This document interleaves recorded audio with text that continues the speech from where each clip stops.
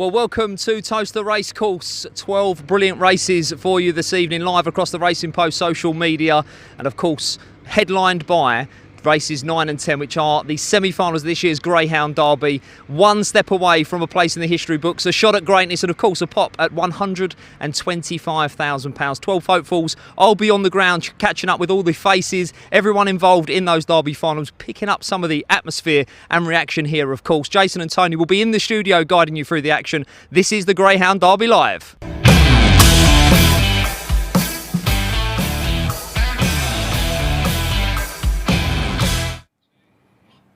Brilliant stuff from Clarky there, or as I like to call him, our man in the Havana. Did you see him? We are across the RP platforms, whether that be Facebook, YouTube or X, and we'd love you to get in contact with us. Tone, he'll be reading out our audio YouTube comments throughout the night, and you can tweet us or text it, whatever they call it these days, at RP Greyhounds. But first of all, I do have to start with an apology. I'm very sorry about last week. We did have technical difficulties.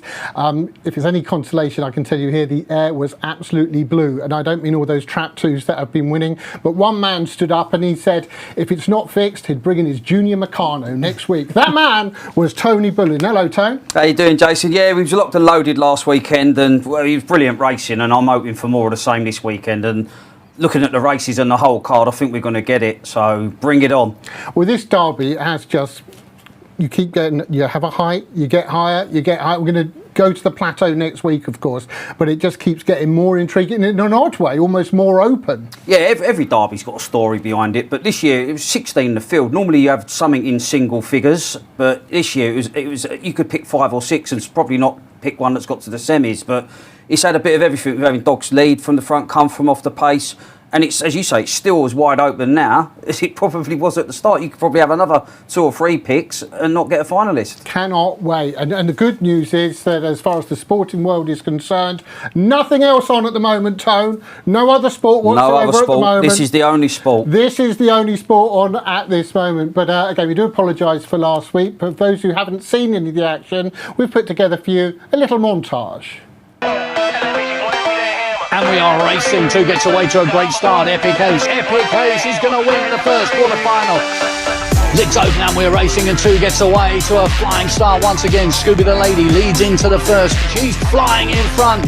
2 from 1 and 5 and 4 trying to qualify behind. 2 gets it, and then they get away to a start, and 2 and 4 the first to show. Lenny's Eddie on the inside, but Ballymac De Niro piles into the first bend in front, takes it up off the second. Lenny's Eddie giving chase in behind. 4's going to beat 2 into the semis. Lids open and we're away to a start. It's a good start from Trap 5. Get up the boy. Now the pace coming from Hackney Corner into the first bend. Matt round for the strike. It's Sky going on to land the spoils in the quarterfinals of the Derby.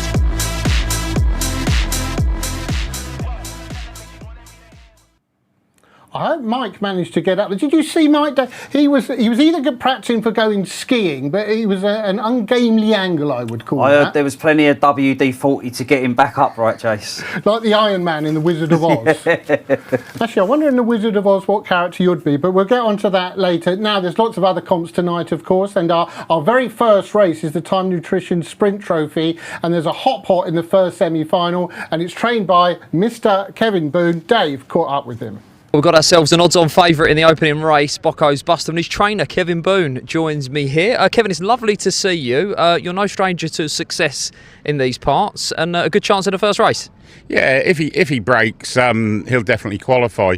But he's got this tendency. If you look at all his races, I think he's won 17 out of 35 races, and the races what he hasn't won, he's always anticipating it, and his head is coming up and hitting the bar on the traps, and he's so, like I said, he's so quick out. If he misses it, he does it wrong, and that's how life is. But I don't like the 6, to be fair, but you have to put up with it in this game. That's cruel when you've got a dog what runs out of 3 and 4 and you end up with 5 and 6 before the competition even starts. My feelings on that is someone's got to try and work a way around this in these competitions, especially in the early rounds or any other opens. I mean, you go to an open now and you're getting 4 railers, 2 middles. Well, surely the racing managers be looked at and say, well, I'll put two railers in and two middles in, and he's got to sort the other two out. It's just a hard sequence, and when you've got good dogs, it's totally unfair because.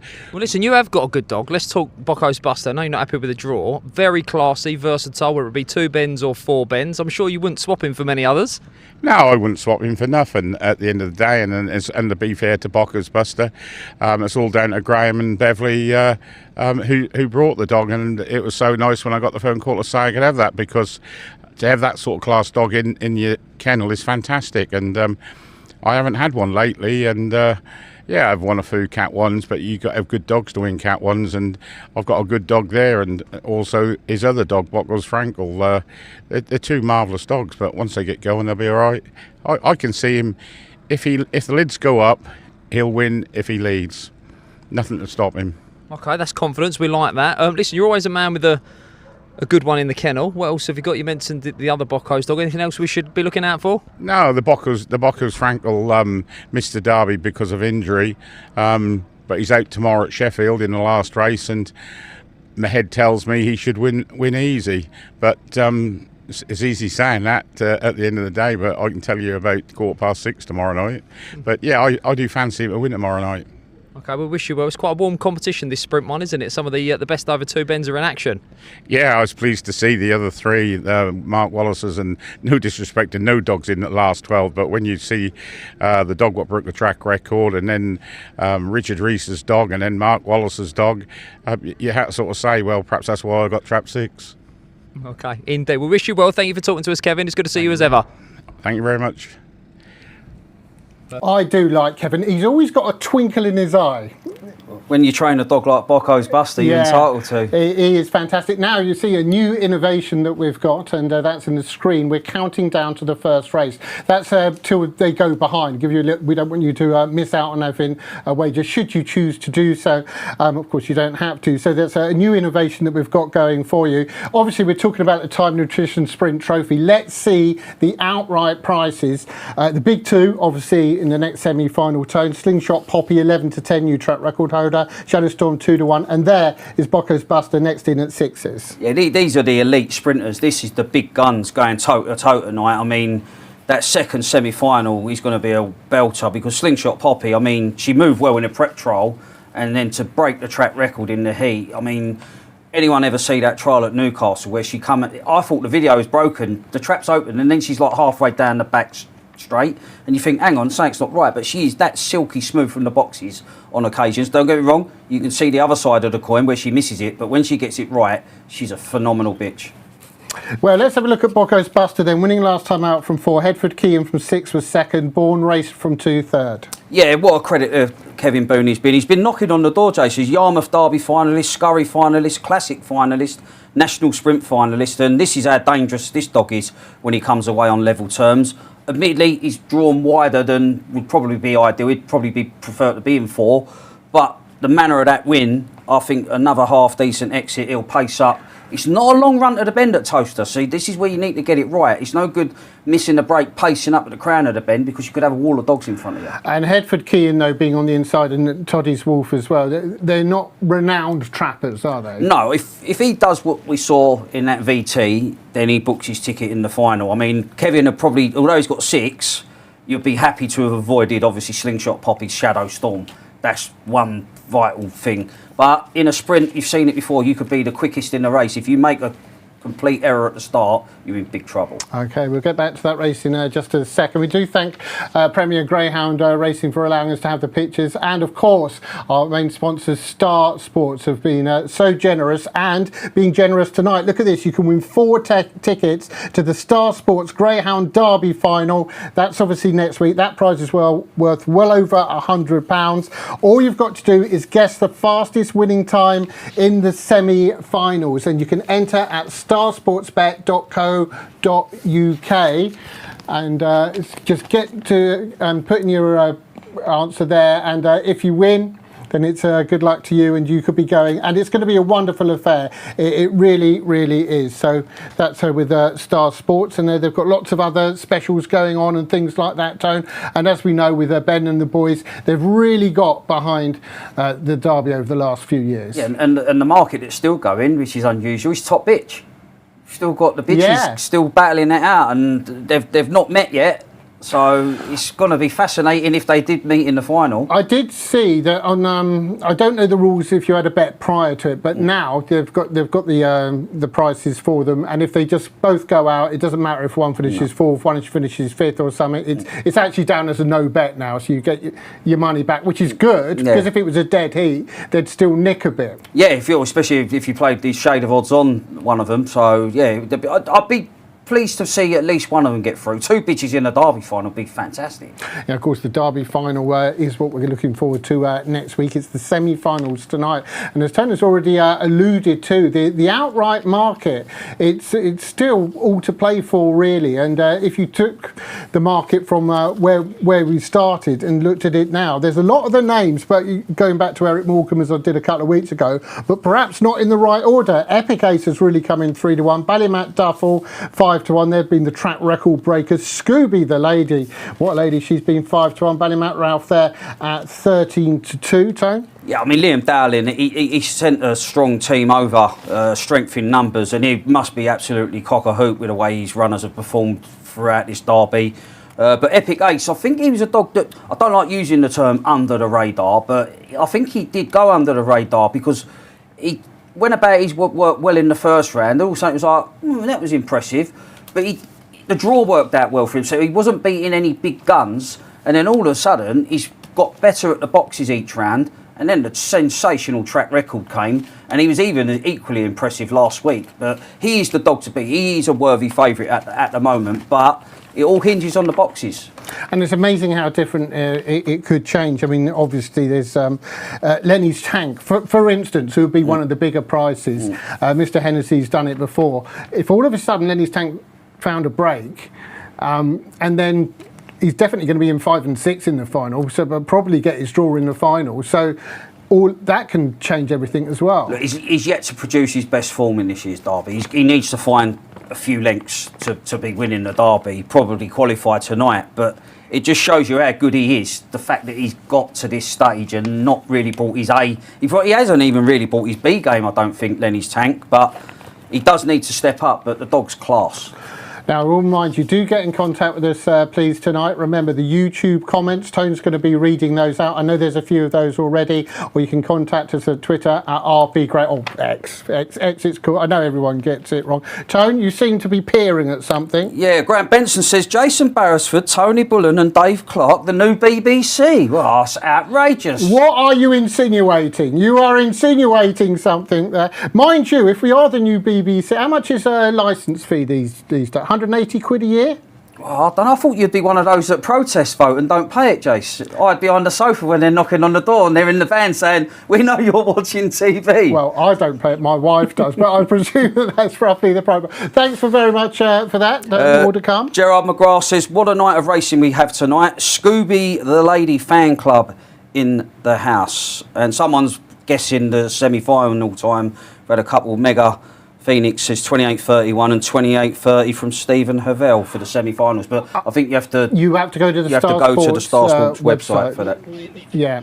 So now talking about Scooby the Late, anyone think that we didn't just throw this together? We have got the Star Sports special double, Ballymac Duffel and Scooby the Lady, both to win.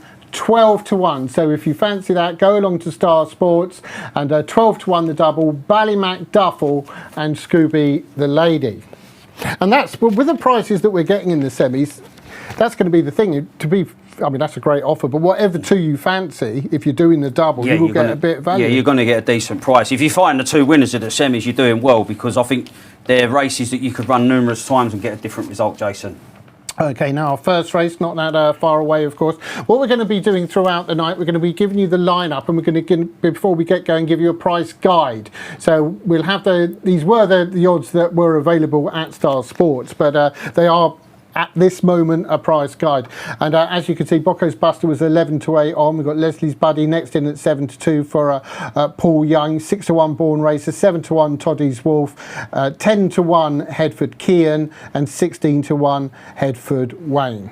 Yeah, look, he was always going to be a short price Bocco's Buster. I would have preferred him to be drawn more middle because it is a short run to the turn at Towcester for this sprint, but he's proven in competitions. He's got to numerous finals, and I think he obliges in the opener. Born Racer, don't get me wrong, he's a dog capable of raising the bar at any moment, but the pizzazz hasn't quite been there at the boxes for Born Racer, but switching back to the red vest could be fruitful. Now, Leslie's, but when I looked at, like, I'm sure the majority of people, I did your eyes drawn, isn't it, to a Bocco's Buster. But Leslie's Buddy is interesting, has kind of come back to form, one golden sprint final. They had a sprint there, didn't they, at Romford? I thought had a peach of a draw. And I think if you're going to get round about 4-1, now this is something that I'm a bit of a hypocrite because I'm going to ask you a question. I don't really do it myself, but could you see that being an each way play at round about 4-1? Obviously, for those that don't know, with greyhounds, it's each way 1 and 2. Not for me, no. Not in a sprint. I wouldn't be playing each way. Not in a sprint for me. No. I mean, look, the dog ain't even 2 yet, so the fact that he's made an impact on the sprinting scene, but yeah. I think the each way side of things, you're looking for more of a distance race than a sprint. I think it's a bit more of a lottery, so there wouldn't be no each way thievery going on in a sprint with me. So you can go for it. No, I'll be honest. I asked the question. I very, very rarely do an each way bet. In fact, I'm most likely to do them when I do them in hurdle racing. Yeah, the thing with the sprint, it's either gone right or it's gone completely wrong. I don't think there's any in between. So you're probably either better off playing the win than the each way. I'd rather have double mistake on than have the each way part because it's either gone royally wrong or you've got the lot. Now, talking about traps as we were, do you want a stat attack? Go on then. Here's a stat attack for you, which I nicked off someone else's website earlier on, so thanks for that. 56 races so far. It is really interesting, actually, as we see the betting come up there. 6-4 on Bocco's Buster. You can see it's 11-4. Forget my each way talk. I didn't think it was going to be 11-4. Leslie's Buddy. 6-1 Born Racer. 7-1 Toddy's Wolf. 12-1 Headford Wayne, and Headford Kian in at 14-1. I'll just give you this quick stat attack. 56 races. This is the Derby tone, right? Right. Trap 1, 18%, 10 winners. I won't give you the number of winners each time. Trap 2, 34%. Trap 3, 9%. 4, 16%. 5, 14. Trap 6, 9%. And one of those was when Texas Jack picked up Scooby the Lady. So, all right, they're different odds in different traps, but there is a big pattern there. Oh yeah, I've said from the get-go, like, some dogs have been absolutely blasting from the boxes. Even stayers have been coming out running. And you need to get it right. And that's what Epic Ace has done. Epic Ace has never been a lid pinger, but Connections would take a level start every time because within 3 or 4 strides, his ferocious pace takes him to the turn and down the far side is a joy to watch him full flight. I tell you what's a joy to watch, and that is Towcester. Just look at those pictures as we see Bocco's Buster going through there. It looks absolutely resplendent. They really have done such a good job this year, and a massively brilliant, good advertisement for greyhound racing. Yeah, no, look, when you drive into Towcester, it's so picturesque. The facilities are first class.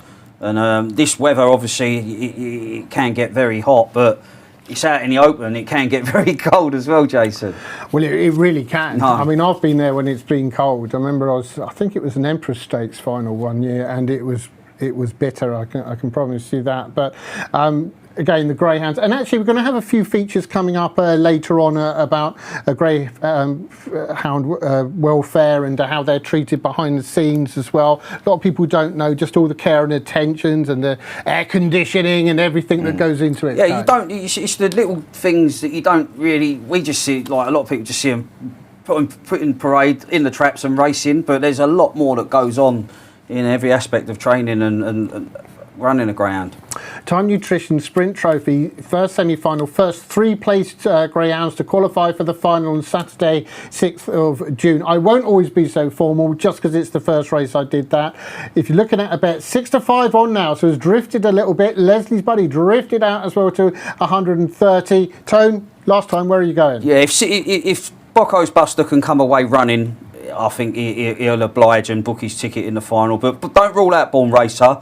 He's certainly capable of going low, 15.50, 15.60 himself. But that pizzazz just hasn't been quite there in recent outings. But the switch to red might be fruitful. Yeah, Bocco's Buster for me, and they are just starting to load up. In fact, I think a few of them might be in there already. Now we've got a special bonus for you tonight, and hopefully through to the final as well, that we're going to have the commentary from the track. And I have it on good authority that it's my old mucker. I used to work with him actually, Steve. I think he still owes me a tenner. Steve Graham will be calling them home tonight. So just wait to see that they're all checked over and okay, and then we will hand you over to Steve. Are they going to be all right? All's okay. Over for commentary.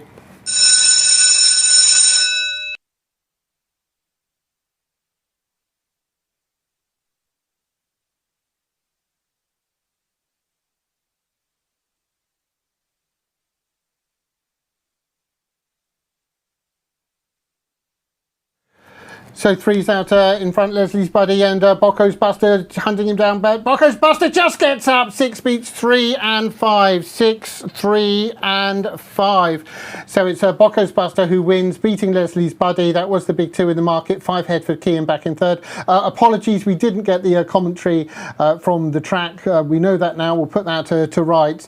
Well, Bocco's Buster has got up, landed the odds on, Tone, but only just. Yeah, 3's come away running.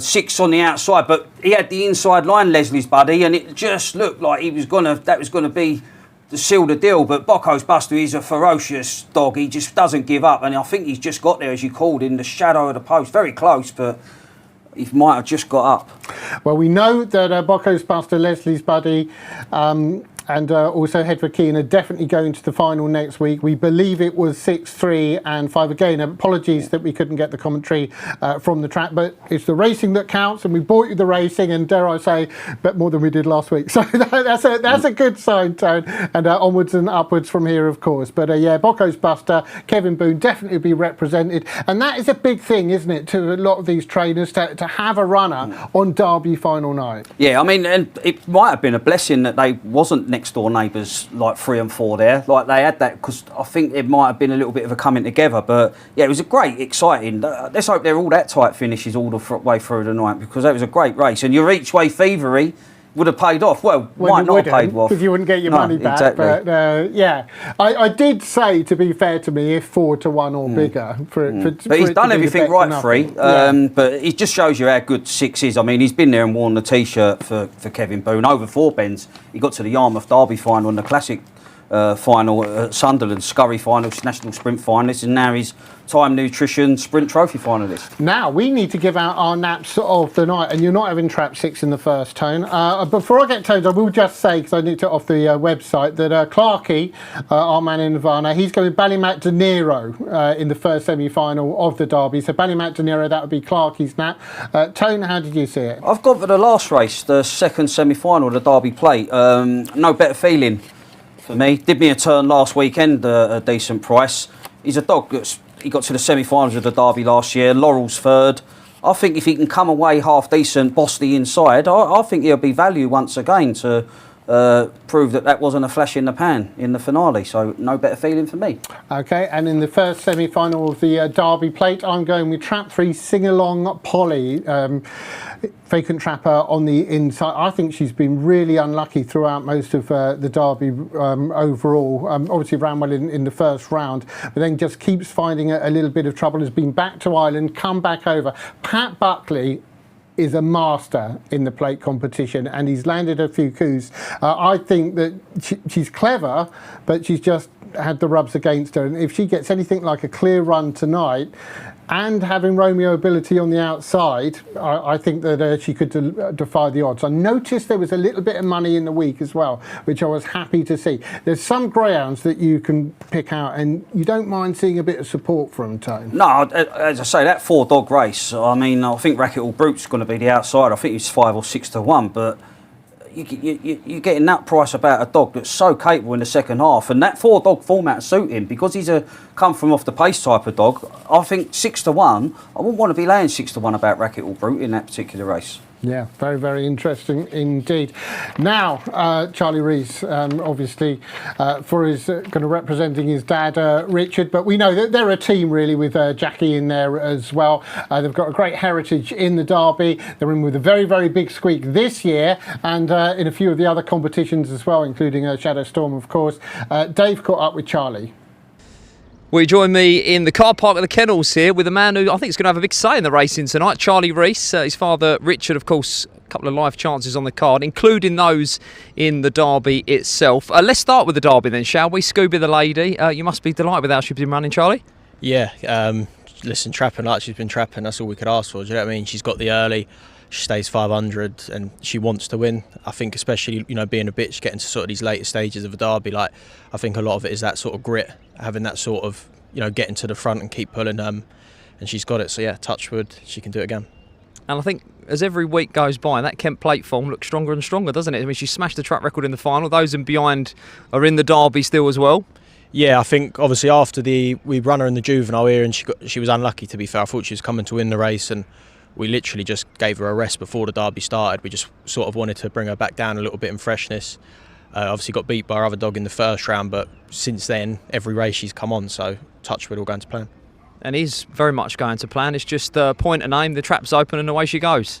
Yeah, I mean, look, she's out of trap 2 tonight, and obviously trap 2 seems to be the pinger's box for whatever reason, but look, she's done it out of 2, she's done it out of 4. It's just a case of just coming out of the box, to be honest with you.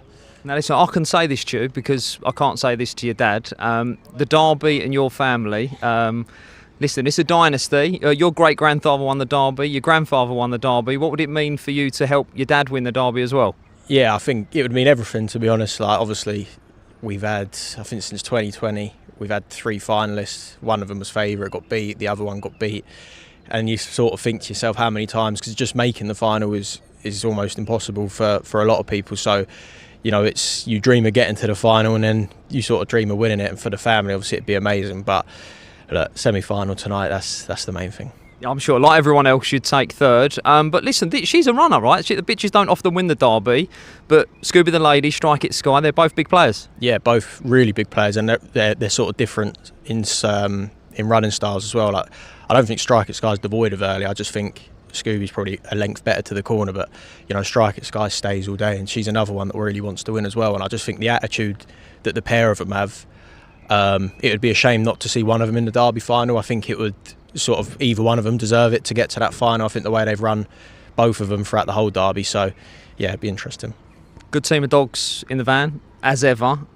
Some sprint competition this one, and Shadow Storm just got to tackle Slingshot Poppy as well as Crossfield Enzo as well, of course, but he's a champion in his own right, but he'll need to do it right tonight to deal with the track record breaker. What, Storm or Enzo, or both of them? Well, he's a champion. Slingshot Poppy was sensational last week, wasn't she? But we know how good he is. Yeah, I think this is the first time I've brought him to the track. I've thought about it driving down. The first time I've brought him to a track and he's not been favourite. So it's almost a little bit strange. It feels like the pressure's off, but look, she's obviously exceptionally fast. We've seen what she's done at every track she's gone to. If she rips the bars down, then she will win, obviously. But I wouldn't swap her for him personally. I think when you look at it, every sprint competition he's gone into, he's won, whether he's lost a round or whatever. He's a proper champion of a dog. I'll take second tonight, just qualify, but I've got full faith in him that he's as good as anything in the country. Good chance with Uncle Freddie as well. Is this the Swan song? Where are we at with him? Yeah, this will be his, obviously tonight and hopefully next week if he got to the final. I think if he gets knocked out tonight, he'll run in the seniors. But he's going home with his owner, Mark Burridge. He'll be taking him home after next week. But he's been a great dog for us, to be fair. A little bit inconsistent. His trapping sort of lets him down last week. He got a level break and that was that. He's a very fast dog and he's actually kept his form right up until the end, which is nice as well. So it'd be lovely to see him sort of go out on a high. He's in trap 6 tonight. I think he's actually got quite a difficult draw, and knowing Freddie is capable of messing things up a little bit, but yeah, if he gets a clear run, he should qualify. And listen, these big nights, and next week, of course, is what it's all about. All those early mornings and late nights, trialling, racing, building up to moments like this, right? Yeah, 100%. I think even when you drive in and you see there's loads of cars and things like that, it just gives you that sort of buzz. Like this is what I think the owners put the money into the game for. What we get out of bed for. You want to be a part of these big nights. Obviously, we're in a semi-final tonight, and you're just thinking one more. We want to be a part of the big one next week. But look, whatever happens, she's done us proud, and we'll see what happens. Okay, nice is over, but steer us on to a winner then, Charlie, because you're a shrewdie. It doesn't have to be from your own kennel. This is going to go out before that semi-final of the sprint competition. Do we just plough into Shadow Storm because he's not even favourite? Well, listen, I think if you ever get an opportunity to get odds against a dog of his quality, then why not? I mean, look, if she beats him tonight, if she takes the start that she did last week and beats him, then fair play. I think she's an awesome bitch anyway. But I think if you get opportunities like that to get sort of them sort of prices about them sorts of dogs, then yeah, Shadow Storm. Beautiful. I love the confidence there. Okay, opportunity knocks then with Shadow Storm. We wish you well, Charlie. Good luck tonight. Nice one. Cheers.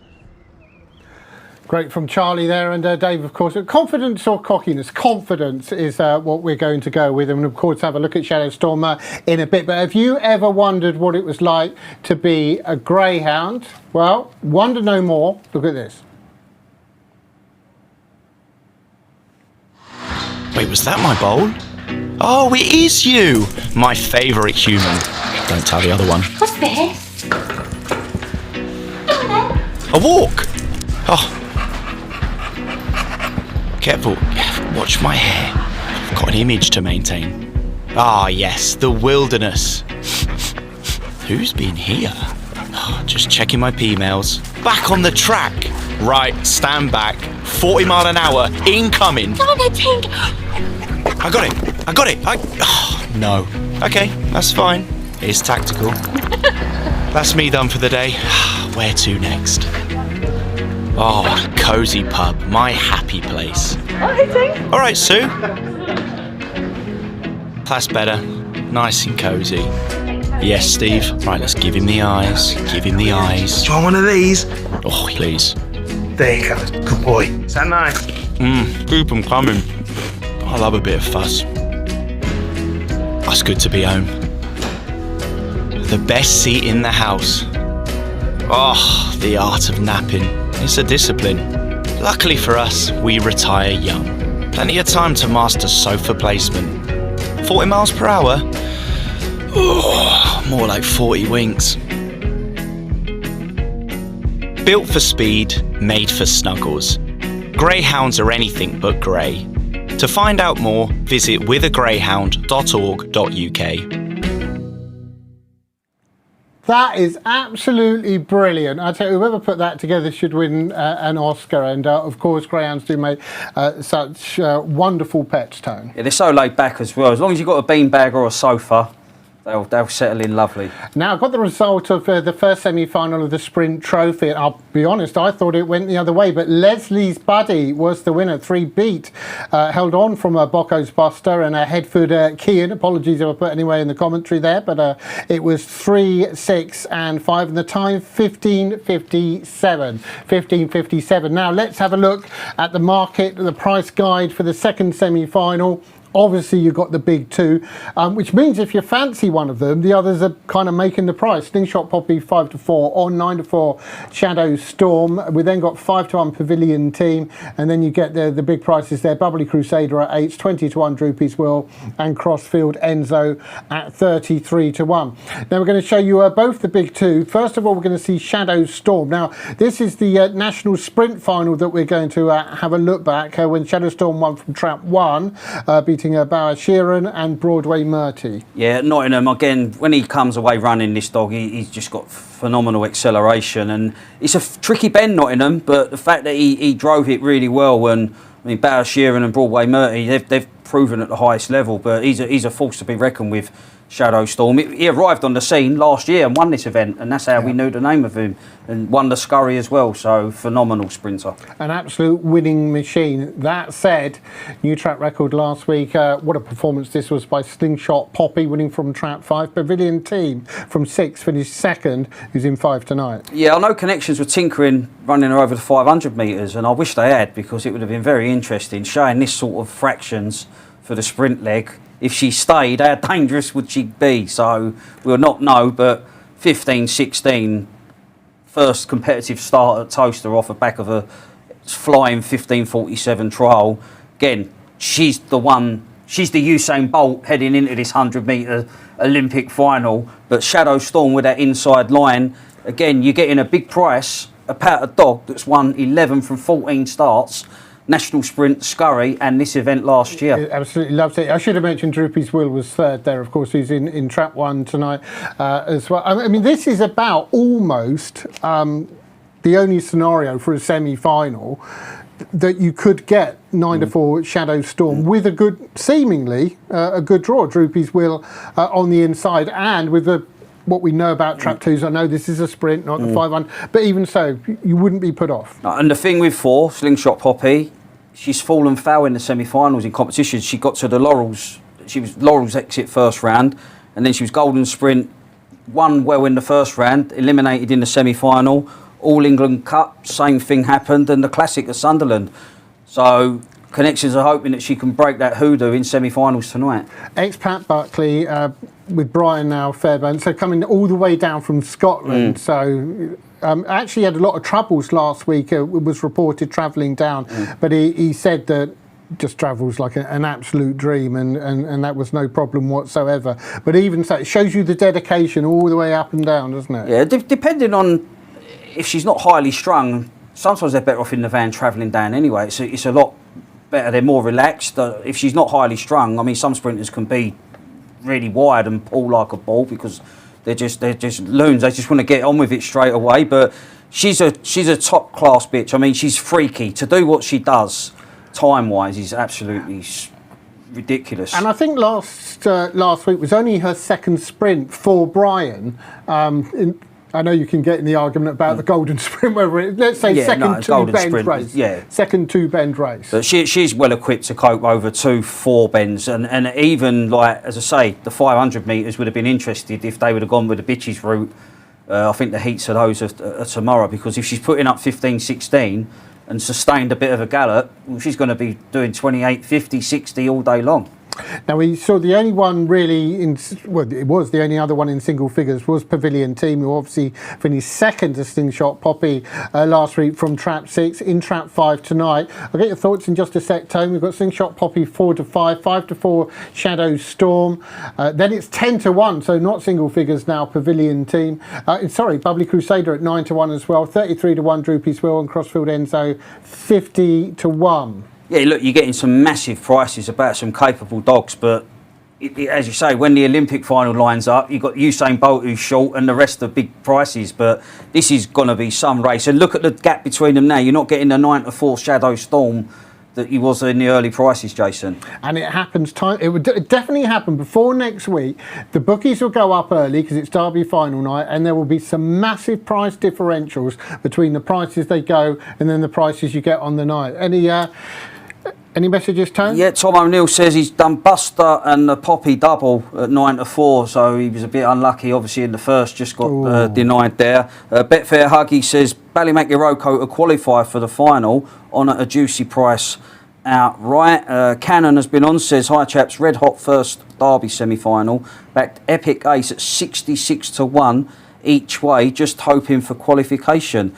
Malcolm Marshall's another one cheering Epic Ace on, 33-1, anti-posties on. And Struth says Poppy v Pavilion, forecast. Lovely, thanks. Keep all those messages coming. Yeah, Oroko certainly is going to be staying on very, very strongly indeed. So if you're on at fancy odds there, and that's what it's great. And the Epic people on Epic Ace, that's what it's lovely to hear about. Right, so 6-5 on Slingshot Poppy. It's 11-8 Shadow Storm. Just yesterday, you certainly could have got that 9-4 that Tone was talking about. Final thoughts on this, Tone? Yeah, I'm going to be with Slingshot Poppy. I think she was phenomenal, and let's hope that she can just follow up. She's been a bit unlucky when eliminated from semi-finals in competitions. Struce says he's got a lay Storm, third best here. Well, we'll find out. Slingshot Poppy for me as well. Hopefully we'll be able to find Steve this time. They're just going in, just going to be checked over, made sure they're okay. Let's go across to Steve. Favourite in 4.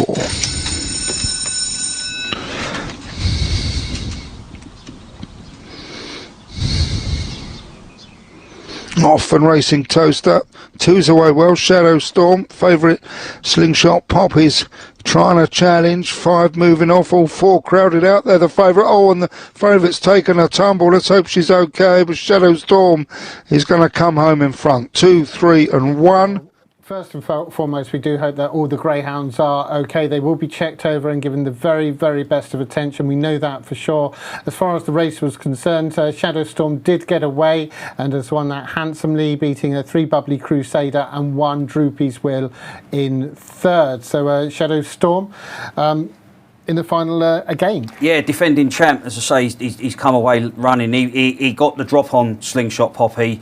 I think she just checked up. She was in second place, and then she just checked up at the crown of the bend and took a tumble in the pro. I really hope that she's okay, because it looked a nasty fall. But I do think the result was in the hole with Shadow Storm beating Slingshot Poppy to the punch. And what a phenomenal sprinter he is for Richard Rees. And we saw him in the interview. He knows what a great dog he's got there, and he's going to probably head into the final a warm order now. Yeah, and the thing about him is the form's not hidden, is it? You've mentioned some of the accomplishments, and then is 11 from 14 anyway. Forget anything else, and always runs, or generally runs in very, very competitive races as well. Variety of tracks. It just all comes as well. He's like a true pro. What I like with him, as you say, he won that event last year. He's very lightly raced. He's whether it's by hook or by crook, whether he's had issues and he's been off colour and niggles, but it works. Sprinters have always go well fresh off their bed. They don't take a lot of getting ready sprinters. I mean, I've seen sprinters have 3 or 4 months off, come back and do a quick run. And Shadow Storm, I mean, he's just shown there why he is one of the top sprinters in the country. But let's hope all is okay with Slingshot Poppy. She was probably in a qualify, looked like she was going to qualify, and then she just sort of checked up, and then it had an effect, obviously, going back into the field and took a tumble. But let's just hope everything's okay. Yeah, that's always the most important thing, that all greyhounds come home safe. Now, I've been asked to give you an update on the Champions League. So if you're recording it and watching us and don't want to know the score, if you're of an age, you remember what you used to do when the Daleks came on a Doctor Who. Go behind the sofa, go like that and start yelling, because the update is PSG 1, Arsenal 1. And talking about France, obviously there's derbies all around the shop at the moment, and it's the Prix du Jockey Club tomorrow at Chantilly. Looking forward to that very, very much indeed. And well, we've got our man, not in Havana, in Paris. Sunday is the Qatar Prix du Jockey Club at Chantilly, France's version of the Derby, 16 runners, and if you want my opinion, it's a lot more open than the betting suggests. Constitution River, I don't have to tell you about him. You've all seen him at Chester. You all know what you think about him. I will say it's going to be very, very hard from stall 15. But Aidan O'Brien has 3 runners in the race, and the other 2 have run their trials in France. Hawk Mountain, well, he didn't please absolutely everybody in the Prix de Guiche over 9 furlongs. He was very, very green, bumped into the rail in the back straight, wandered about a bit coming up the home straight at Chantilly, and they've reached for the baby blinkers with him, so I don't like him. I think of the 3 of them, possibly Montreal is the one that's going slightly under the radar.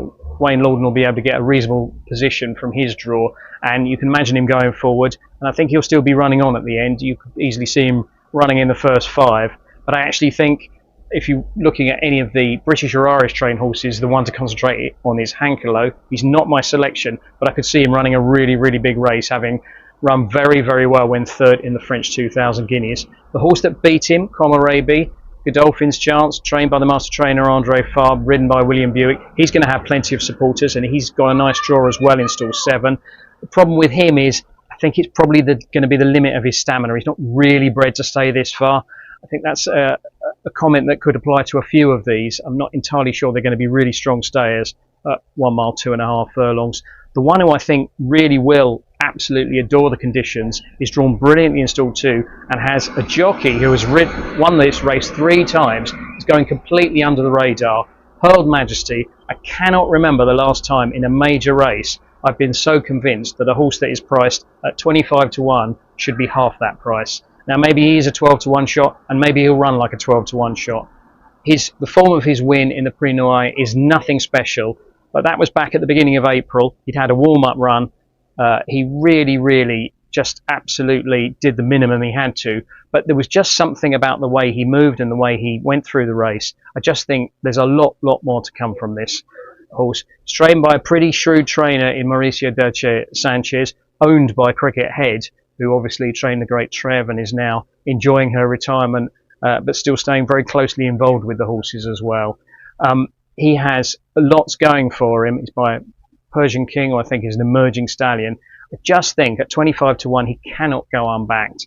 And from stall 2 he's going to be ridden prominently. I hope Christian will be able to get a lead from somewhere, and I can just see him making the best of his way home, and as fast as Constitution River might have to finish 4 or 5 out wide, he's just going to have given too much ground away to him. So Pearl Majesty at 25 to 1 to run a huge race in the Prix du Jockey Club. C'est bon, Scott. C'est bon indeed. And that's his Parisian flat. And you see he's got all the garnish, grows all his own garnish. That's behind him. Now, of course, Aidan O'Brien did win it last year with Camille Pizarro. But we've been told that we can't talk about that too much because Tony can't be trusted with that surname. He'd take the... Anyway, enough of that. We're going to concentrate more going back to the Greyhounds. Obviously, just to give you the time of the last performance, Shadow Storm, 15:35, and obviously being the final with Bubbly Crusader and Droopy's Will. Now, Clarkie's been going great guns, and he's caught up with Gavin Mahoney.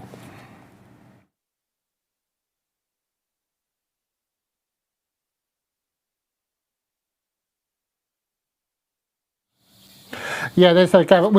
We know he's going to be talking about Mystical Batman, obviously, with Maxine Locke. And I tell you what, I've been at Towcester when he's been there, and the rest of the gang as well, because they're a little group.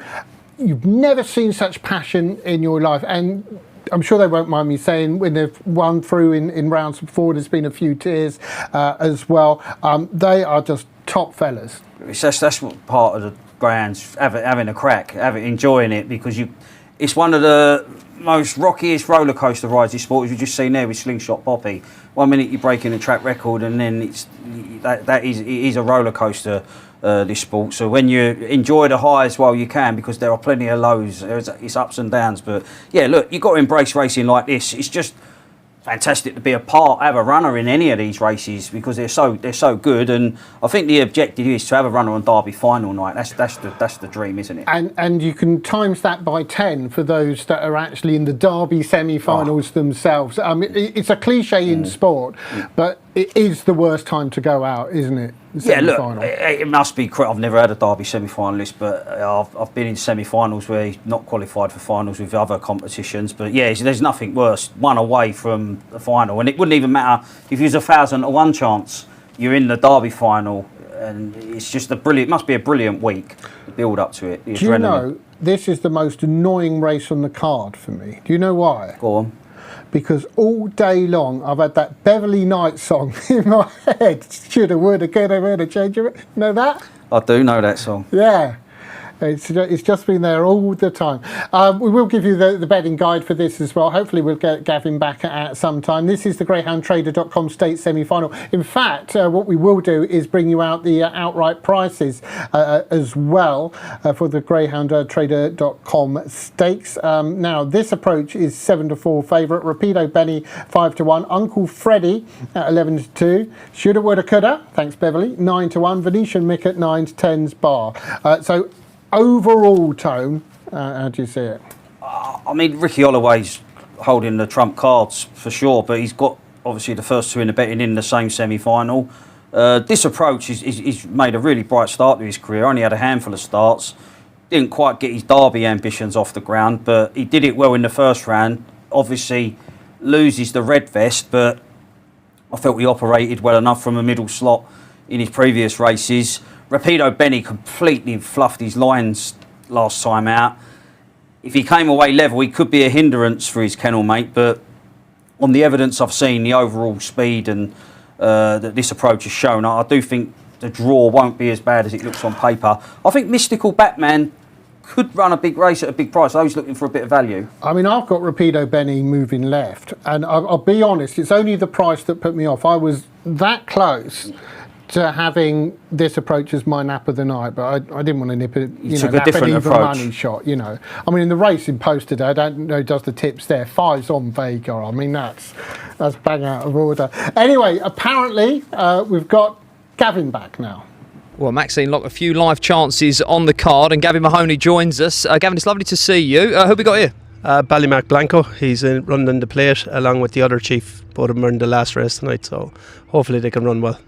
Listen, you've got a very talented team of dogs. It didn't work out for you guys in the Derby, but I'm hoping you're going to steer us on to a winner or two tonight.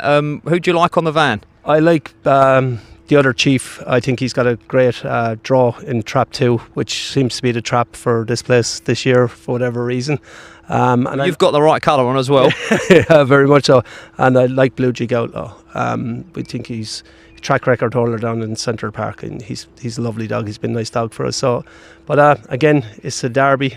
You get excited the minute you drive into this place. It just, the buzz comes to you. We're not in the derby, but I love every minute of this, and this is the place to be. This is where we all want to be, and I wish every person in the semi-final and the final the best of luck. It's been a fantastic derby, some super dogs, and it's been a pleasure to watch. I missed the first two rounds because my wife booked our holiday too early because they moved the derby back. That was very tough, but this is where you want to be. This is the place to be, so I wish everyone the best of luck. So. No easy races tonight, that's for sure. What about this lad? He's certainly a looker. I hope he runs as well as he looks. Yeah, he's he's been a very good dog for us actually. He's been caught a couple of injuries as a young dog, but he's ran really well for us. He ran second in Monmore, and he's been good. He Trap 4 tonight. He really needs one. He loves one, and he can run really well. But he's been a lovely dog for us, along with a lot of others. Let's name check as many as we can in the JR Racing Syndicate, because he seems to be growing every time I speak to you. But listen, you guys are making moves, making waves, trying to win competitions. Yeah, our aim is to compete at the highest level, to try to get up with the lads at the very top table, and there's so many there now. Even Paul Young this year has a super team of dogs, along obviously is Mark, Patrick, a lot of other lads, a lot of young trainers coming in as well, which is lovely to see. We're trying to compete.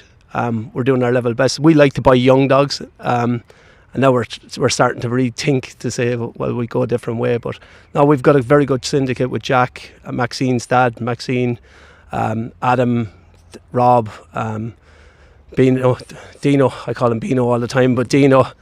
So we're building, and we've a lot of very good owners in the kennels as well. A couple of people after joining into the kennels, so the kennels is on an upward turn, and good staff in the kennels, fantastic staff. The girls that are there, new girls that have joined us, have added to our kennels. So we're very fortunate to have what we have. I'm very lucky because I'm allowed to do what I want to do as a part-time thing. And thanks to Maxine and the whole team and her family and everything for everything that they've done for us. We're hoping to have a very strong second half of the year, and we'll see where it takes us. And final question, the kennel going through a somewhat transition period now at Central Park. How is all that going? Yeah, we believed, in fairness to Maxine, she was 22 years, I think, at Romford, and Romford treated her really well, and she loved every minute of it. To be fair, it was a tough decision for her, but we feel the type of dogs that we have and the way Central Park is with the distances that they have is suited better to what we need to do. We've started reasonably well down there actually in the graded, but we have the dogs that are in that category that would like the 491, and you're building really for a 500 metre Derby dog, so bringing them through with that, and it's got a good sprint there as well, which we like. So it's been, and they've been seriously brilliant to us. They've been so accommodating with trials and getting the dogs on the cards, and we've got a lot of young pups coming through as well, which are of our own breed, and they've been fair with them and they've given them a chance. So that's all credit to them. But a big shout out to Romford. They do it really well as well, and it was very tough on Maxine to leave, but it's a good decision for us, we believe, and only time will tell, but we'll see how it goes. I'm sure you will fare very well. A very talented team of dogs in the kennel, and I'm sure in the future as well. We wish you well. Good luck, Gavin. Cheers, thanks very much, and best luck to everyone. All right, thanks a million. Cheers, thanks for that. Yeah, great to hear from Gavin, and they put a lot into the game, and it was a real hats off to Romford as well. The way they handled Maxine's leaving made it a lovely night for her. Said how much, basically portrayed how much they appreciated her over those 22 years. Time flies. Right, let's look at the price guide for our first semi-final of the GreyhoundTrader.com Stakes, and you can see this approach 6-4. Wish I'd seen that. 9-4 Rapido Benny, shoulda, woulda, coulda at 3-1, 7-1 Kerr's Rancher, 14-1 All Right Precious, and Mystical Batman at 14-1. Yeah, I think we've yet to see the best of shoulda, woulda, coulda, and Seamus Kyle's Charles might well show his true skills. He's got 28.83 in a trial, but yet to put that into practice under race conditions. I was impressed with the attitude of All Right Precious when fending off Mystical Batman in the first round last time out. Rapido Benny, again, he started lovely on the 17th of May with a career best run. Didn't quite come away in that fashion, but qualified.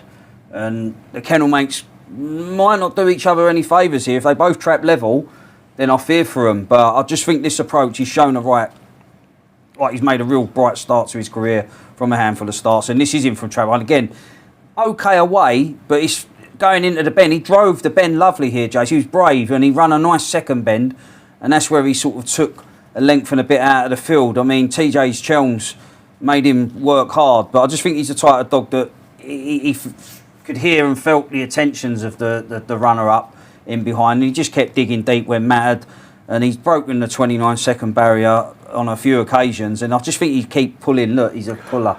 Yeah, and that first run in the Derby behind Ballymac Stud, he really was a try there, because everything went wrong. Everywhere Stud went, he went, and I thought that was a good performance. And then against Hackney Corner, just everything went wrong. Came back, as you said, Droopy's try. As I say, was very close to making my nap, and I certainly didn't see that 6-4. Now, this is one of those things you read about in salacious newspapers. It's a Hove loving, isn't it? We've got Seamus there. We've got Tony Taylor, who's got to be one of the nicest people in Greyhound. I haven't seen Tony in a while, and obviously Ricky's got a couple as well. Be great for Tony Taylor to have a finalist Derby final night. Yeah, again, only youngster is Kerr's Rancher.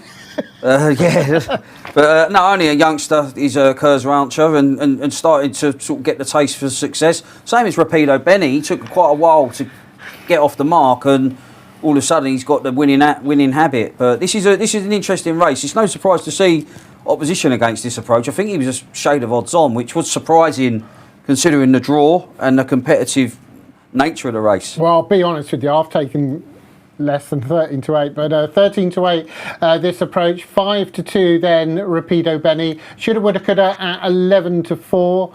We've got 6-1 All Right Precious, 7-1 Mystical Batman, and 33-1 Kerr's Rancher. John Francis says, want Lenny's tank to get to the final on at 50-1. Have a great night, lads. Gerald McGrath says, come on Benny in trap 4, blast out in front of trap 5. And Struth reckons shoulda, woulda, coulda could possibly be the value. So there's a few comments. And someone says, PM Race, that must be referring to the horses. Montreal will be the pacemaker? Yeah. They do you know, I don't know the rules in France. Strictly speaking, they are, they're pacemakers, right, but they've got to run on their own merits. Oh, okay. But We all know the game, Tone. Yeah. Could you imagine if you could do that in greyhound racing? Over like a marathon or something. They do it in athletics, don't they? They're paid. So you run a 5.75 dog or something to then. You know what they need to do if that ever happens? The Mo Farah Luke Littler match up. You were talking about it. Yeah, Luke Littler needs to get a doppelganger to run the legs for him, because he might be worth a punt then. Other than that, I think Mo Farah's an absolute certainty. I'd have Claire Balding to beat them both. Right, Tone, final thoughts here? Yeah, I think 5 can cheat the draw. He's drifted out now to 15 to 8 as this approach, which is probably respectable enough. But don't rule out Mystical Batman. I think he could have a potential good make-up if there's any inside crowding.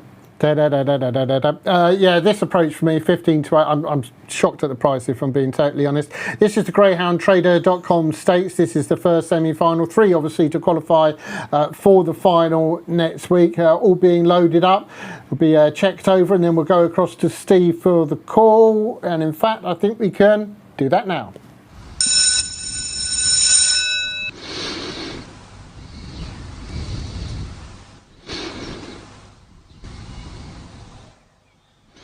Often Racing Total 6 has come out very, very slowly and has lost all chance. It's the Blue Jacket All Right Precious who shows early, moves off. There's trouble in behind as 5 and 3 rather cannon into each other, and in a bit of a messy affair, All Right Precious has been out of trouble completely. He's 10 clear, turning for home from Shoulda Woulda Coulda in second. Then comes Rapido Benny as they're turning for home.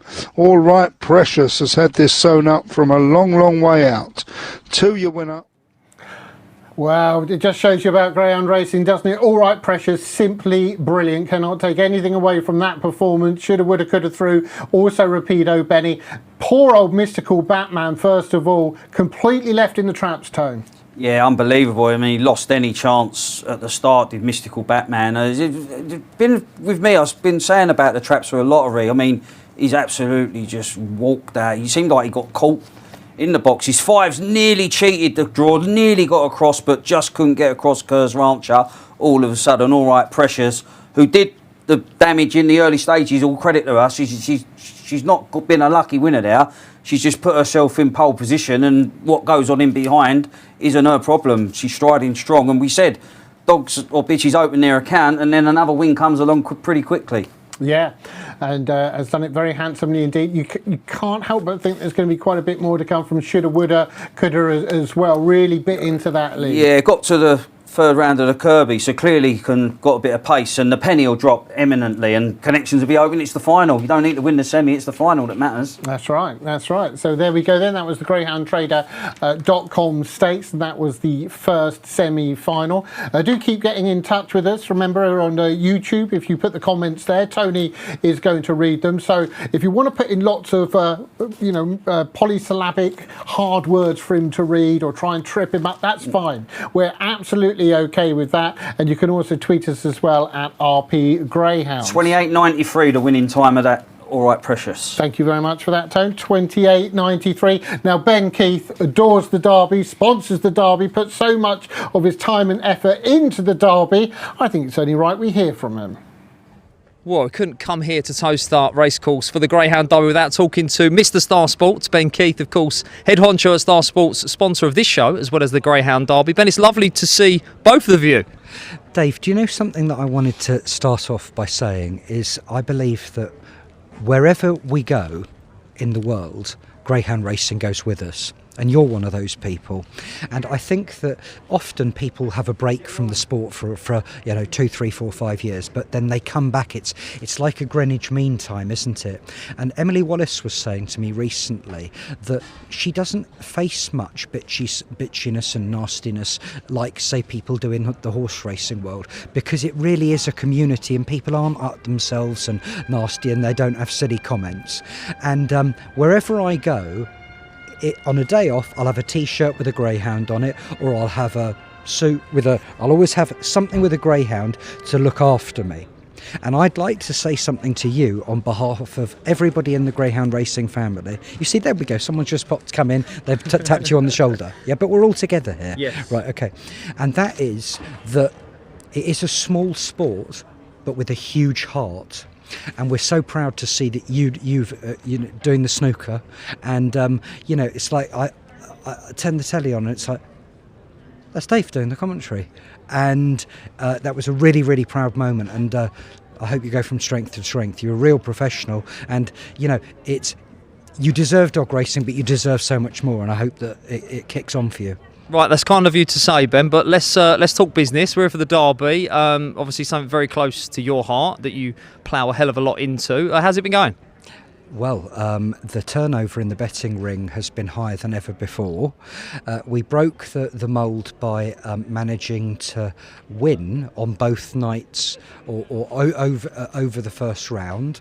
We then got through the second round alive, but then in proper fashion, we knocked out 25 grand last week on the quarters. So we will, I would have thought, unless we storm it tonight, go into the final. We always go into the final a bit like Monkeys Wild.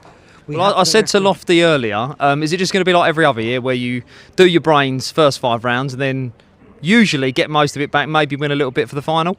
Yes, but why is it we can't win and then win on final night? It's just never ever possible. I don't know why. Here's the other thing, like last week there was a dog it won at 2s. It was 6s in the morning. I mean, how are you doing it wrong? Do you know what I mean? I don't understand it. But don't you think that this year, with the fact you've got the new traps, the track record's gone a few times, I think that it's been a more interesting story. I'm not saying that there's been any superstars emerge, but hasn't it been competitive? And I think that there's still 7-2 the field.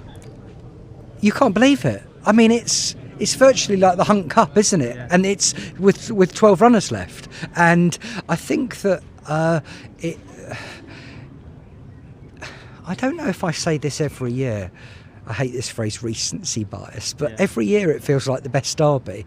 But this year, it really is, isn't it? I mean, but you could make a case for so many dogs. You really could. Yeah, it's wide open. They're one step away then from a shot of greatness, place in history, and of course £125,000. You guys will be here next week, taking on all comers, I'm sure. And it's a night that you love. And I remember you telling me before that your kind of stake per wager smashes everything. Royal Ascot, Cheltenham, the whole lot. You come here at Towcester and the punters steam in. The cash business here on Greyhound Derby final night is unprecedented against Ascot or Cheltenham. Even now, with the levels up at those meetings, nowhere gets near Greyhound Derby final night. And I bet right the way through, and it's like I don't leave anything on the pitch. It takes everything out of me. I'm completely drained afterwards. But you're surrounded by friends and family. You make a real occasion, a celebration of the sport. Absolutely, absolutely. It's all a positive energy. But do you know something? It's a bit like when you go to somebody's wedding and you look and everybody's enjoying it except the couple. And on the way, I feel all over me this pressure. And I feel like it's a show that it's got my name above the door that I'm only part of, but it's been a dream, and it's a continued dream to sponsor it and an honour. But when you ask people what their favourite Derby winner is, be honest about it. 9 out of 10 say the first Derby winner they watched. So I feel so responsible for that night being, let's say that there'll be 4,500 people come. How many people will be coming to their first Derby? 500? 1,000? It's got to be special for them. And I don't want Star Sports or anything to ruin the evening. I always love to learn from listening to other people's stories, whether it be someone from any background. And I loved Andre Agassi's autobiography, Open, and in it he said never ever disturb someone's experience. He said it's so important, never disturb somebody's experience. And on the way to the Greyhound Derby, I feel overcome with anxiety, the pressure. It's like Cheltenham or Royal Ascot, but it's not financial. It's that I want the sport to really thrive and grow, and I want that night to be special for those people who are here for the first time. Okay, well, it's fine that you feel that responsibility because Greyhound Racing, the sport in general, are indebted to you for your support of the Derby and the sport. So we wish you a very good evening. Not too good on the pitch though, Ben, next week. And thanks for talking to us. Dave, you're a gentleman, and I cannot thank you enough for getting RPGTV back on the box. What an effort for the sport and the community, and keep up your good work. Check's in the post. Brilliant by Ben there.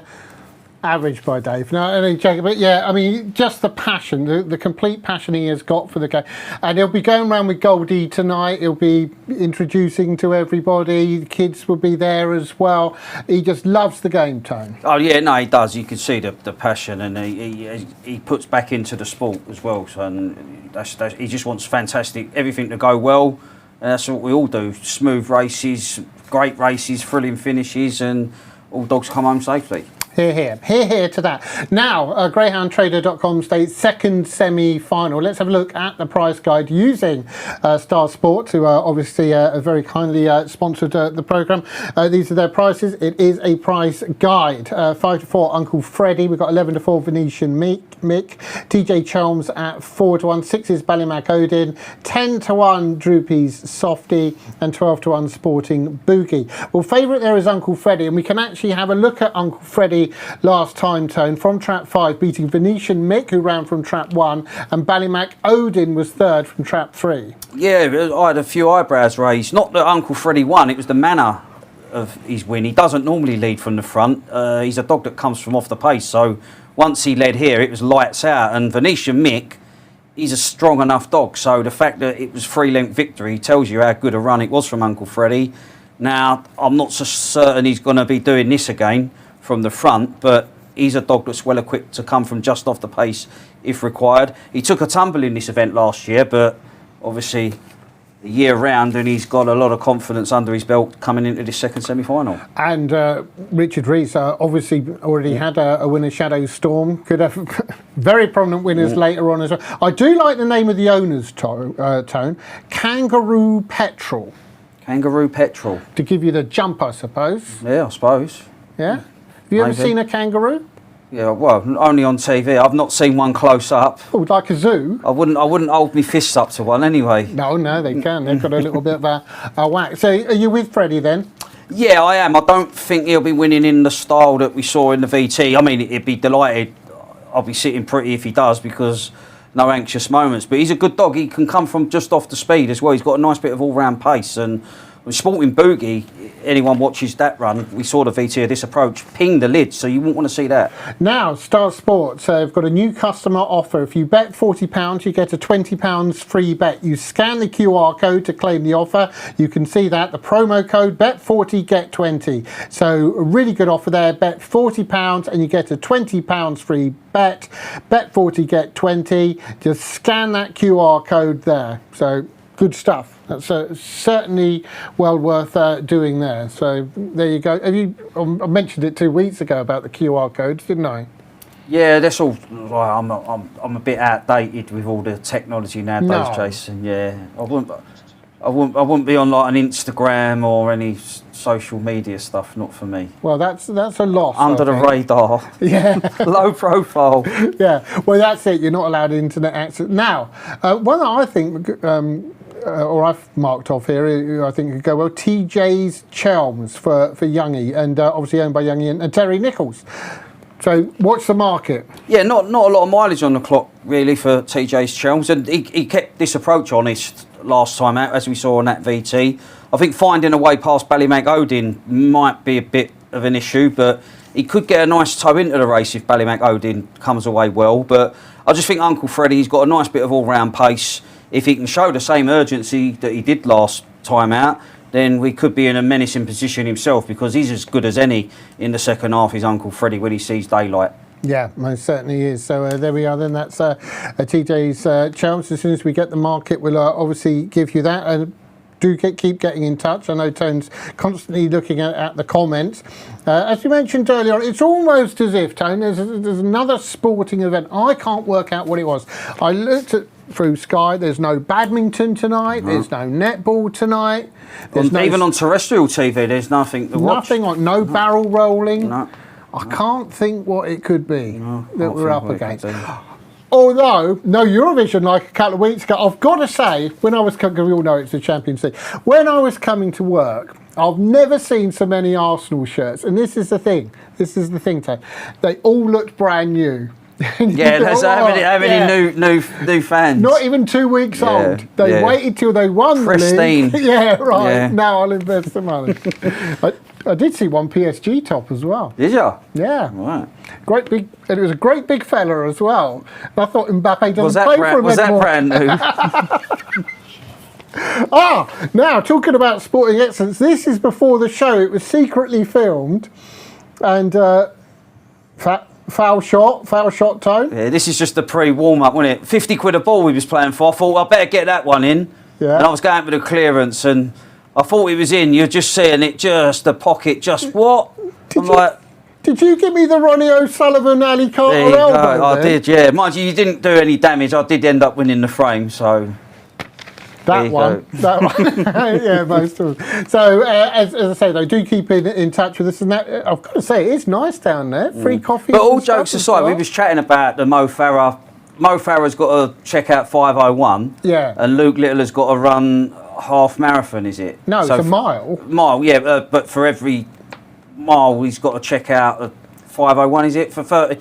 5:01 for after every mile. Oh right, okay. And we were talking about, and you fancy Mo Farah? It's a no contest. I don't think Luke Littler would do a half marathon, and I think Mo Farah is going to have around 15 to 20 minutes each time to check out 5. He's only got to hit doubles, like scores. Anyone can just throw a score. He's going to get down to a double, and he's just got to hit a double. I think he's an absolute certainty.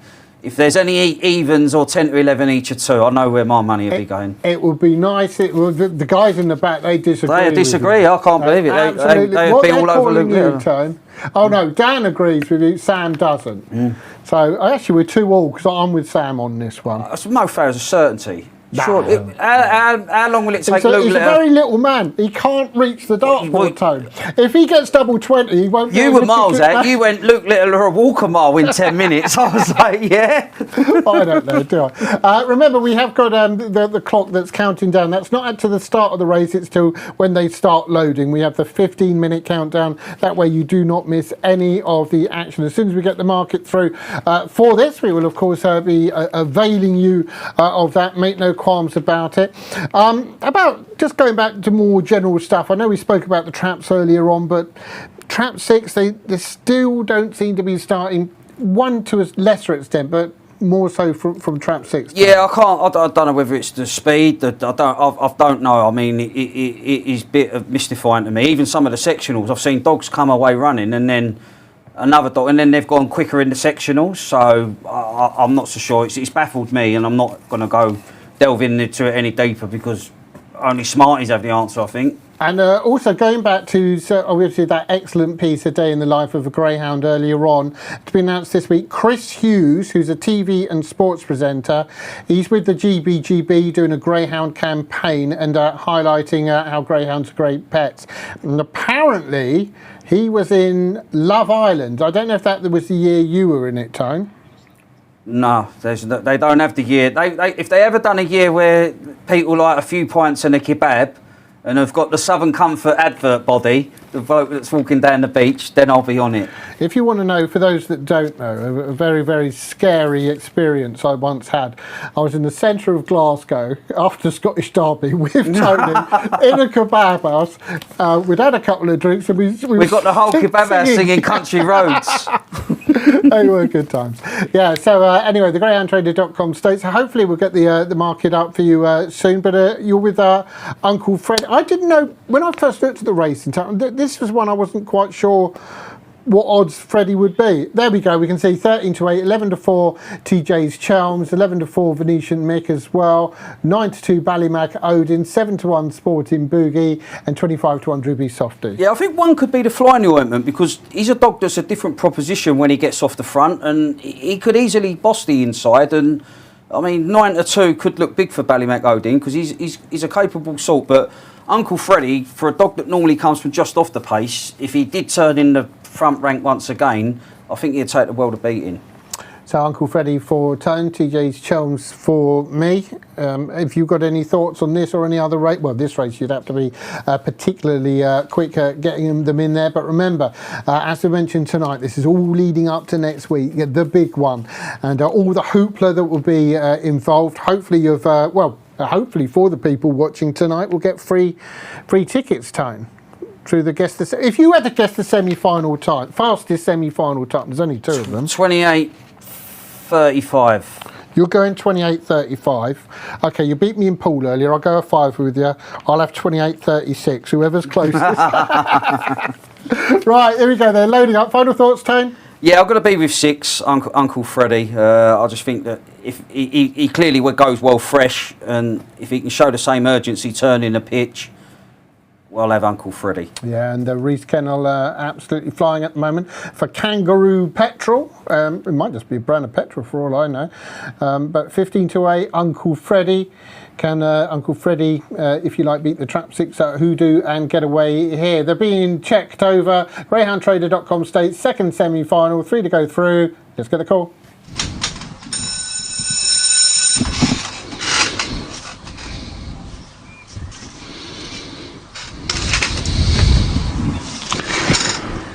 And we're off and racing at Towcester. It's a pretty level break. Who's going to break the line? The 4, Venetian Mick, just going to break the line. 3 and 5 in each other's way at the back. They are out of contention, and they're rather blown this race apart now with Trap 4, Venetian Mick going on from Uncle Freddie. The old rivals 1 and 2. They're well clear of 1 and 2. So as they turn into the final turn, it's still Venetian Mick. Look like he's going to get his revenge from last week, and Trap 4, Venetian Mick's going to take it.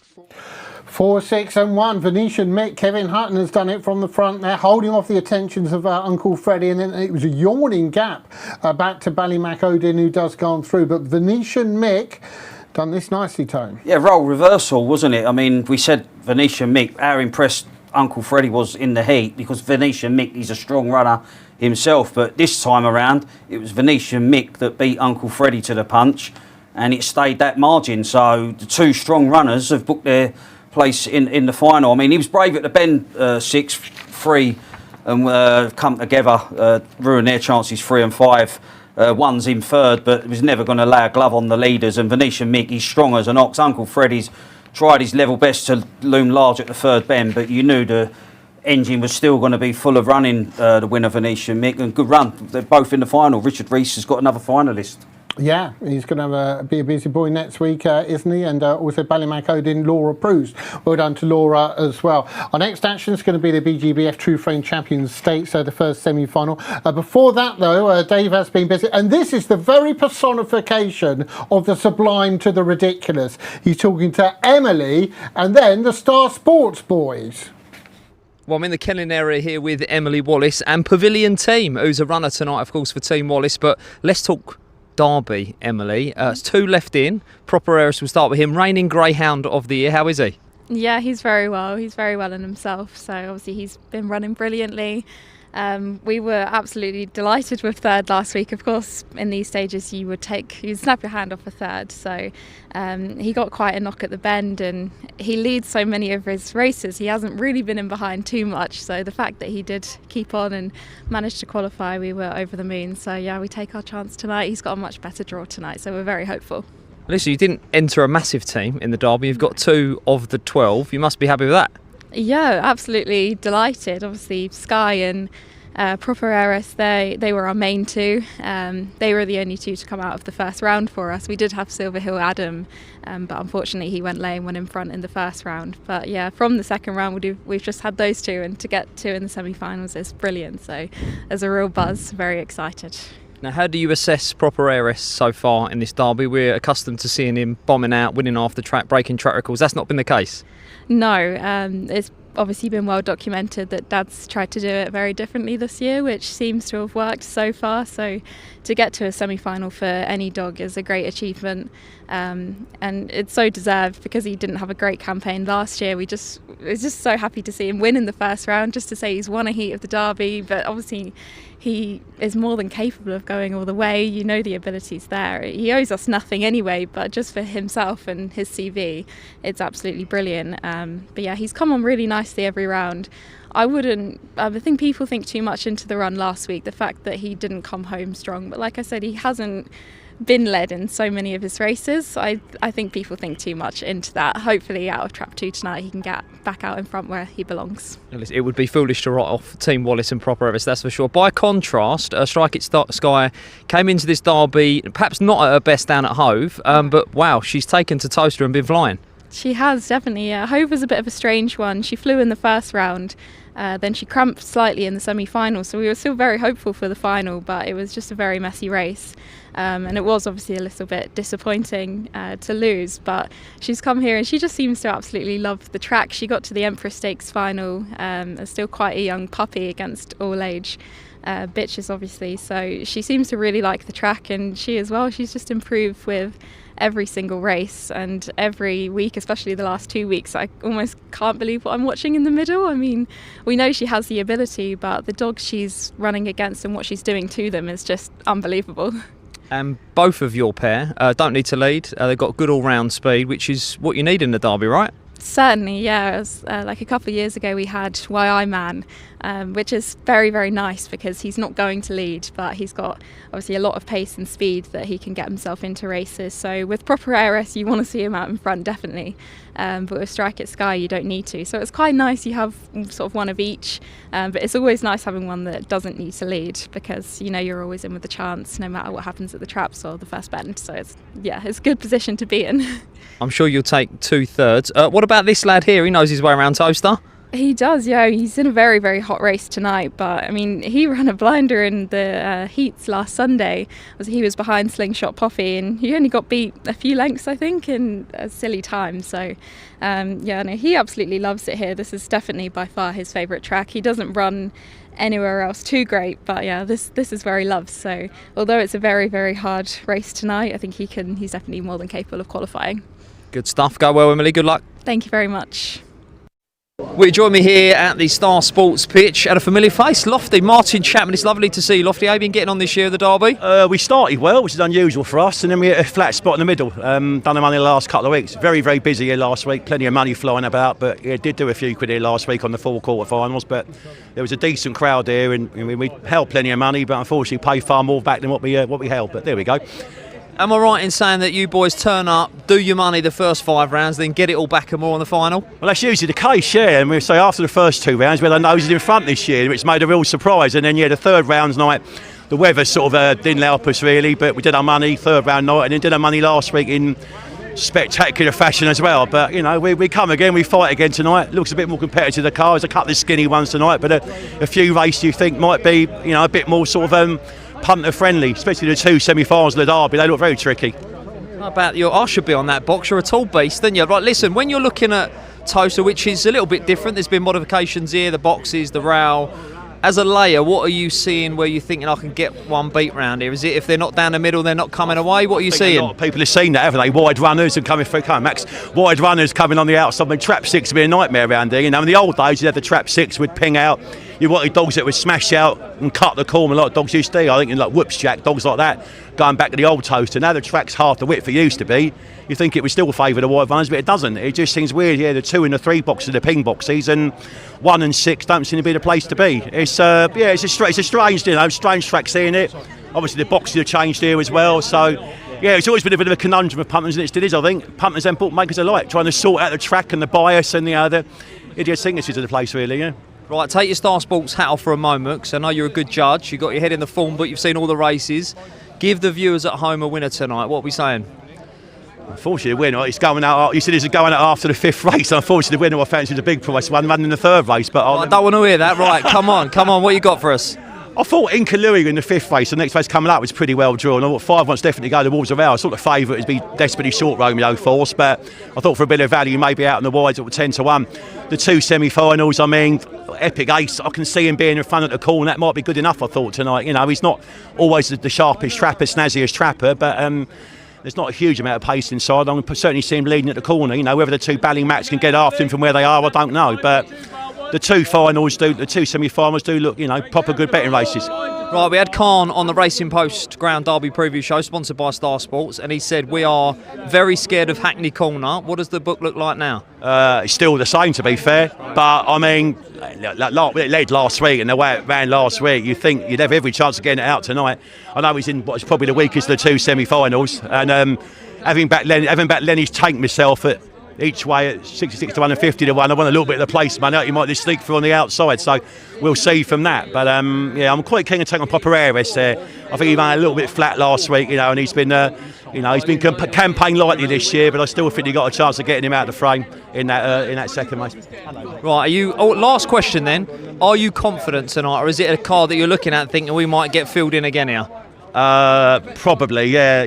The trouble is you only make the punters bet what they want to bet here. That's different. A lot of races look only 2 or 3 runners, and that's where you are. Like the earlier sprints that have gone, they're a perfect example of races here. Even though you get to the later stage of these comps, they're not as competitive seeing as you think they would be. And you lay 2 dogs, and they're the 2 dogs you can get. And sometimes dogs you want to lay, you just can't lay. It's as simple as that. Well, I don't mean it, but I wish you well and good luck tonight. Thanks, Dave. Thanks, mate. Cheers, mate. I'm getting very, very concerned. I've noticed Dave and a few of the people he's interviewing, it's like a Mason thing. They put their hand in their left pocket.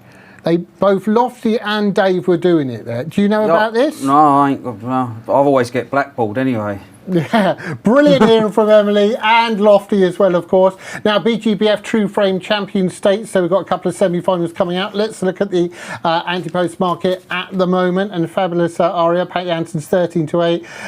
Eagles Respect 9 to 2, along with Romeo Force 15 to 2. Zappa. Kennel name's got to be Frank, hasn't it? Trey Cool 17 to 2, and 11's Bartone. Yeah, look, she's a short price, she's Fabulous Aria, but she's struck her best form at the right time. Got the draw to overcome in the second semi-final, but she's showing the early pace, and she's strong when she's on the skin, so it is a worthy favourite. But got an interesting opening semi-final obviously here. Romeo Force, he started off his career at Towcester. He worked his way through the grades, then went to Sheffield and applied himself pretty well at Sheffield, and he made his mark at that venue, and he battled really well to win the heat, broke the 29-second barrier. I just thought the draw, I thought he could turn handy enough and stay best of game. Yeah, will be odds on probably. We'll get a betting guide for you. Was with Lawrence Tuffin, of course, as a lot of Romeo dogs were right or are. Now let's have a look then at the betting guide then for the first semi-final. And Romeo Force will be 13 to 8 on. Two's on Romeo Force. Then we've got 4 to 1 Anglesey Milo, 5 to 1 Jazzy Design, 12 to 1 Salika Zamara, who was 3rd best bitch in the Derby, remember, and Inca Louis, and 33 to 1 Ballyboss Hack. I'll tell you a dog who did run well in the first round, Inca Louis. I mean, got completely detached, got a bit of trouble, but did really make a lot of ground up. Was entitled to get beat a lot further than he did. He did make some eye-catching ground. I know his overall time, 29.68, isn't going to quite cut it, but I just think he's a dog that could run well at a big price here. So if you're looking away from the hot pot in one, maybe Inca Louis might be a dog to keep an eye on for the forecast. I know you fancy an Esther Driver runner later on. Ballyboss Hack here, who's not had the greatest of fortunes in the couple of starts here at Towcester, but overall form would be kind of bang there. Yeah, been ticking over really nicely at Nottingham, showing a nice bit of early and middle pace to be winning in graded and open races, but will probably improve for a further look round, but does need to, and again, needs to look sprightly, because otherwise just be crowd city for Ballyboss Hack, flanked by pace. Salika Zamara lost nothing in defeat in the first round, kept Venetian Will honest, needs to sort of beat 1 and 3 to the punch, but just keep an eye on Inca Louis. Anyone that got time to watch the first round beats of Inca Louis qualifying did not make up a lot of ground after getting completely detached in the early stages. Because some things that I know that you do, Tony, isn't it? You're not afraid to back the places, are you? No, like especially when you got a strong running dog. If you feel like there's a short price dog that's probably going to win the race, look for something that's going to be staying on through beaten rivals, and I think Inca Louis does tick those type of boxes. Kevin Cross says, "Love you guys. You are the best. Can you tell us how Slingshot Poppy is, who took the fall a few races ago. We're going to definitely try and find out that. No news is good news. David Campbell says, what a grand Shadow Storm. I had Kilara Scotty repeat mating to him. Nice. Yeah, thanks very much. Thanks, Kevin, for your concern. And as Tone said, we will endeavour to find out. And I know a lot of people are coming in and just throwing in selections as well. And of course, tonight it's all going to build up to those two semi-finals and plate as well, and all hot up, which is all good stuff. Now let's have a look at Romeo Force. Last time out from Trap 1, beat Eagles Respect.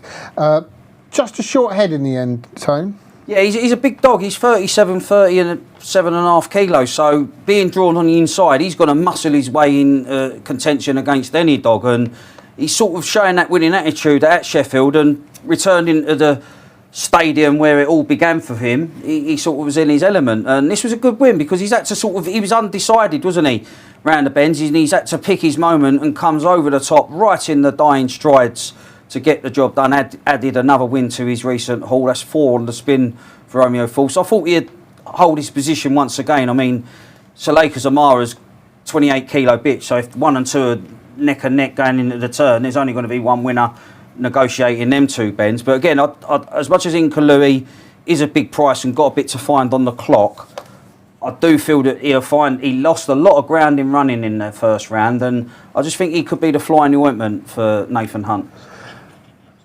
Now, we are hearing official reports. Slingshot Poppy has walked off absolutely fine. Obviously, he's going to be checked over, and they'll endeavour to make sure that there's no twinges later on, but walked off. That's the most important thing. Thanks to Kevin and everybody else for their concern, and we'll be back another day. So that's fantastic. I mean, obviously, greyhounds are leggy dogs, so when they do take a tumble, it does look worse than it can be sometimes because they are like big dogs are leggy, but as I say, they are instantly checked over regardless. Even the dogs that win the races, it ain't just about the dogs that take falls. They're all checked over to make sure that all the joints and the muscles are A-OK. You don't, because your dog's won and done a track record, doesn't mean that, we don't need to check him over. If anything, you do, because he's put every sinew of his effort in on the track. But every dog gets checked over regardless whether they get a bump or win the race untouched. Actually, talking about that, because unfortunately we had the incident with Mongies Wild when we were last on, and I know it's a couple of weeks ago now, and won't be racing again, but is going to have the best retirement ever. And Mark Wallace was overwhelmed by the reaction of and good wishes of people and concern. Kennel name Ned as well is going to have a great time of it, being much loved in retirement. And the beauty of it nowadays, I mean, obviously get the antis come out and start accusing this of going on and that going on. People put up pictures of dogs the next day, like here's Mongies Wild after he's hot or he's raced, and it shows that they're okay, and they're so happy. Like greyhounds, they do make fantastic pets. It's such a shame that they're not more greyhounds homed, like, because they are. I think people are intimidated by their size, but they adjust so quickly. Even like dogs that you probably think, you'd never rehome him on the track because he's like a bull of a dog. Once they get the home life, that's it. The sofa's there, and then that's it. You've lost your sofa. You'll be sitting on the floor watching your Coronation Street. That piece we saw earlier was so good because that was just like a depiction, a true depiction of what they are like. So. And Slingshot Poppy's all good, just a broken dew claw. So that's right. That's good. And as I say, that. We always like to find out and endeavour to find out, and again, responding to everybody's best wishes there. So that's certainly good news. Actually, something we should mention, very sad news, of course, came out this week. Linda Mullins, unfortunately, passed away, Tone, and also actually David Puddy as well. Yeah, no, it's sad to sort of see. I mean, Up Above's going to be having some venues and half, haven't they? Like Nick Saville, Linda Mullins, like it's absolutely unbelievable. But what careers they've and legacies that they've left behind, and which I know the family really well. John will get on well with, man, a few words, but once you get to know John, absolutely genuine gentleman of a man, and as I say, yeah, for what they achieved as a whole family, it's just absolutely brilliant. And will it be topped? Like female trainer? I mean, absolutely brilliant what Linda done. Oh, it's incredible, and obviously pass on our condolences to all the family there. We're waiting for the betting to come up for our first semi-final, and in fact we don't have to wait long, as we knew would be the case. Odds on for Romeo Force, 11-8 on. We then got 7-2 Anglesey Milo, 4-1 Jazzy Design, and then it's 8-1 Inca Louis, 11-1 Salakers Amara, and 16-1 Bally Boss Hack. Now Nathan Hunt, he had a winner last Derby final night, Husband's Girl. It'll be, I hope, an Anglesey Milo, or indeed Inca Louis can repeat the dose and at least get him there with a finalist. Yeah, as I say, Romeo Force is a worthy favourite, but I'm talking myself into betting Inca Louis. I think I keep saying how much ground he made up in the first round. I should have probably been on at the double digits that's been available. Judge. You'll probably know with Anglesey Milo your fate quite early. Bit of a that's to lead Merchant. Yeah, 2's another one. That's why a lot. If they do go to the bend in a line, the strong dog might pay to just miss the break and Tony, get a toe. Crying out loud, get on in. It's getting shorter. You're suffering here, you're suffering. Right, here we are then. BGBF True Frame Champion State semi-final. First three to go to the final next week. Romeo Force very much the favourite. All checked over. Let's go to Steve. First semi-final.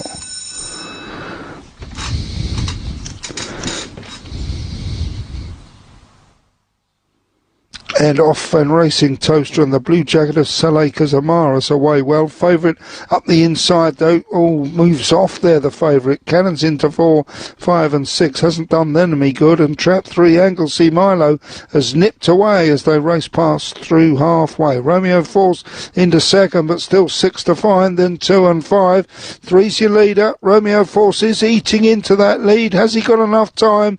I don't think so. 3's going to hang on from Romeo. Inside traps dominate then, and it's Anglesey Milo who didn't actually lead out of the traps, but a bit of trouble at the first 10, then took it up and was always home and hosed there. Romeo Force has actually ran a very strong race in defeat, and Salake Zamora, who did trap best of all, is also going through in third. Yeah, I was keeping an eye on 6. I thought, well, you got a chance here. You could turn in a pitch, and the same thing that happened to him in the first round. He just got absolutely destroyed round the first 2 turns. I mean, he looks like he's going to turn in a pitch all of a sudden, wallop, and he's out of the race. 4, 5 and 6 done themselves no favours. But up front, you touched on, you know your fate with Anglesey Milo. Well, he was 5 or 6 lengths in front going into that third bend. One Romeo Force has started to warm to the task, but running out of real estate as the winning line was approached, Anglesey Milo, the damage was done early. And 2, Salake Zamara has run a gallant race, but yeah, all about cutting loose from the pack there.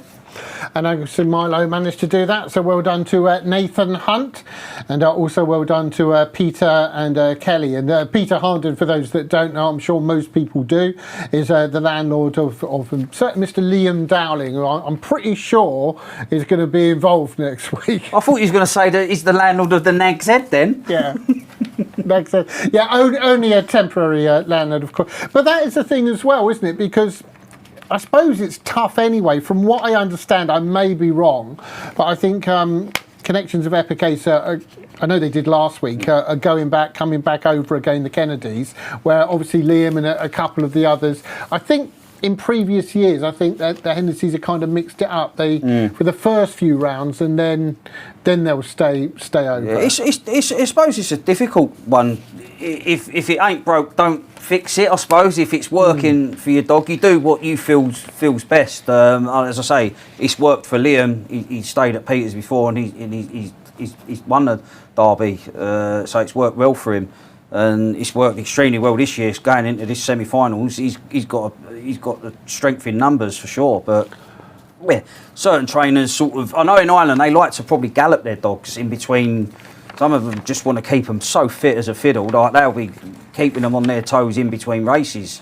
So trainer knows their dog best. That's what you've always got to just take note of. And also, you've got to remember, he's very busy as well back home as well. Obviously, it's the Oaks at Shelbourne at the moment, and some litter sisters actually to runners tonight. Liam's got going that as well. So the rest of the racing, you can't be in everywhere in three places at once, can you? The rest of the racing.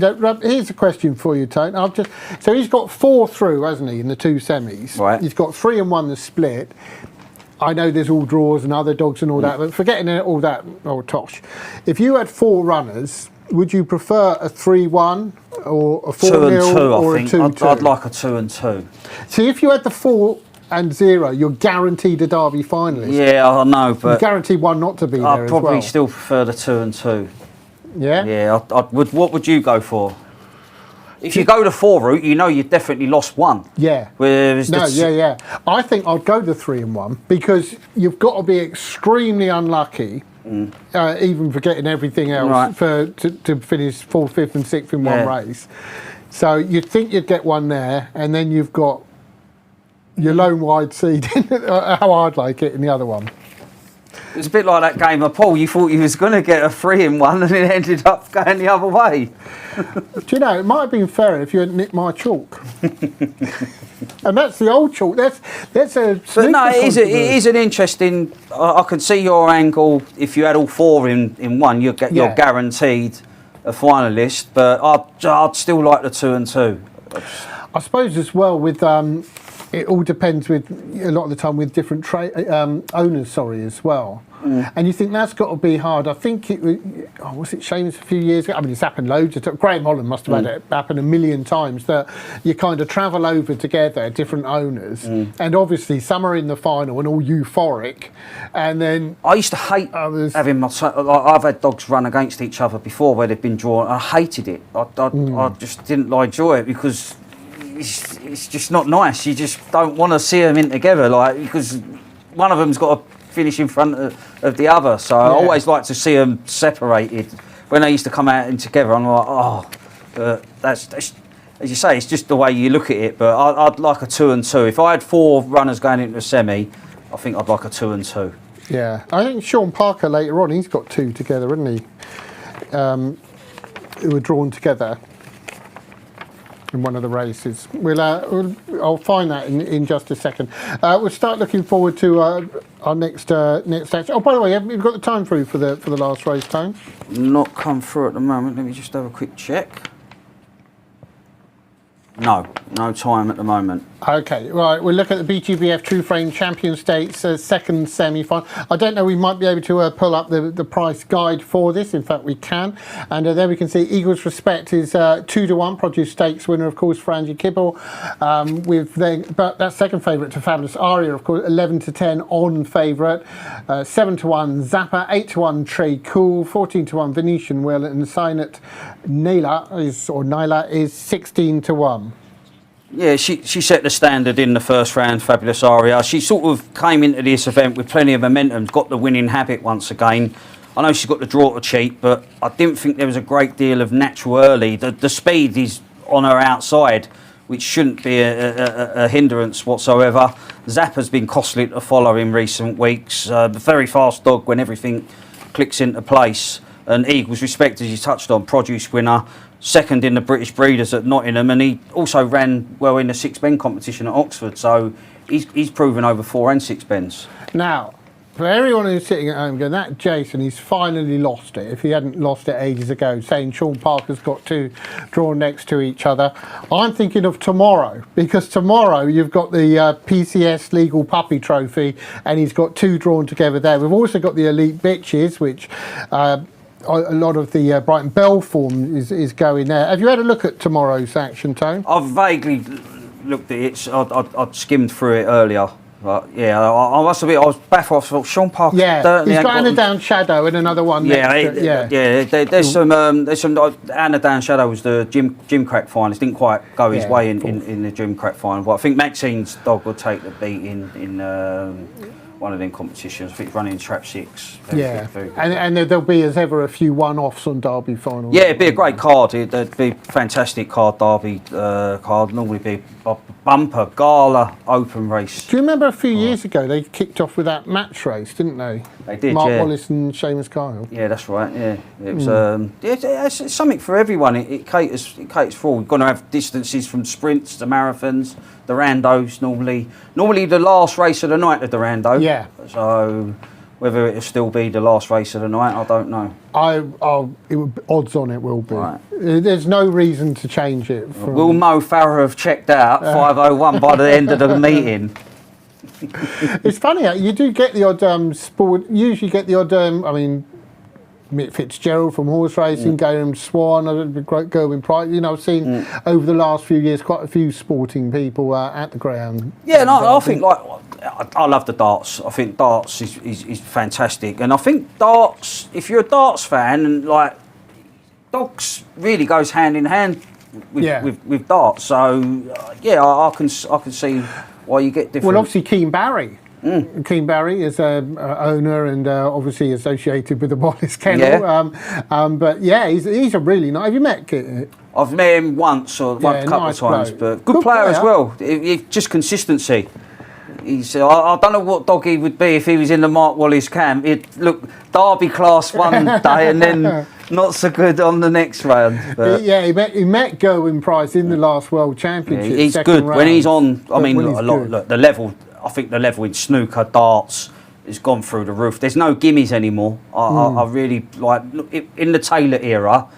It was a bit lopsided. Now it's no game is straightforward. But you say that unless I'm playing you at Paul. Right. We've had 5 games over the last 2 weeks. I hadn't played for 2 years going into it. He's leading 3-2. It's not as if you're thrashing 3-2, Tone. And we're playing your rules. I don't know. There's all so many different rules now. You don't get 2 shots. You've got to put it behind the line. The ball's got to be a cushion. Kant's a good player. Kant, he's a good player. The only trouble, he needs the rest to break. Right, as soon as we get the market, we'll obviously give that to you. BF True Frame Champion States semi-final 2 coming up. Do keep those messages coming in. Remember, there's a few putting the times up. I think you've got to go onto the Star Sports to enter the competition. It's not a competition on our feed. Yes, I'll remind people of that as well. If you go to the Star Sports website, if you predict the time, the winning time or the fastest semi-final, you can win 4 tickets to the final at Towcester next week. And there we go. Win 4 tickets to the Star Sports Greyhound Derby final. Simply guess the fastest winning time in the semi-finals. Enter at starsports.co.uk/win tickets. And that's worth well over £100. And I presume they're going to have all the usual hoopla that they have there. There'll be bands and all types of that girl who sings the national anthem. She's very, very good, actually. But really belts. It's a shame you're not going to be there because you would have bought the winners a pint as well, wouldn't you? So I wouldn't suggest drinking. I'll frame that one you bought me. Yeah. Yeah, it's sorted now, but a few years ago it was terrible getting a drink there, Tone. Yeah, that's the owner. I do remember. There's nothing worse than that. If 2 things that you got to get right: be able to get a drink and be able to go to the toilet. If them 2 things are, that does put a dampener on the night for sure. Yeah. Yeah, but they, like I say, last year they certainly got those things sorted out. So hopefully it will be the same this year as well. Right, so second semi-final not that far away. If you are worried about, I know a few of you are still watching that other sporting event. I won't give away who's won. In fact, I don't know if anyone has won it yet. Do you know, Tone? It's penalties. They're on well done. So anyone who's thinking I'll watch it later on. PSG have missed the first, have they? Oh, right, okay. So that's looking good for old Utley. Who do you support, Tone? Oh, I'm not a die-hard fan where I start crying if my team get beat, but the Spurs, it's been a nice season watching the Spurs be a little bit under pressure. But look, their stadium and facilities are fantastic. It'd be sinful to see a team like those. A stadium like that to be in the championship. Yeah. Mind you, West Ham, Yeah, no, exactly. And it's not easy to come straight back up. Not with that team. Right, okay. And I tell you what, we'll get a further reminder of you, Tone, for those that have just joined us. And that's who you do fancy in the 2 semi-finals. Yeah, look, I mean, they're just brilliant races. I think you could run them numerous times, get a different result. Epic Ace has done nothing wrong. He's been flawless. He's got better with each round. Track record of 28-14. Will that be bettered? Who knows? But I just think if he comes away half decent, he's got the pace to make the second bend in front. And when he's in front, he's a joy to watch down the back straight. Strike It Sky's got nice middle pace herself. Ballymacduffel, I mean, he's been the talking dog. The way he's qualified, having won no-nonsense fashion in the opening rounds. Ballymac De Niro, has he peaked at the right time with a personal best 28-21 last time out? And if it is a messy race, which we don't want to see, will Ballymac Iroko pop up at a big price? Yeah. I was just thinking, because usually you say about the track record, they tend to go in the earlier rounds and, you know, they get the clearer runs and all that type of thing. I think, and I might be, please, someone write in and tell me if I'm wrong here, or you could tell me, Tone. The last track record in the, was Delardidar did the track record in the Derby final? Yeah, he did, yeah. Not that long ago, No, I know. not that long ago, yeah. No, the track's definitely got quicker at Towcester. Yeah. It's definitely got quicker at Towcester, but as I say, this has been a really good derby. I've mentioned the traps a lot. I don't want to keep beating on about the boxes, but they are, you're not guaranteed what's going to pop out in front with these traps. I definitely found that, but some have brought a little bit more consistency than others. We've seen dogs that I'd never believe would break in the fashion that they have break really well, but yeah, it's out of the trainer's hands. Once them dogs are put in the traps, hair's on the move. Yeah, it's all down to the dog. And those two big semi-finals coming up a little bit later. And just to remind you that the draw will be held at the Derby lunch, and that will be on Monday. And I don't know if it's been live streamed on Star, but even if it's not, as soon as it's made, it will be available. Yeah, there'll be. I think they do interviews and little snippets, or like talking to connections, and are they happy with the draw? Like, 'cause it's obviously immediate reaction. Obviously, it used to be done straight after the racing back in the day, so you had the whole weekend to digest the draw. So this time it's done at the last few years they've done that now. Yeah, quite a while now. And you do get the double betting, the betting before the draw and then after. Now, someone who knows all about the Derby draw, he's won the Derby on a couple of occasions, is Pat Janssens. Welcome back to Towcester, and joined by Patrick Janssens, a man who knows how to win a derby. Fortunately not represented in the big semi-finals, but you've got runners with chances on the card. We'll start with Fabulous Ari, who goes in the British bred for Dave Firmager, of course, sponsors the competition as well. Yeah, she's been running out of her skin, really. You know, she won the last 2 here, or last 3, and she's properly out of season now, and she loves Towcester. And tricky draw from trap 5, you know yourself, if she don't come away and she tries to come across. But if she comes away at the way she's been coming away, she should be okay, but fingers crossed she can finish in the first 3. Always had a touch of class about her. At one point she looked like she was going to win the Oaks at Dunstall Park. You obviously like her a lot. Trap 5, going to need a fast start again. Yeah, she does, you know what I mean. She but the sectional she's been doing is very good, you know. Traps are a bit tricky, I think, you know what I mean, but hopefully she comes away. Over 6 bends, Fabulous Hecka, been a good servant to the kennel. She's versatile. She'll turn up and run her race. What do you think about tonight? Yeah, the thing with Hecka is, if she can break and she can dominate, she's good. If she's in behind, she's a bit clumsy sort of thing, you know what I mean? But she's, you know, she won the Breeder Stakes, she won the heat there, and she got to the final. She done ever so well, but you know, she's sort of been hitting the goalpost every time, and now she's coming at really top class dogs like Vagard, and tonight against the Droopy's Beach from Sean, and yeah, she's has it all to do, you know what I mean. She's been beaten by the dog at Sittingbourne from Maxine Locke, who done the track record there. So yeah, but if she can come away a bit better and she could dominate, she'd be a different bitch. And the betting would suggest your best chance of a winner tonight is Romeo Ability, who, my God, he's due a competition, this dog, isn't he?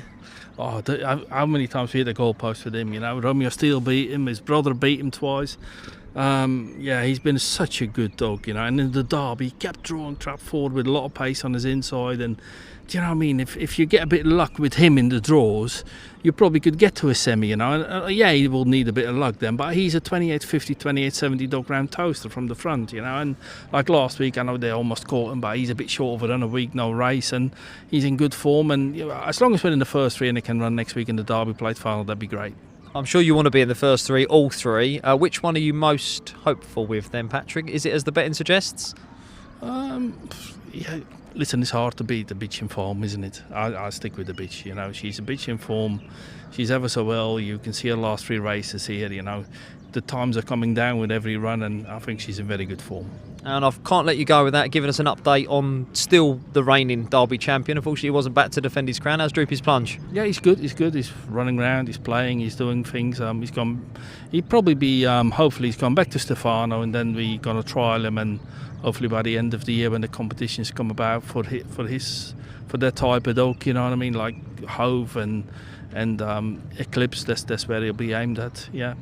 Hopefully, we'll see him soon. Yeah. Good luck tonight. Thank you very much. Thank you. Brilliant from Pat there, an absolute class act. Who would be the class act here? Well, according to the market, Fabulous Aria, just heard from Pat, of course, 5-4. I think it was a lot shorter though. Certainly over the last few days, I've seen odds on Fabulous Aria. Not now. Eagles Respect 15-8. Then we've got 5-1 Zappa, 6-1 Sign at Nala. We've got 12-1 Venetian Will and 14-1 Trey Cool. Yeah, Toe. Fabulous Aria has definitely opened up odds on. Yeah, I think there was an overreaction to some of the heats, like because they've won well and they've done the times. All of a sudden, they've just been priced up as though they're like guaranteed. But Eagles Respect, as you touched on, Produce Stakes winner at Swindon, proven over sixpence. He's got a good draw. If he can hold his position, he's a big player. But the bitch of Patrick Yancey's in 5. She's really got the bit between her teeth, and I didn't feel there was a lot of natural early speed. Sign It Naylor has got a bit of early pace, but shouldn't really be a hindrance to 5 on the run to the bend. So you're with 5. I'm with 1, Eagles Respect. Green Day fans, incidentally. Trey Cool is the name of the drummer in the band Green Day. Did you know that? No, I didn't. But a lot of people call it Treacle. Not where I live. Right, let's go across to Steve.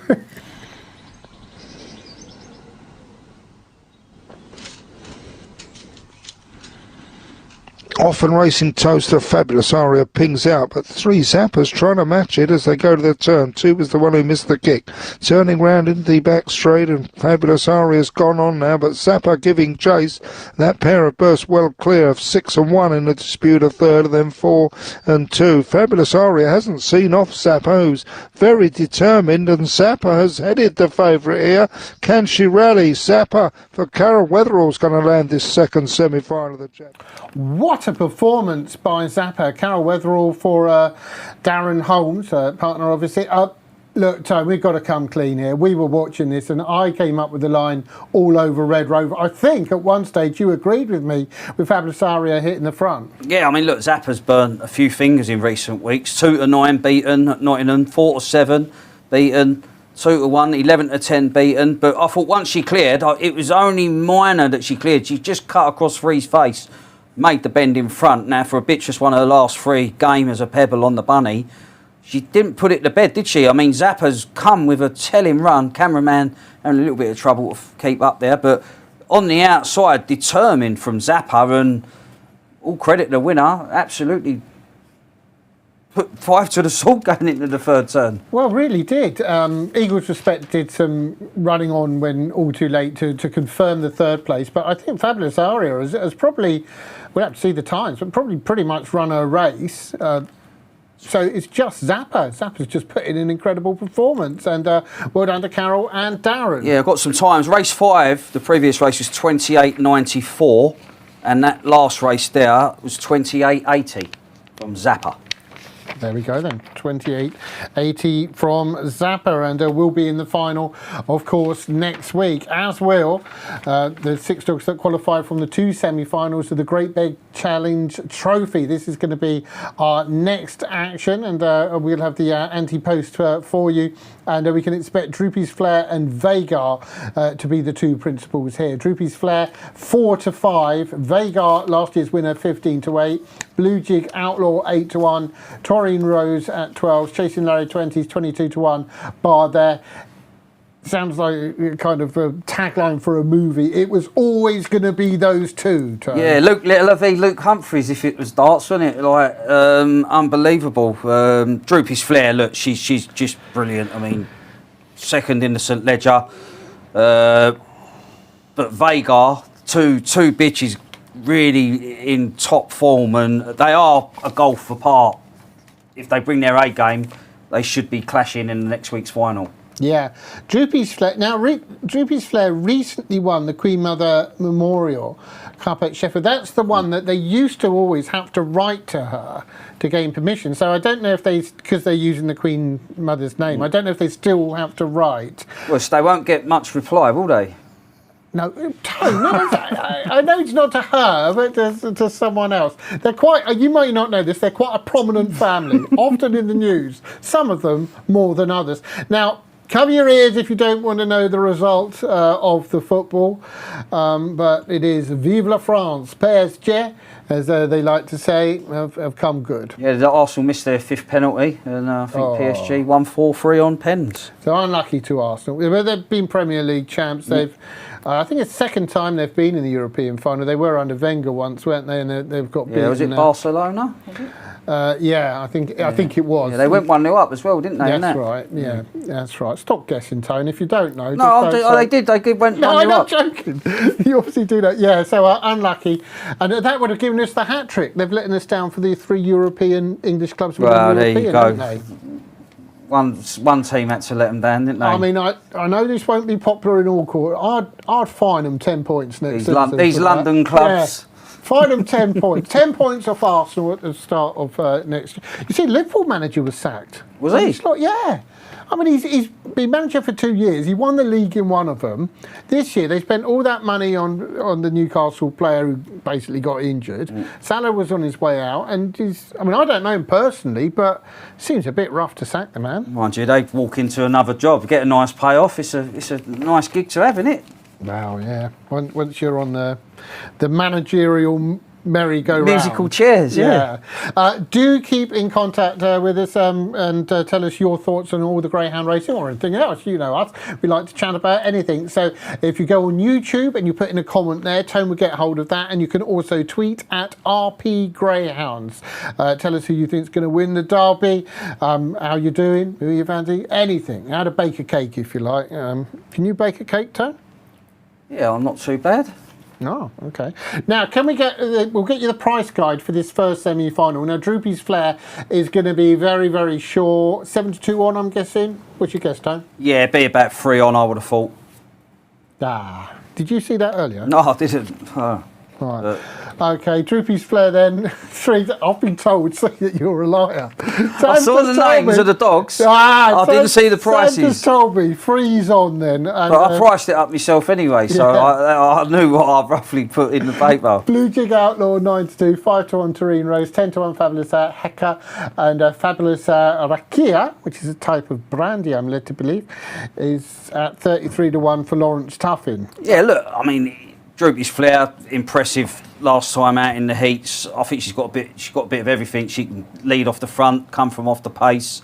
In a clean run race, she's going to take the world of containing. Blue Jig Outlaw was a Golden Jacket finalist for Maxine Locke. Been running really well at Central Park. Obviously, new surroundings. But this is Droopy's Flair in the first round, beating Chasing Larry. She done it right at the boxes, held her position.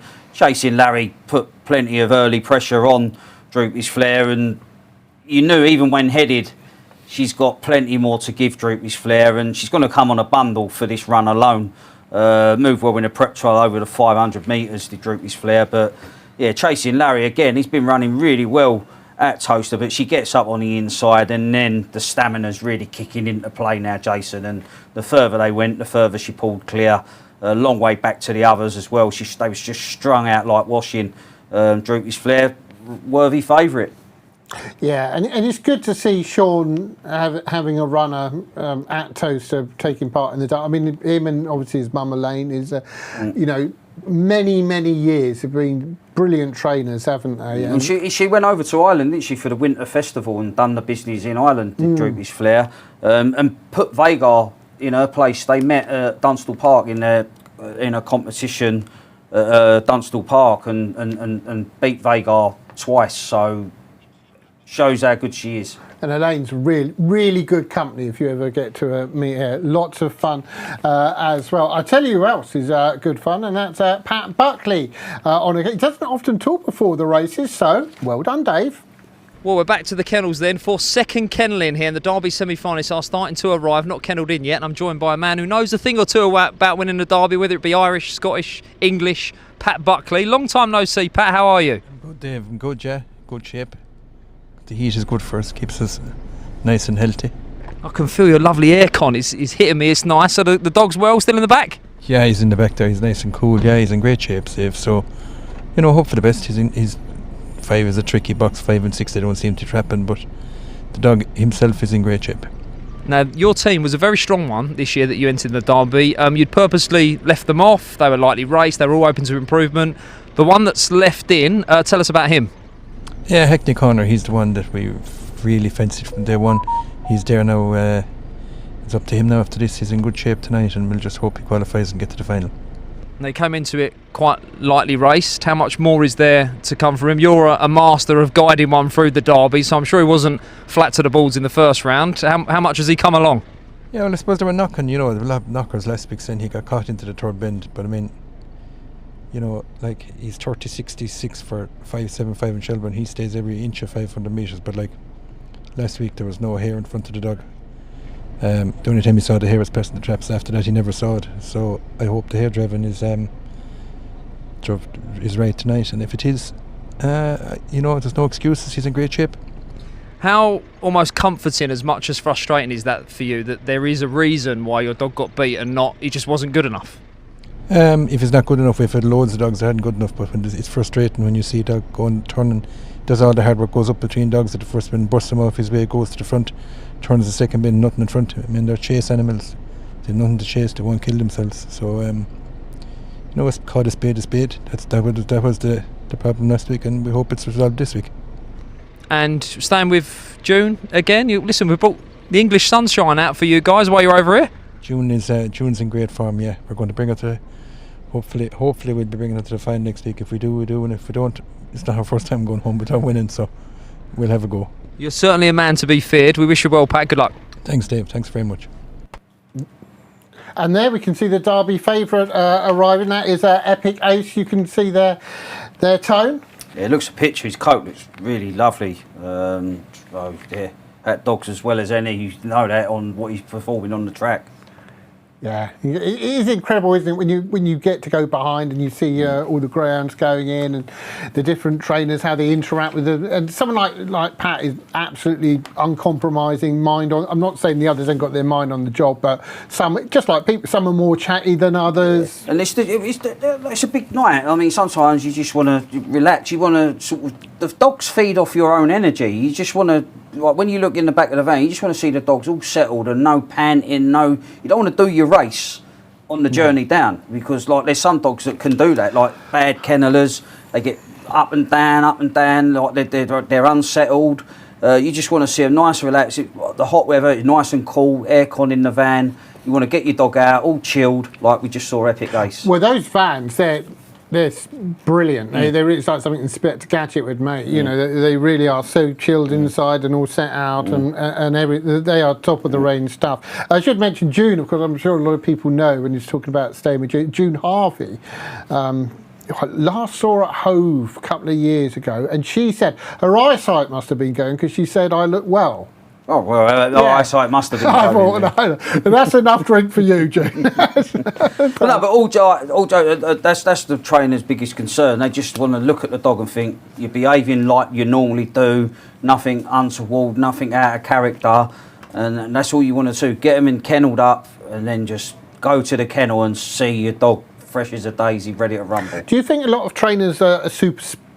I mean, obviously we're getting to the semi now, so if they wore, I've got my lucky, I don't know if I can lift my thing up like that, but I've got my lucky dog socks on tonight, so got my little dog socks on. It's always lucky. Well, they ain't been lucky. They weren't lucky at the pool, was they? Oh, you act like, right, next week I'm going to bring in a Connect 4 board. Right, going back, right, Droopy's Flair then here. How about Tareen Rose? Would love to buy a start like last time out, Kevin. Coming forward, I saw her run at Monmore and she really caught the eye. It was only a minor event, but it was the way she stayed on. And 6:30 Monmore wouldn't really be a game. She's improved for the step up to a stiffer 6 bends. And I mean, she was 42.71, 13 spots slower than Droopy's Flair. Again, a little bit unexposed still for Kevin Hutton. Could give Free a race, but with a clear run and an uninterrupted passage throughout, I think Droopy's Flair, we know, that she's got the talent and the class, and is a worthy favourite anti-post for this. And even that's with Vagar in it. It was always going to be a solid anti-post favourite, Jason. Yeah, always got to respect a track record holder, and of course Blue Jig Outlaw. We heard from Gavin Mahoney earlier on. Maxine Lott broke the track record when beating Fabulous Hecker, who's here as well at Central Park over the 664 back in April. Yeah, no, like obviously Maxine's made the move from Romford to Central Park. Romford's a tight, like their standard distance is 400.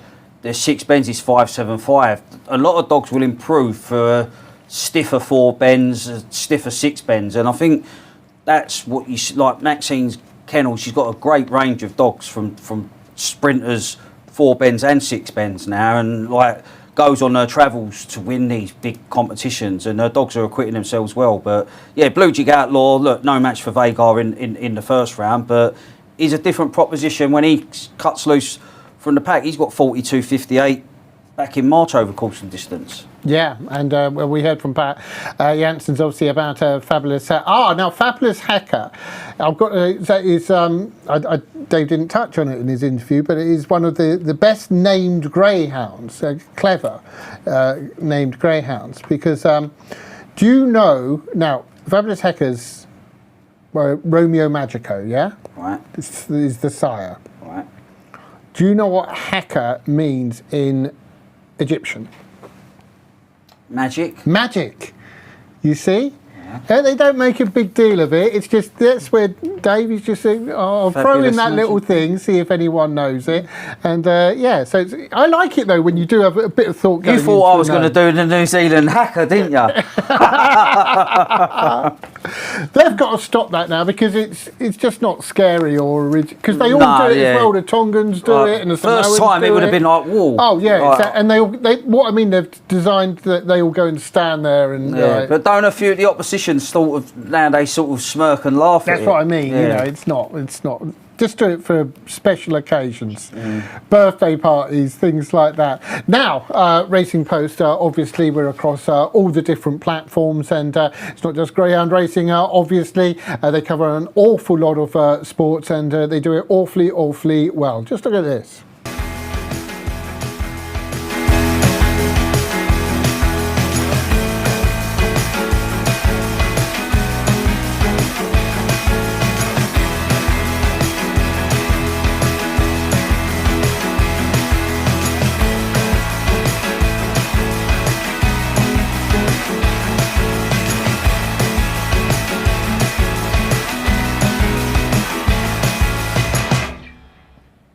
Yeah, really good stuff. And obviously horse racing, it's Derby, Derby's squared next week because you're going to have the Epsom Derby and then of course the Greyhound Derby at Towcester, so you can get involved with both of those. We already mentioned it's the Prix du Jockey Club, the French Derby tomorrow as well. We just saw Richard Hughes there, who's, when he was riding, when he was on it, look, I know he could be infuriating. I don't know how much you know about horse racing. He could be infuriating a bit, you know, out the back. He looked always cruising. He was always felt like he had. I tell you, he had the best hands when he was on form with those Richard Hannon horses at Canford Cliffs and all that type of thing. None better, I didn't think. Right. What about Lester Piggott?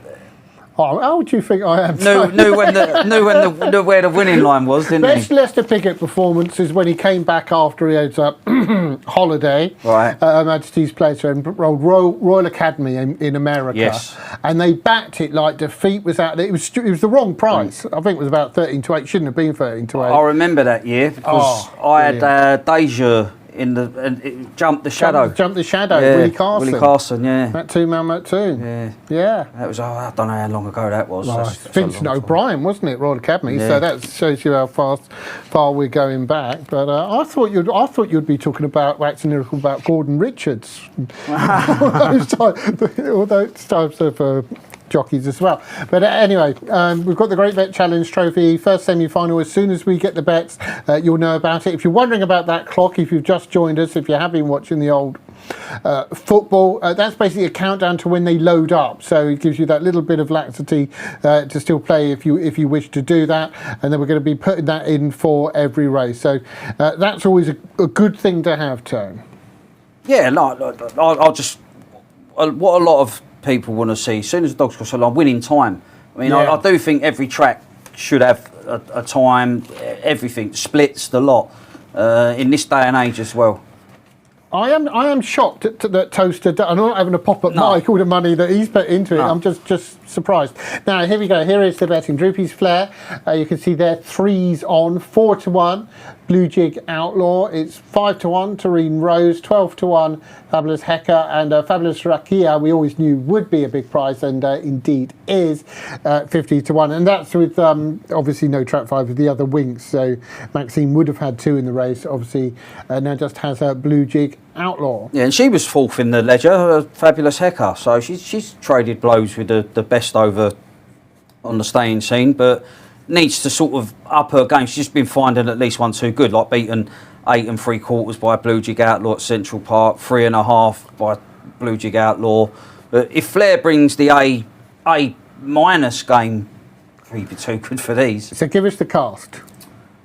I think Taurine Rose will probably be the one to pose the biggest threat to Droopy's, just on the basis that she's progressive, no mileage on the clock. But again, Droopy's Flair can pop out, hold her position.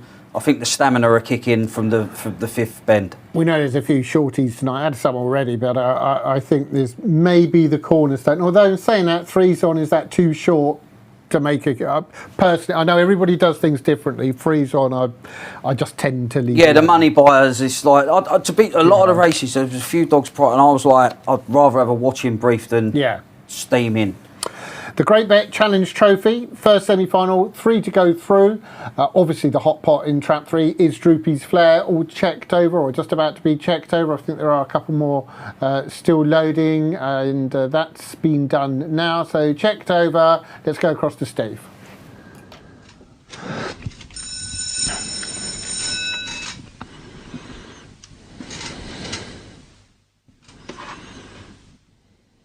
Off and racing Towcester. One's Mr. Beat as they go to the first of their 6 bends. Quite tight up front. The favourites pitching in there for Droopy's Flair, and Droopy's Flair gets to the front. So as they head up the home straight for the first time, still over a circuit to go, Droopy's Flair the leader, pressed by Blue Jig Outlaw, and then back in 3rd comes Fabulous Hacker, and the last pair of Fabulous Rakia, and finally Taurine Rose. So heading down the back into the penultimate turn, and it is Droopy's Flair still out in front, still trying hard. Blue Jig Outlaw, 2 staying on, but Droopy's Flair, the short prize favourite, is in command as they head for home, and Droopy's Flair is going to take the 882. Well, it was evident from quite some way out that it was going to be Droopy's Flair, brilliant Droopy's Flair to take it. Blue Jig Outlaw, though, certainly didn't throw in the towel, and also Fabulous Hecker going through turn. No, I mean, this is the thing. They're not slow boats, these dogs in behind. Like, because the favourites popped out, like people expect, why ain't it won by 10 or 12 lengths? All the others are good dogs in their own right. But this is why she's so good. I mean, she can do it at all ends. She's popped out. She needed to get going early. Like, you don't want to get crowded out and start having to work yourself into the race from a 3rd or 4th posse. But yeah, she's come into the event really well, fresh as a daisy. She's going to come on even further for this run. But yeah, look, Blue Jig Outlaw's no back number. He's on her tails for a majority of the contest, but she just breaks hearts because the stamina's there. She's like the Duracell bunny. She's going to keep going and going. She's not going to be running out of energy or steam, and she just broke the hearts. I mean, Taurine Rose has sort of kept on well enough, but the result was over once she negotiated the first 2 bends in front. If in the Racing Post tomorrow or any subsequent day they put Flair shines brightly as their headline, somebody should be sacked in my book. I don't think that'd be used anyway, would it? That is the kind of thing they're doing. Is it? It's 100% the type of thing they're doing. Now, instead, as I was walking up to work today, I had to walk past this car park, which is a little path at the end there, and there was this chap and this woman and these kids, and I moved to the side because I'm a nice chap, right? So I moved to the side and started walking along the verge, and this bloke got in my way, right? And when you're thinking, mate, what's your problem, you absolute? And then I noticed it was Danny Griffiths. He used to come on the show, the sports writer for the Metro, and he done that so he could talk to me. Said he'll be watching tonight. Danny, you're an absolute top man. We've shared many late night trains back to Bognor Regis in the past. He still owns dogs at home. He has done for years as well. Absolutely love greyhound racing. So likes football, so I waited until the game was over. But yeah, Danny, it was great to see you, and I apologise, even though I didn't say it to you, to what I thought in my head. Mind you, you're probably both thinking the same thing. Who's this weirdo walking towards me? Like, come on, mate, what's your problem? So yeah, that's Danny Griffiths. And as I say, do get in touch. Just got a winning time as well, 42.17. So good run there from Droopy's Flair. Droopy's Flair, 42.17. That might be the headline now. I bet that will be. No, maybe they'll wait if he wins the final. She wins the final. Sorry, if she wins the final, then. But yeah, that'd be an headline in itself if he won the final. Called Droopy's Flair. Yeah. That would create a little bit of a furore, that's for. Now, let's have a look at the market. The price guide for the second semi-final, and Vagar always going to be... I tell you what, you might be lucky to get threes on. I will predict you won't get threes on when they open. Chasing Larry 9-2, New In Cloud 6-1, 16-1, Unthinkable and Malcolm Bosch, and 33-1. Underground Navy. Quick selection, Tone. We'll come back to it later. Yeah, look, it's all about Vagar. Again, looks a straightforward assignment. Grand Prix winner. Won this event last year. She always looked destined to make a name over the distance, and she's certainly doing that. So, yeah, it's all about Vagar. Now, someone who's got a very, very big hand in the Derby semi-finals, the biggest of hands, in fact, is, of course, Liam Dowling. Well, welcome back to Toast. I'm joined by the Ballymac man, Liam Dowling. It's lovely to see you. It's been a while. Liam, you still know how to train a greyhound, I see? Yeah, we're doing our best. We're watching fellas and we're picking up bits as we go along, Dave. So we're doing okay. Good to see you as well. Yes, lovely. Listen, you entered a Scopy young team, a big team, and you got 4 into the semis. You must be very happy. Delighted. Look, if you look at the card, I think they're the youngest dogs in it. But, we didn't have any shots coming over. Most of the dogs we had were... Probably Stud was the oldest dog and he was a 23 dog. But, as for the rest of them, we said we'd put them... They're pacey dogs at home, so why wouldn't you bring them? They're probably Towcester type dogs coming home, So that's why we brought those. Right, we'll go through them one by one, if we may. Ballymac Duffel came into this derby as a profile of a dog that looked like he'd keep qualifying. He looked like a completely different dog in the first couple of rounds where he was banging out and breaking the trap record. Looks that profile now. How do you assess him? Look, the trapping here is probably a bit inconsistent, especially the outside dogs, but we can do nothing about that. But he's a dog that's growing up. He's learning a bit. He's probably put on a bit of weight.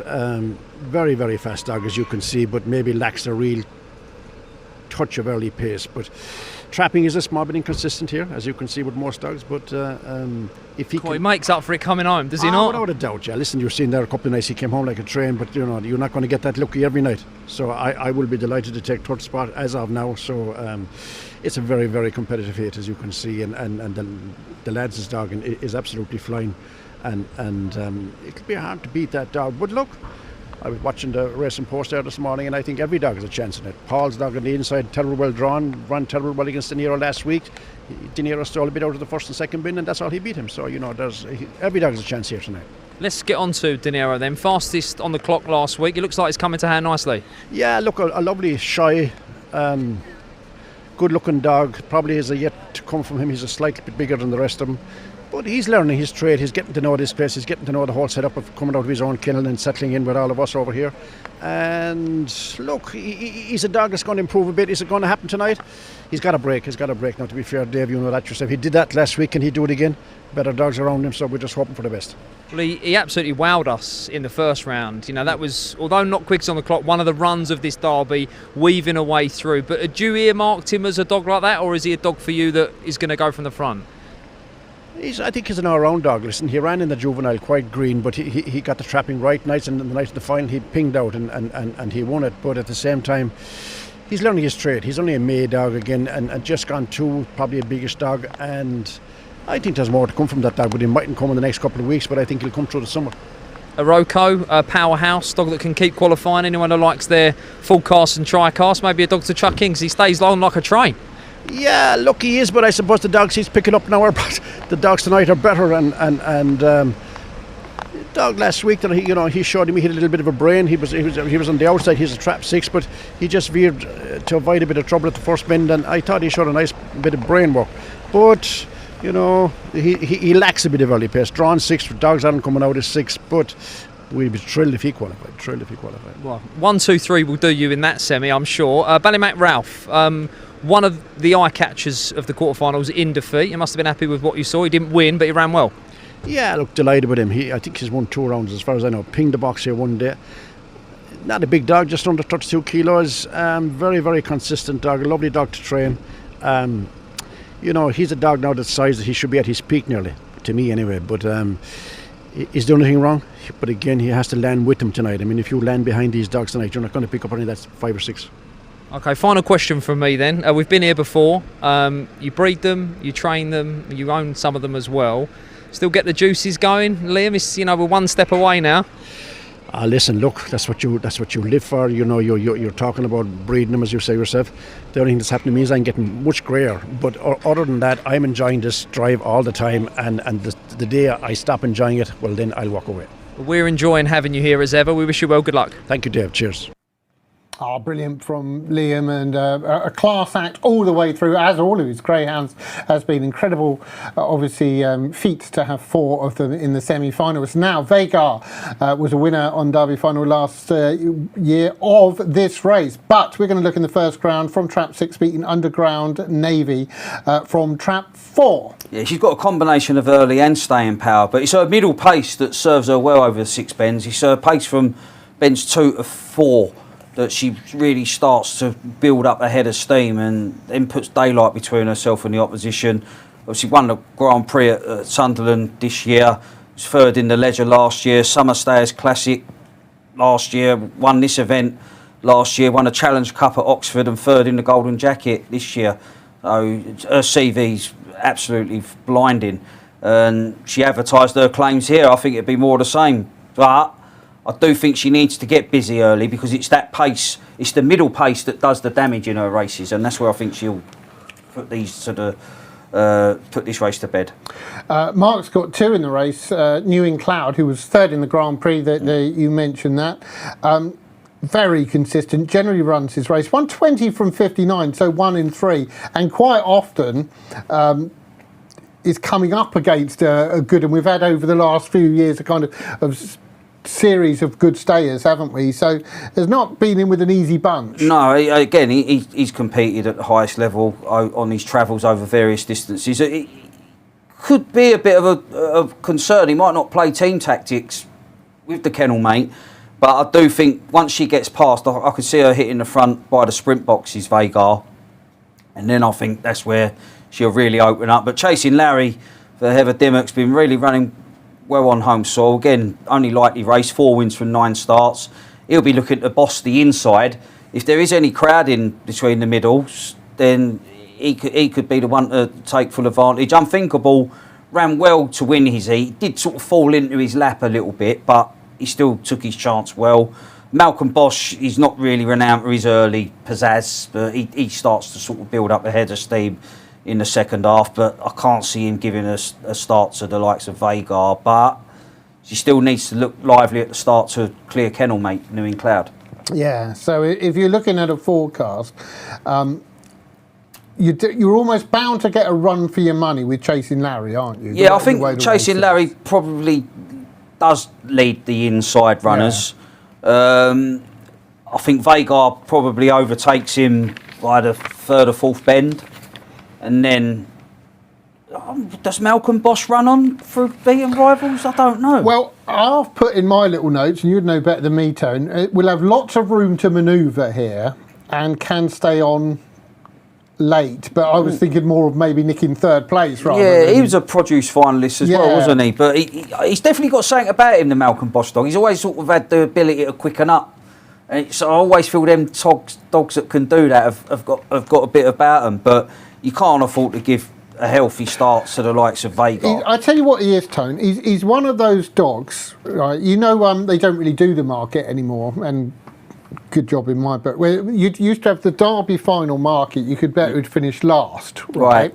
Now he's the type. I'm not saying he'd be in the Derby final, but he could be the outsider. 66 to 1 shot. 66 to 1, but probably wouldn't be favourite to finish last in the race. Yeah. No, I used to like that market because even like back in the day when you'd bet without, the dog that needs to be off the front, you wouldn't want to be on. If you didn't, like if the fancied the favourite to win, well, the dog that needs to lead the win is probably going to be nearer last than first. So always look for the finisher. But sometimes they used to price it around how they bet in the actual win market, which is wrong. Yeah, of course it is. Like if something's 3 to 1 second favourite and the dog's 7 to 1, the 7 to 1 shot should probably, if it's a finisher, should be in front of the betting in the second favourite that needs to lead to win. Yeah, but you only have to look at the semi-finals tonight.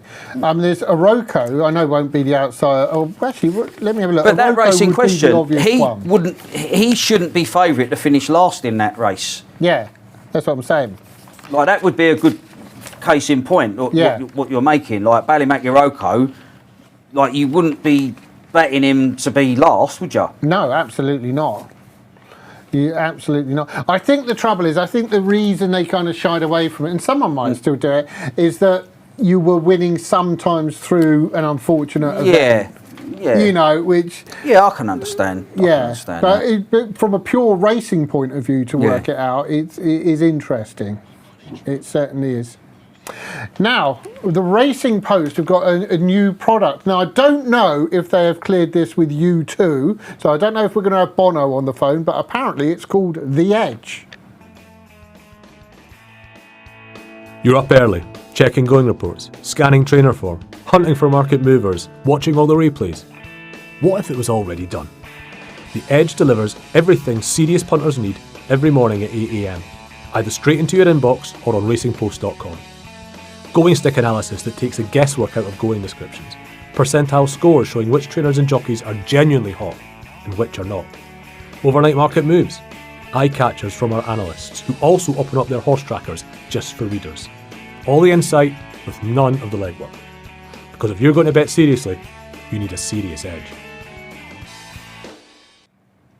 There you are then, The Edge, certainly well worth checking out. Can you name the 4 members of U2? Go. No. No? No.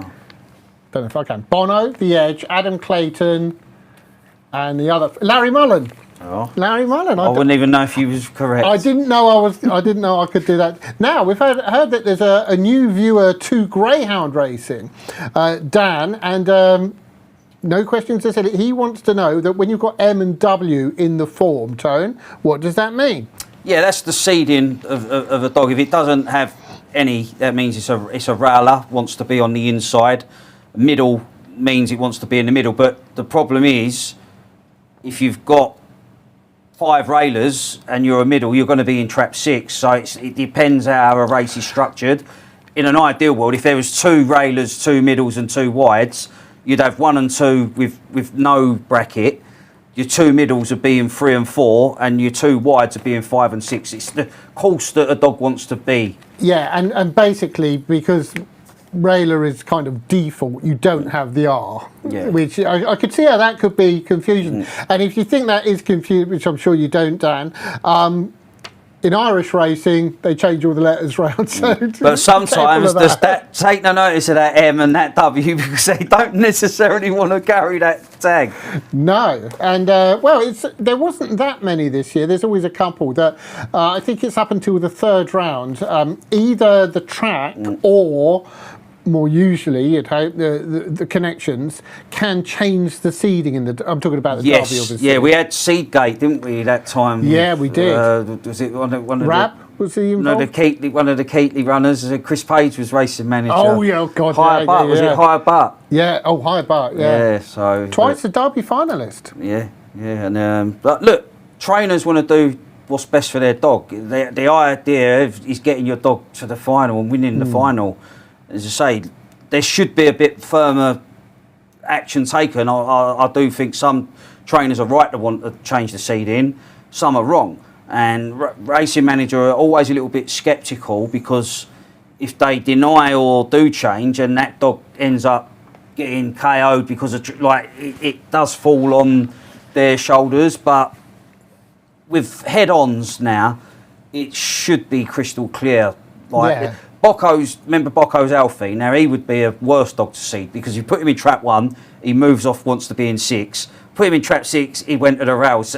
Connections didn't even know where to seed him, so he's just an enigma, that type of dog. I mean, you could also, if you've got the head on, and I know not every track would have it, and certainly not have it all the time, you could almost have like lanes superimposed upon the thing and say, you know what I mean, you can show the proof, as it were, can't you? Right, anyway, let's have a look at the bet now. There you go. I said that 3-1 on was a load of old tosh, Tone. 11-2 on. 11. They must have seen it's the Racing Post and that, and they've piled on. Whoever did that, they're screwed. They are. 11-2 on. Chasing Larry 6-1. Many would still pay. That'd pay a little bit about even money, wouldn't it? Maybe a bit over. 10-1. Unthinkable. 10-1. New in Cloud. 20-1 Malcolm Bosch, and Underground Navy for Youngie 40-1. Actually, quick word about Youngie. I don't think we mentioned it on the show thus far. I didn't mention it a couple of weeks back. He's in the judgment night, isn't he? Because Pat Janssens has dropped out, so Youngie's going to be in there. Yeah, it's going to be, obviously, all depends. If you need a good squad, because it caters for all distances, so it's no good having, if you have not got the team, then it is pointless participating because you're not going to be making any ripples. But that's thrown up some shocks in the past. Cool, hasn't it? And some late finishes to win it. Kev Hunt did it, and Kevin I know Hutton Mark did Wallace it, has done it, and a few in the Seamus, I think, 1 year as Yeah. well. But Vagar here, 5-on. Final thoughts on this, the second semi-final, Tone? If Vagar can clear New in Cloud by the third bend, I think she goes on to add another win to her tally. And 2 for the cast or not? And keep an eye on Malcolm Bosch. He's got something about him. Okay. Great Bet Challenge Trophy, second semi-final, all in. Let's go across to Steve.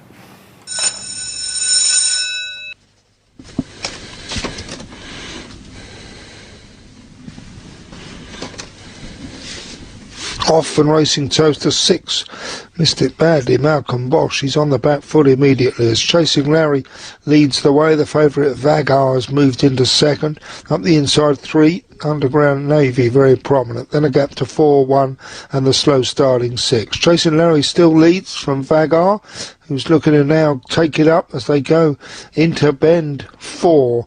1 staying on, Unthinkable, is pressing for second, then 3, 4, 6 has made up a lot of ground, but Vagar, the short price favourite, is in command now. 2, Chasing Larry's keeping on very gamely.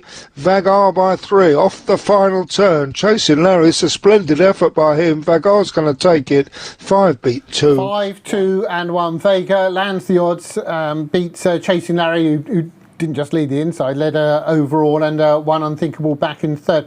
I think you've got to judge Greyhound on what they've done before. As one tonight, brilliant, that's what they want. But I think we were a bit surprised that Vega took so long to get past Chasing Larry. Yeah, we thought Chasing Larry was guaranteed to lead the inside runners. 4's out trap 5, but this is where she picks up well.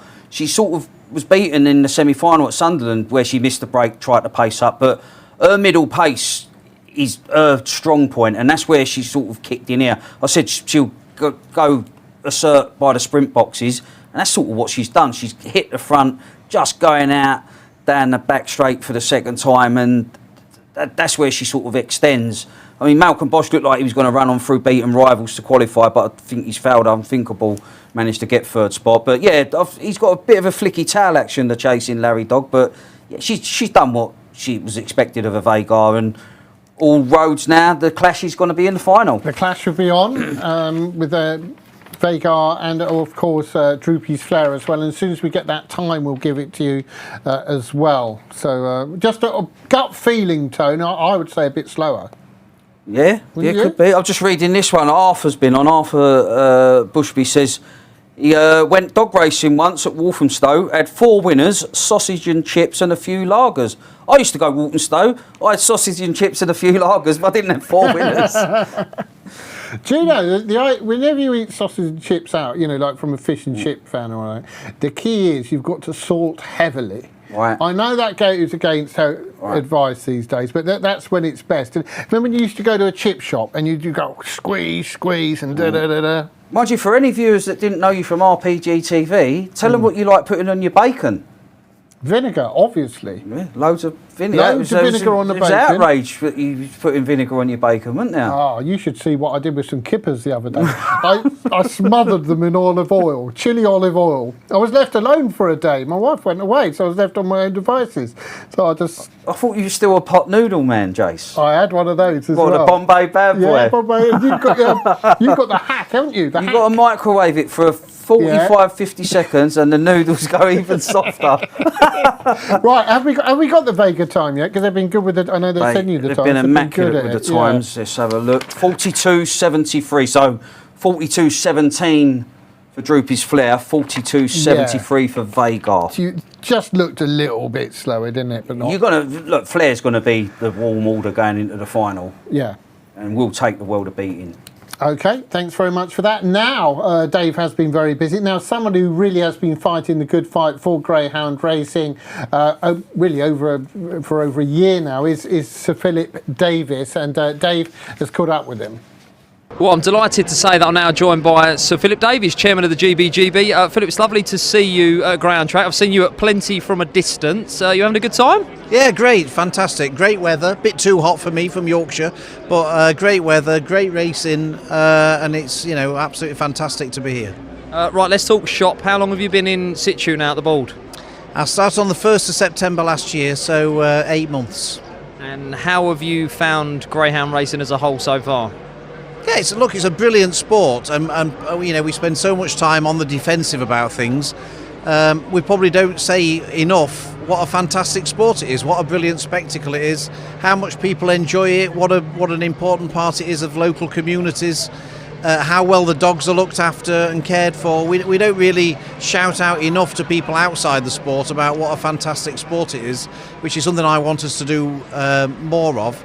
But look, it's like anyone who comes for a night greyhound racing, I think you'll be hard pressed to find somebody at the end of it who says, I didn't really enjoy that. I'm glad you said that, because I particularly enjoyed your debate, if you like, as it was on GB News, where you said exactly that. Like, we, as a sport, greyhound racing doesn't have anything to hide from. There is transparency. The figures are out there. Yes, injuries do happen, but as a regulated sport, the sport is right up there. Yeah, it's probably the best regulated sport involving animals in the world. We have literally hundreds of rules at the GBGB to make sure that greyhounds and the greyhounds that race are the best looked after dogs in the world. In terms of the veterinary care that they get, the care from the kennel hands, the trainers, the owners who absolutely love their dogs. It's unparalleled. Unfortunately, of course, dogs get injured. Dogs get injured running through the park. Animals get injured. That's a sad fact for everybody. But greyhounds are better looked after, better cared for than any other pet that's out there in the country. Pets don't get the same veterinary attention that greyhounds get, and we've got nothing to be defensive about. We should welcome challenge, and if we can do things better, we'll always listen to that. But we should be immensely proud of what not only a fantastic sport it is, but how fantastically the greyhounds are looked after. Yeah, listen, everyone in the sport, I'm sure, loves to see someone from the board, particularly the chairman, being visible, leading from the front, going on the front foot, so to speak. Is that what we're going to see more from you? Yeah, absolutely. Well, I think in the past we've seen too often people through utter ignorance peddling lies and fabrications about our sport, and often we haven't been there to defend ourselves, and all of a sudden these things, people start telling lies and it becomes an accepted wisdom even though it's completely untrue. And we shouldn't let these people have a free run to tell lies about our sport. We should be there to defend it and stand up for it and actually correct some of these myths that build up. So yeah, I'm very passionate in believing that we need to stick up for our sport and peddle some of these myths that people who want to ban our sport come up with, because to be honest, it's absolute. I hear some of the things, it's just absolute rubbish. Indeed, amen to that. On a lighter note, a popular sport as well. We can see the crowds are in there. I'm sure they'll be here next week as well. How about Towcester as a venue, the world famous sunset in the background. This is some setting for our biggest race. Oh, it's fantastic. It's a fantastic location. Mike Davis has done an absolutely brilliant job here, to be perfectly honest. It's immaculate. Everything about the track is immaculate. Hopefully people will come in their droves next week. They'll have a brilliant time. They'll see a brilliant facilities, great location for the final next week. And it's a brilliant competition. I mean, it is an absolutely fantastic competition. And, you know, nobody, who's going to win the Greyhound Derby? I mean, it could be anybody, you know, still. Next week's going to be brilliant, but, you know, let's savour tonight because there's some fantastic sport tonight and I'm really enjoying it. Indeed, it's lovely to see you once again at a track. Keep being visible on behalf of the sport. Thank you for fighting the good calls and onwards and upwards, I suppose. Yeah, absolutely. Thank you very much. It's great to see you here too. Yeah, it's Philip Davis. I was fortunate enough to interview him last year, and you could tell he was, like a dog with a bone. He was just going to keep on going and fighting the good fight, as it and were. Speaks the right way as well. Yeah. You need that to combat the stupid stuff that we see and we have to deal with in this sport. You need someone like that to combat it and do it in the right way. The passion's there as well. It's so easy to get carried away. Like, I couldn't imagine myself sat next to someone and trying to have a debate, because it's easy to lose your head, and that's what you don't want to do. You just want to say level-headed, and it is some of the stuff that he's thrown at this sport is just absolutely outrageous. Here. And just say someone got in touch and they said hats off to whoever's ironing Dave's shirts, because they've made it look as if it's come straight out the packet and he's bought a new shirt today. I reckon he's going to take it back tomorrow. He'll be all white on the night. Yeah, let me get the receipt. Right, anyway. Now we've got the price up.bet Derby Plate first semi-final coming up shortly, but let's have a look at the anti-post as it stands at the moment. And Romeo Ability's 7-4 favourite, Droopy's Trade 4-1, Sing Along Polly 6-1, the Other Chief 15-2, Droopy's Berries at 8 and 10's Bartone. I think he's skinny, Romeo Ability. I know he's got the ability. He's been knocking on the door. You can't say that he hasn't. Second in the British Bred Derby, Steel City Cup, Produce, third in the Juvenile Classic. He won the Puppy Trophy last year and was fourth in the Gym Crack. So, look, he's got the right name. He's certainly got the ability, but he had to work hard to fend off the Other Chief after leading last time out. And this is really an interesting... I know it's only a 4-dog race, but...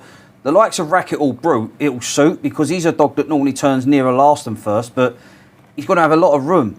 So he can get into a rhythm from the halfway. So I think he was like 6-1 early prices, which is insane for how quick he is when he's given racing room. Sing Along Polly and Droopy's Berries. I mean, any of the four can win this. Yeah, I've got my nap going here, and it was all on the price. Let's have a look at the price guide for you. And obviously, Romeo Ability was always going to make the market for the other three, 11-2. Sing Along Polly, I can tell you, across the board, was 7-2 yesterday, 7-2, 3-1. So the plunge is on. Sing Along Polly at 9-4, Droopy's Berries at 4-1, and Racket Hall Brute, you've just given a nice word to, obviously, their tone, in at 6-1. Now we can have a look at Romeo Ability last time out from Trap 1, beating the Other Chief ahead here. Sing Along Polly from Trap 5 actually finishes third in this, and Droopy's Berry, because 4 qualified from Trap 2, finished fourth. Yeah, look, Romeo Ability's just really put the pace to the race, and you're expecting him to win by a wide margin. Look at the ground that 5's lost in running. Now, Yeah. 5's 6 lengths adrift down the back straight. The Other Chief, who we know stays really well, has made it very honest in the latter stages. But look where 5 only gets beaten half a length. And this is what I'm saying. He's 7-4 anti-post favourite, Romeo Ability. He's done everything right at the boxes and only just held on. Look, remains the dog to beat here. If he gets off the front again, he may well stay out in front, but I wouldn't be taking skinny prices, because you're going to have a few strong runners chasing you. Yeah, well, Sing Along Polly, I thought it was a great run first round of the Derby when beating the other Cody, getting back up there. What I've noticed about her is that it almost is not what you'd think, looking at some of the comments, that she gets in trouble in a bit, because she'll do all she can to get out of trouble. I think, and Pat Buckley might be after me for saying this, her trouble is when she's avoiding something, something else can happen. Yeah. If you meet, you know what I mean? She's not like Proper Heiress, who's just bang, you know, go, or he in his case. So I think a 4-runner race is ideal for her. It's just, and it's so interesting because, as I say, Rackettle Brute's strong from the second half. Droopy's Berries, he's got a bit of all-round pace as well. But I just thought 4 would probably beat them to the punch once again, and might just have enough in the tank. But the 7-4 anti-post, I thought was a little bit skinny for the other dogs that are in it. I mean, you've got 6 good dogs in the second semi-final, and the draw's going to come into play because you've got 5 railers. There's a total of 9 railers, so you're not guaranteed to get your with draws. a bad draw, it could be 7-4 in the final, or bigger. Exactly that. Or bigger, because exactly that. as I keep banging on about, that in the Derby final week, leading up to the final night, there's all types of strange prices flying all over the shop. Yeah, Gary Noble's been on. He says, "Evening, guys. Any chance of giving a few shout-outs to an initiative to raise money for various greyhound rehoming charities in the UK and Ireland? Livy Noble and Carly Philpott have managed to secure 4 pups from the top kennels in Ireland to be auctioned on the Greyhound Trader website. The auction starts on Monday, and the details will be on the Greyhound Trader website. Ballymac, Droopies and Epic Ace pup from the Kennedys are amongst them. Damien Matthews has put out a pup who's down for a very fast winner last night in Ireland. So go to that website and have a look, because it goes to a good cause as well. So not only are you going to get a good pup, it's going to a good cause. You couldn't have better people involved. The Noble sisters, we used to call them the girls when they came on the show from time to time. They are fantastic. And talk about social media. I know it's got a lot better. They're at the vanguard, and the stuff that they do. And as for Cashpoint, Carly, she's usually at Towcester. She's Stike now, isn't she? I think. For years, her and the Noble girls have done so much, and Gary as well. The fact that they're behind something. Well, they've grown up with the sport. They love the sport, runs through their blood. Gary, I've known for years. He's been in the breeding side of thing. Livy and Bethia, I've known from Walthamstow. Grew up, worked in the racing office at Walthamstow. Did Livy, but they loved the dogs. They absolutely loved their greyhounds, and as I say, that's well worth a look at. Goes to a good cause, and you can't top them names. Ballymac Droopy's Epic Ace pup. Oh yeah, well. But the only thing bad about not about that. That's fantastic. Check that out. Right people are involved there. We didn't get the. I'm blaming Carly. I'm blaming Cashpoint. Potty had that gamble 2 weeks ago. The graded race. Miami's. Did we get a call? No. She knew, Tone. Not at all. She knew. We didn't get the call. But Stephen Carter's been on. Says he used to love going to Catford and Wimbledon. And Mega Phoenix says he used to work for Alf Ellis at Catford. Proper old London track. It was a disgrace they shut it without allowing people one more meeting to say farewell. And also... Alex Cole says, hi Jason and Tony, can you tell me if Slingshot Poppy is okay after her fall? Yeah, she is. She's done a dew claw, so she's ripped the dew claw out. Yeah, but going to ultimately be okay. Yeah. And thanks for all those that that's the greyhound's fun. That is the dew claw. Yeah, it's just right, but hopefully everything's good. And Catford, I always think of Catford correspondent, the Admiral used to do that, didn't he? Now, we're going to see some shots from after the last race. This is Vagar that you can see, or there with Emily, obviously in trap 5, and this brilliant pictures, aren't they? And obviously Chasing Larry's in front, and now Vagar's gone past Tone. Yeah, I always like to see because you see the paw prints, and that's obviously we're talking about the question about seeding of dogs, and that's sort of an indication of what route greyhounds take, and they're absolutely fantastic shots. It's Teresa in the background, you can see there. Your former boss? My former boss. I've had Teresa looming large after me in the past. And great to see the starter, Chris Clark, is not wearing any jodhpurs this year. They didn't leave too much to the imagination, Tone. So that's good to see as well. Simon Hutchins been on, said he used to go Walthamstow loads of times, should never have closed. Many a great night at the Dogs. Cheap drink and great food and good crowds. Yeah, I think it was a sin that it was...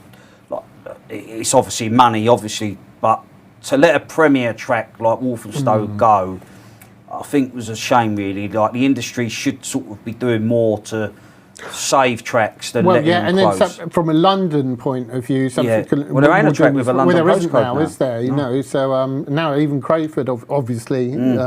There used to be some dispute whether that was London or not. No, it's not a London postcode, really, is it? No, okay. But you know, for someone like me, I kind of count it as London area. Yeah, It's the same. no, but like it was a shame because Walthamstow, like, it was a premier venue, and it was just a great circuit. Like the racing was. It's part of the culture. I mean, you go back and you see old films and things, and some of the people when we go. I know we've spoken about it 1,000 times. You know, it used to be a place that. But it's so hard. Like, as an industry, like, football's have got academies. You've got all other avenues to come in now. Unless you're sort of connected, and you're a family member or like a work in a kennel, and you're young and up and coming, and you sort of get it left as an ongoing concern.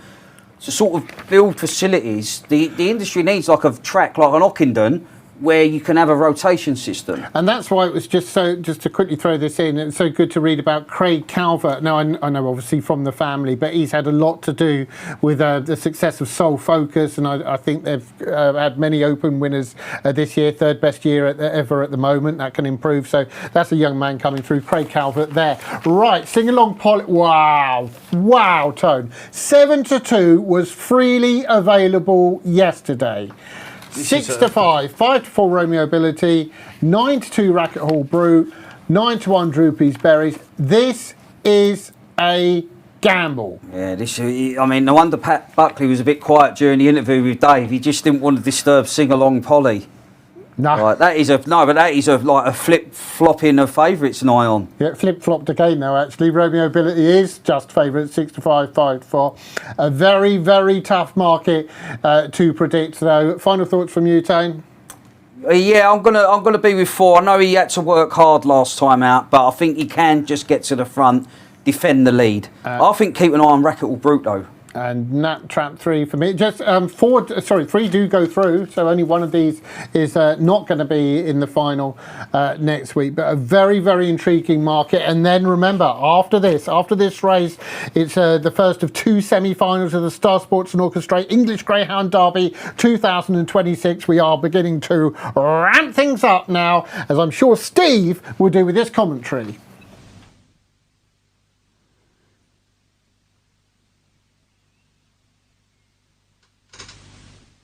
We're off on Racing Toaster. Look at the 4 Romeo Ability pings out there. Sing Along Polly's trying to get loose and chase, and then 1 and 5. Round they go out of bend 2, and Romeo Ability's thrown the gauntlet down here. Sing Along Polly, though, has moved into seconds, got a clear shot at the leader if she can get there. She's close to within a length now, and she's going to throw down a challenge. Can Romeo Ability fend her off? Sing Along Polly, Romeo Ability head to head. Sing Along.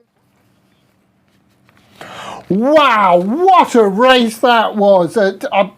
It's sport for me because Tony was shouting so much in the studio, but Sing Along Polly gets up to beat Romeo Ability. Yeah, I mean, he was under the bars, and you saw the amount of ground that Sing Along Polly made up against Romeo Ability last time in the heats, but what a race. I mean, that was an absolutely phenomenal race. He's under the bars, he needed to do that. You always thought he was going to set the target for the others. Once she's clear, he was praying that she didn't get a side swipe from Red. Now she's hot in pursuit. She was 5 or 6 lengths behind at this stage in the heat. Now she's free, and all of a sudden my ears went pop because some man must have had a big bet on this, because it was oi, oi, oi, and then the oi changed a little bit, and it was like, oh, aye.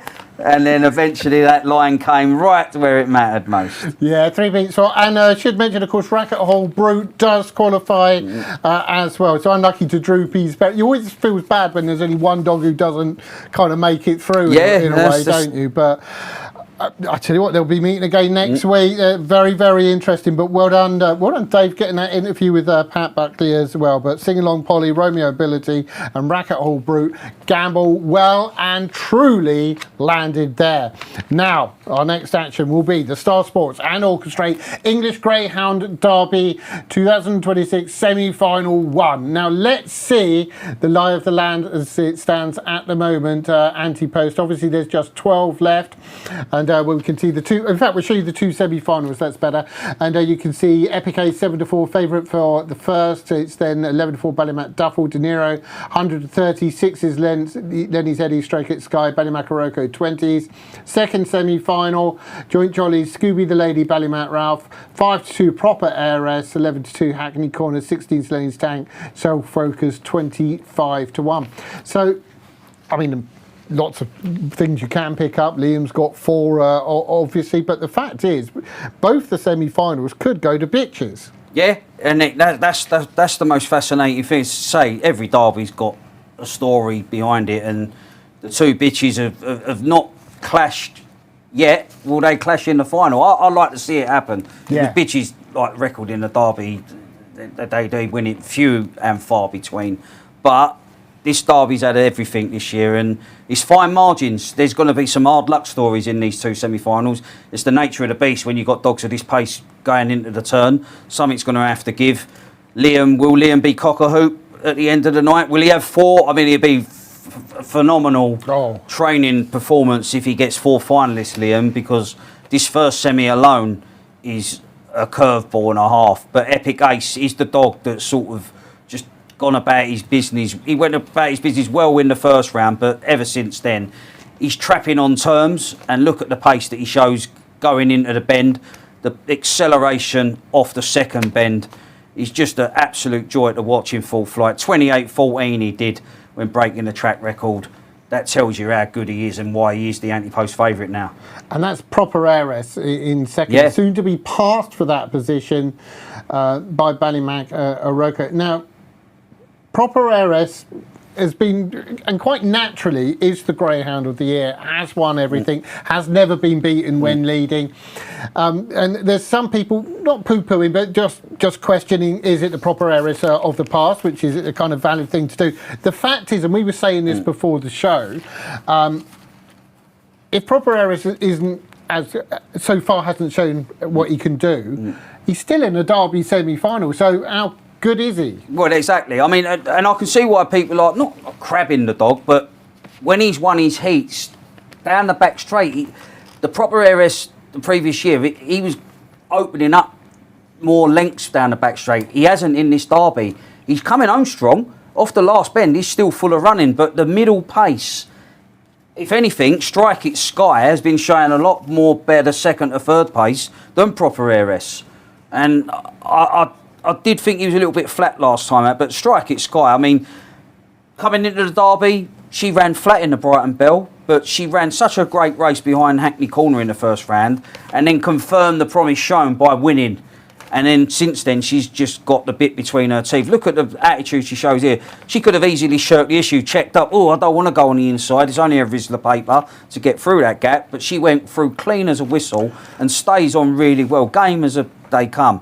And it's Ballymac Ralph, I mean, he's another dog that's, if he could inherit a set of trapping boots, he'd probably be Derby favourite. Well, yeah, and that's the thing. It's almost odd to have positives to say. I mean, absolute positives, not just getting here, but you can envisage them going on as well. Ballymac De Niro has shown. Well, he was the talking dog after his first round win. The traps opened, and it was like, well, he's in trouble, but this is him. Is he peaking at the right moment? I mean, he runs a lovely bend here. He's got across. He's seeding's bang on. Trap 4's a perfect draw for this dog. And he's done 28-21. He's produced his PB at the right time. Now, if he can reproduce it, if Ballymac Duffel flops the lids like he's done in the previous couple of rounds, he could get a nice racing line into the turn, Ballymac De Niro. And we should mention that's Clarkie's Nap tonight, Ballymac De Niro. Also, if you're going by just by the clock, if you're just going by the clock, that was the fastest, obviously, of the course, yeah? 28-21, Ballymac De Niro. Lenny's Eddie, 28-34, got beat there, but actually had the second fastest. Yeah. So are we underestimating because he got beaten that? I just think time. I don't. It's easy to get carried away with times. You just got to judge on any given day. These dogs are capable of doing any sort of times. It's all on the day. One week you can be doing 28-14. Next week you do 28-50-60. Same like Proper Heiress. He's yet to really threaten the clock. He's not gone 28-30 yet, but he's a dog. The fact that he's still in the Derby is cause for the others to be concerned, because we know how good he is. He's tried and tested. Obviously, in the Irish Derby, he was a bit flat in the semis and come the final itself. So Mark will know if his dog's spent or he's ready to rumple. And there's just going to be no margin for errors. And I'm hoping for clean run races, but I just think something's going to have to give around the opening turns, and hopefully there's not too messy races. Well, we've got one more quarter final to show you. It's the brilliant Scooby the Lady. Sole Focus, what a story. Well done to the Calverts in second. And Ballymac Duffel performing miracles to qualify. Yeah, I mean, Scooby, I was moaning non-stop, still moaning about it. Scooby the Lady led in the first round and got beat by Texas Jack. I still can't believe it. But since then, she's proven that she's not for catching. And she's getting the start right. 370 sectionals each time. That's what you want. And she showed how good she was when she beat Proper Heiress in the Kent Plate in a track record time at Central Park, Jason. So she could be a bitch that sort of puts the gents firmly in their place. And Sole Focus, I want to concentrate on, obviously is a big prize, but this is the story. The Derby's always about stories and getting to fun. Just cost £6,000, I read, on Greyhound Derby. Yeah, Paul Heron's just been on. He says, go on Focus, 6K, me and the lads paid for him, up against it tonight, but fingers crossed. Yeah, but the thing is, right, they know they haven't got the fastest dog, right, that's not being rude, but it's got Trap 1, is obviously a fast dog, good dog, will run, as we saw there, will run its race. Now, if something else happens to the others, which is more than possible, you need to nick third place. That's all you need to, and then they've got a Derby finalist, and I wish them the very best of one, and that's brilliant that the guy's been in contact. Yeah, he needs to beat Proper Heiress to the punch. He's 37 kilos, so Proper Heiress, if he's in front of Proper Heiress at the Crown of the Bend, and Proper Heiress is in trouble because he's a unit to find a way past.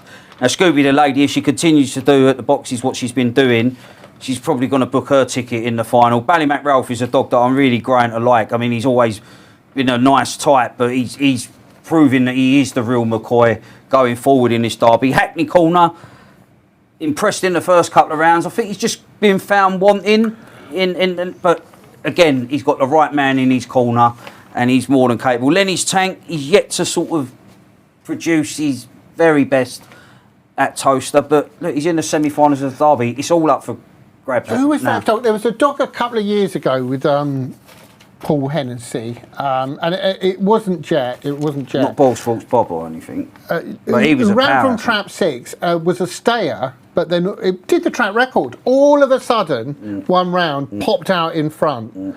I can't remember. No, it wasn't Ball Sports Bob, I don't think. Or was it? He was the he was the dog that used to surge from... Yeah. Did he have the track record at one stage? Oh, can't, off the top of my head. Someone get onto that for us. But he definitely had a track record with a dog who was basically a stayer, but popped out of Trap 6 one night. The winning time of the previous sing-along Polly, 28.59. 28.59. So that's a good gauge. I mean, looking at these Derby, I think 28, 20, 30... round that mark's going to be in the offing for one of these It winners. used to be, back in the day, a coin flip, whether the plate final on the night or the Derby final on the night would have the fastest time, didn't it? Yeah, was it one year? Oh, and it was the consolation. Yeah, it quite often does. That went quicker, because it was a well-fancied dog that was a sort of shock exit. And well, sometimes they've had a bit more rest as well. Yeah, you know, if they went out in the first round, they've had a couple of weeks where they've not been coming back. You know, there's all this is manner what of it's all things about, though. 12 dogs going to the traps to reach the Derby final. This is the pinnacle, and next week is going to be so special. Do keep getting in touch with us. Do leave those comments on the YouTube and Greyhound at RP Greyhounds if you're on Twitter. Now, just before the excitement of the semi-finals, we're just going to have another look at something equally as important, paramount in fact, and that's of course welfare.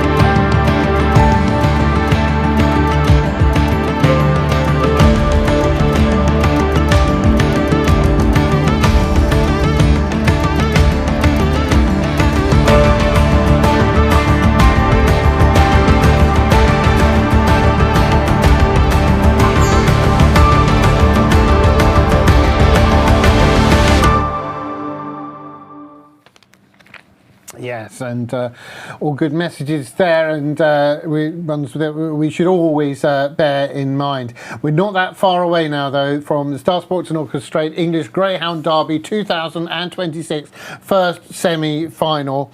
So we're going to have your definitive. I'll ask you first of all, Tone, because people do like for your definitive 1, 2, 3 here. How you see it? I think Epic Ace, if he traps level, I think he gets to the front by the crown of the bend and goes and wins like he has been. Then you're looking at De Niro. I think he'll get a nice run into the race. I think Duffell's got a chance of qualifying, even if he misses the break, because he's performed miracles. Strike It Sky is going to have to look a bit lively because her second to third pace is good, but it's no good if she's going to turn fourth or fifth in this particular contest. Lenny's Eddie lost nothing in defeat behind Ballymac De Niro, and a scrappy race will certainly play into the paws of Ballymac Iroko. He might not be the quickest dog in the race overall, but a scrappy race offsets that because he's coming home. His pace from halfway, he's not going to be found wanting if it comes down to a scrap. Do you know what? I'm going to have a match bet with you, and what we'll do, our next, if you missed it earlier on, we showed a little bit before the show, Tony cheating at Paul, giving me the elbow, giving me the bad cue, the wonky cue. So next time you'll have to play wrong-handed for 3 shots. I'll have a match bet with you, and I don't know if the bookies have done this. Lenny's Eddie will finish in front of Ballymac Iroko. Well, yeah, what price you giving me? 3 to 1? What? It ain't an even money match, is it? Well, no. What price am I getting? Whoa, Tone. No, that's a fair bet. What, I'll get 2 to 1? You can have 6 to 4. 6? No play there. Oh, that's bang out of order of you there, Tone. That really is. Yeah, I really fancy Lenny's Eddie to qualify it. I'll be honest, I'll back Ballymac De Niro. Because I just think is improving all the while. Ballymac Duffell, we know what he can do from behind. We know what he can do in front. But I think De Niro's edging towards the better breaks. Duffell perhaps not so much. Epic Ace, he falls into... This is where it can be a horrible game sometimes because you think, can he still keep... every week do what he's done? You've got the evidence there. I just thought Strike It Sky's probably because kind of misses a beat, but then she really rushes out. Yeah, but not as... If 3 traps level... Freeze in front. Yeah, freeze in front of these at the bend for me. I mean, look, Ballymac De Niro, he was a talking dog after the first round, and even though he was beaten on merit by Proper Heiress in the second round, he was a dog that could still win a derby because you're just beaten in one of the rounds. Don't mean that you can't win the derby, and he showed that last week. He set the standard, and he's got a good makeup. He's got a reasonable makeup here. If he can come away. That's the problem. It's no good missing the break. Missed break here is no good. I mean, it just depends what Epic Ace does because the race revolves around Epic Ace. If Epic Ace makes a complete mess of the start and surges to the turn, could be chaos. Yeah, I mean, if you see it as like 2 races almost, which is a stupid thing to say in a way, but one, the inside and the outside, I'd be more confident of De Niro winning the race out the outside 3 than I would Epic Ace necessarily winning the race. Yeah, so you must be big on De Niro. If that's that's how you're looking at it, and obviously Dave fancies. Dave snapped De Niro as well. And De Niro's another one that's been well supported. That the prices have changed throughout. I mean, Epic Ace. It was the first price was 7 to 4, I think. So 7 to 4 was the first, which is what you'd expect. It's almost a price that can go. It's never going to change too much from that. As I say, if you run this race 3 or 4 times, you'd get a different. You would definitely get a different result. 100%, you'd get a different result each time. But look, he has been epic. He didn't come into the event in flying form. No.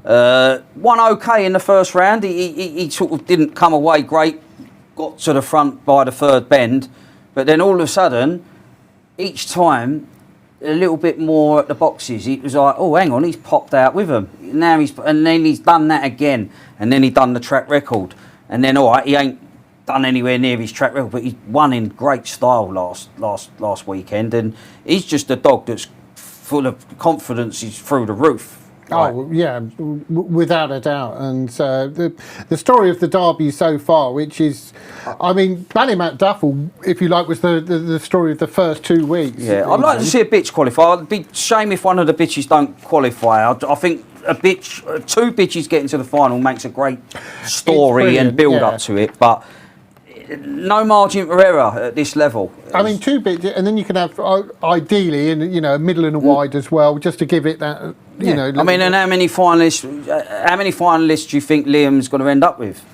I think he'll have a minimum of 2. 2 at least. 2 at least. Right, here is the betting. Epic Ace 5-4. So punters aren't put off. Such a tough race, but because of what Epic Ace has done, 5-4. 3-1 Ballymac De Niro. I actually saw a bit shorter than that earlier on, so on track taking on De Niro to an extent. 9-2 Ballymac Duffel. Who would have thought what Ballymac Duffel's done? 5-1 Lenny's Eddie. Strike It Sky at 6s.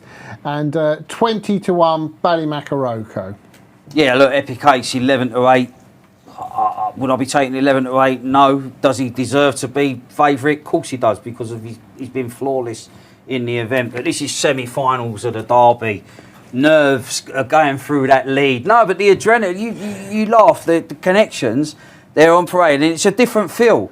It's not the first round. It's not a normal run-of-the-mill open. The tension is there. And in the nicest possible way, these are greedy people. Because the reason I say that, Mark Wallace has won it twice, Paul Hennessy's won it twice, Liam's won the Derby plus Irish Derbies as well, and obviously Paul's won, and Liam have won Irish Derbies as well. But it doesn't matter. It doesn't matter. It's as if it's the first time. And John Kennedy would be the first time, obviously, if it were he to win the Derby this year. And he's got the extra pressure of having the favourite. So they are loading up. Star Sports and Orchestrate, English Greyhound Derby 2026. Final thoughts, Tone? Yeah, look, Epic Ace, if he traps level, I think his pace carries him to the front off the second bend. And it'll take a good one to deny him. Ballymac De Niro, for me, that's Dave Snapper as well. We do obviously genuinely wish them all the best. It's heartbreaking going out at this stage. 3 of them, or 3 connections of these runners will feel that. You sort of get nervous for them. You really do, because it's euphoric if you get through. They're checked over, they're okay. Let's go to Steve.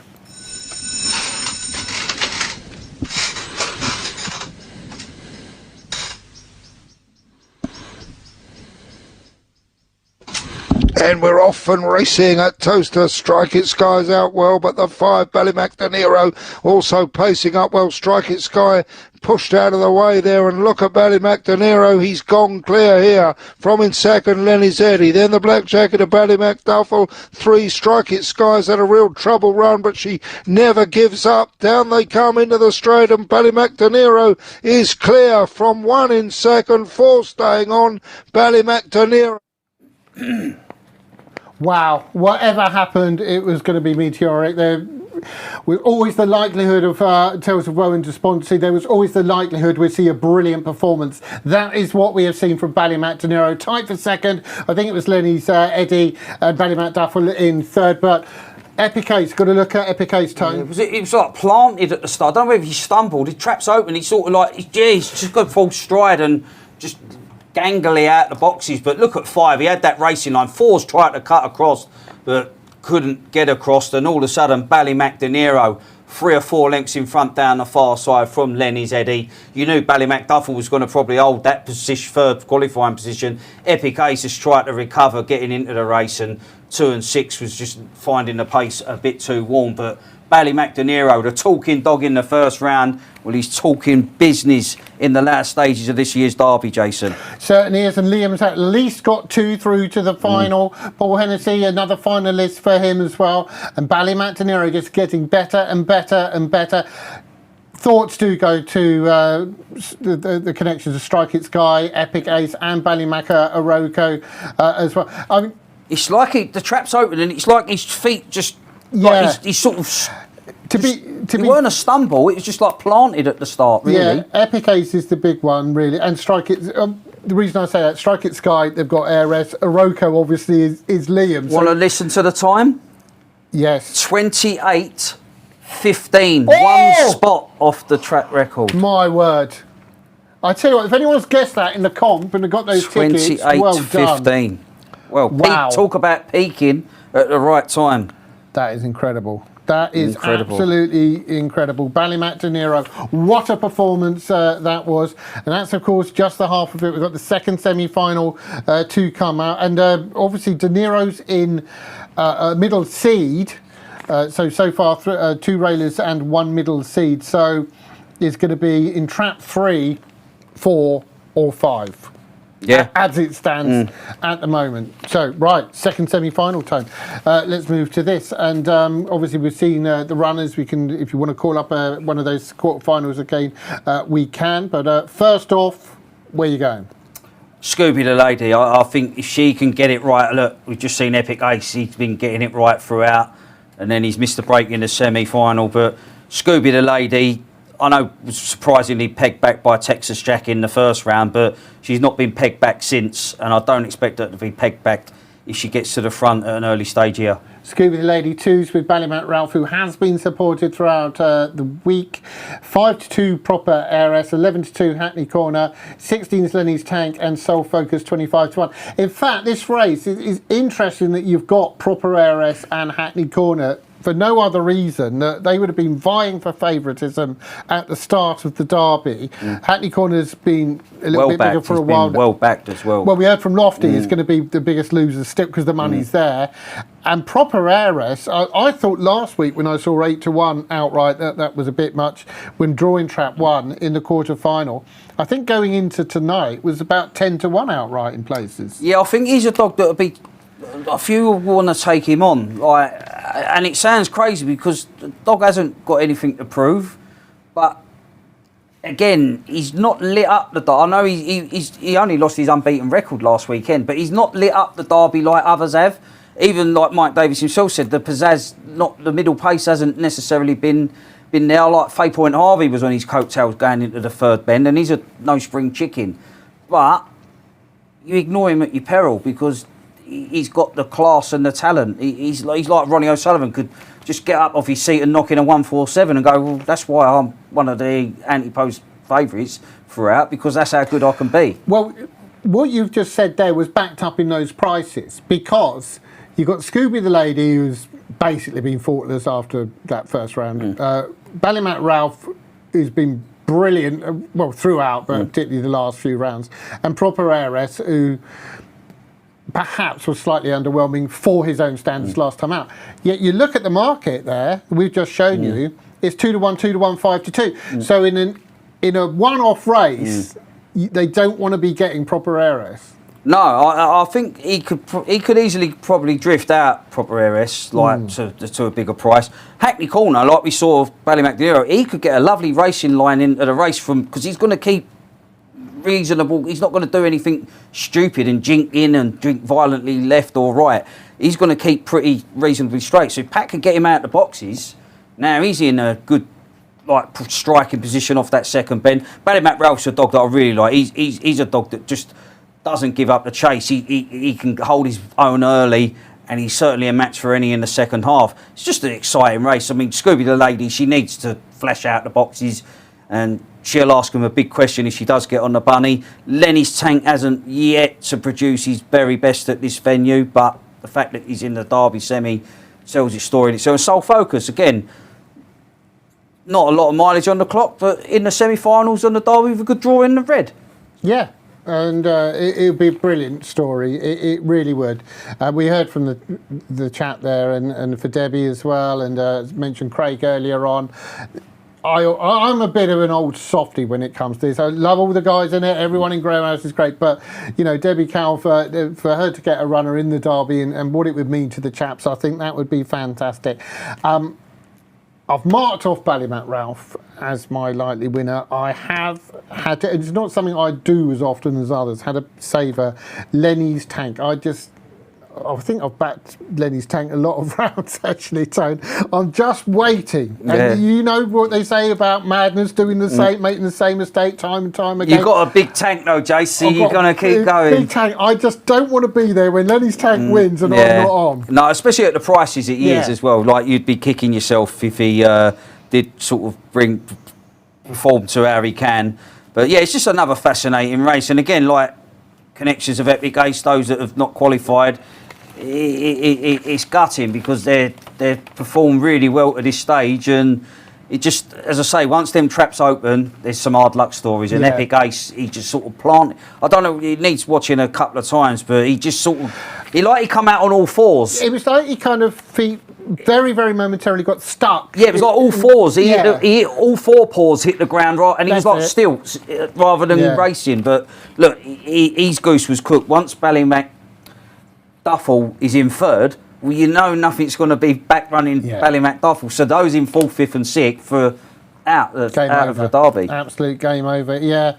And that's the trouble with the, although that is the trouble, but it's the beauty of the Derby as well, that you've got to do it over all the rounds. Yeah, Cannon's been on. He said he's looking forward to the great match-up between Vagar and Droopy's Flair next week. Well, there's going to be some fascinating... How do you price it? I know you don't know the draw, but... Nah, she'll be... Well, you know she's going to be inside. She'll be... I mean, the chasing dog could be a little bit of a worry, but yeah, I think she'll be very short.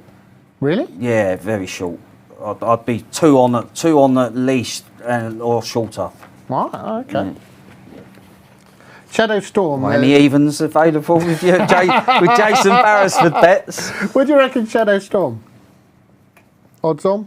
Yeah, the odds on as well. Will be odds on as well. There'll be some shorties, but again, you'll be getting tremendous value. If you want to take them on, you're going to get some value about some capable dogs. Bookmakers do often get, or last couple of years, not every year, do often get hit on Derby final night. They really do, because there's the thought process and betting going into it prior, and then on the night they might try and attract custom. I think the dust don't settle. I think they are priced up, and then all of a sudden, like, you can look at a race like initially and go, and then all of a sudden you go, hang on a minute, that's going to occur there. And now the dog that's 8 or 10s, you think that can't be that. Like Ballymacaroko, the previous week was stupid prices. Like was always going to sort of probably qualify, and was opened up, I think it was like 20 or 120, and was never should have really been those prices. But I think when the dust settles, you can sort of pick the bones out of a race. You think, well, yeah, Shadow Storm should be favourite, but this could potentially happen. And also you think, well, how's that price? And that's when you actually look more in depth at it, because anyone can go, well, yeah, look, Ruby's this, that, done that, Vagar's that. But if you go in deeper, now all of a sudden you spot something, you think, well, hang on a minute, there's potential here for this to occur. That's when you pick up some fancy prices. Yeah, absolutely. So, and let's be honest, there's more with on videos, dare I say it, shows like this, lots of other things. I mean, listening to you, not anything else. You and Dave, when you do your programme as well. There's lots of help out there, and when I say help, I don't mean that people can't make up their own minds. What I mean is that sometimes it's almost good to have a chat and hear another point of view, even if you hear it and then think no, but it's in their head there, and you're coming at it from different angles. The beauty of this, everyone's got an opinion, and some people go, that's a silly opinion. An opinion is an opinion, whether it's a silly opinion, a great opinion, or indifferent. And if everyone agreed, it'd be boring, wouldn't it? It would be boring. I'll tell you who's not boring, though, and that's Liam Dowling. Neither is Dave, and I presume he's got caught up with him because someone said in my ear, reaction to the winner. Well, we're at the drop then, first semi-final, and it is Ballymac De Niro, joined here by Peter Harnden, and Guy, of course, doing the steering. Obviously, Liam's got one in the next race, but this lad's come to hand nicely, Peter. He said it with only dog what hadn't come to himself early on in the few rounds. And last week he says the dog's come to himself. So we were all on last week. I ain't got involved this week. I thought it was a hard race this week. I said, Liam, you need the 4 to come away, take the ground of the 3 a little bit. It's a shame not to see the 3 go through because he's been superb. But this dog's just come right at the right time, and he's a serious contender now, isn't he? He is indeed. Nice one, Peter. Thank you. Thank you. Peter Harnden is working with Liam there. Obviously a great man, great trainer in his own right. We've also got a reaction to the second place finisher. Well, another Greyhound Derby finalist for Paul Hennessy. He's run well for you there, Paul. Yeah, great young dog. He's only learning his feet. I think that's his 8th race tonight. And it was tight at that first bend, and he held his ground and got through, so we're in the final. And listen, it's a family operation. It must mean the world to you guys. Yeah, it does. kind of planned this from a long way, maybe from this time last year to get back again.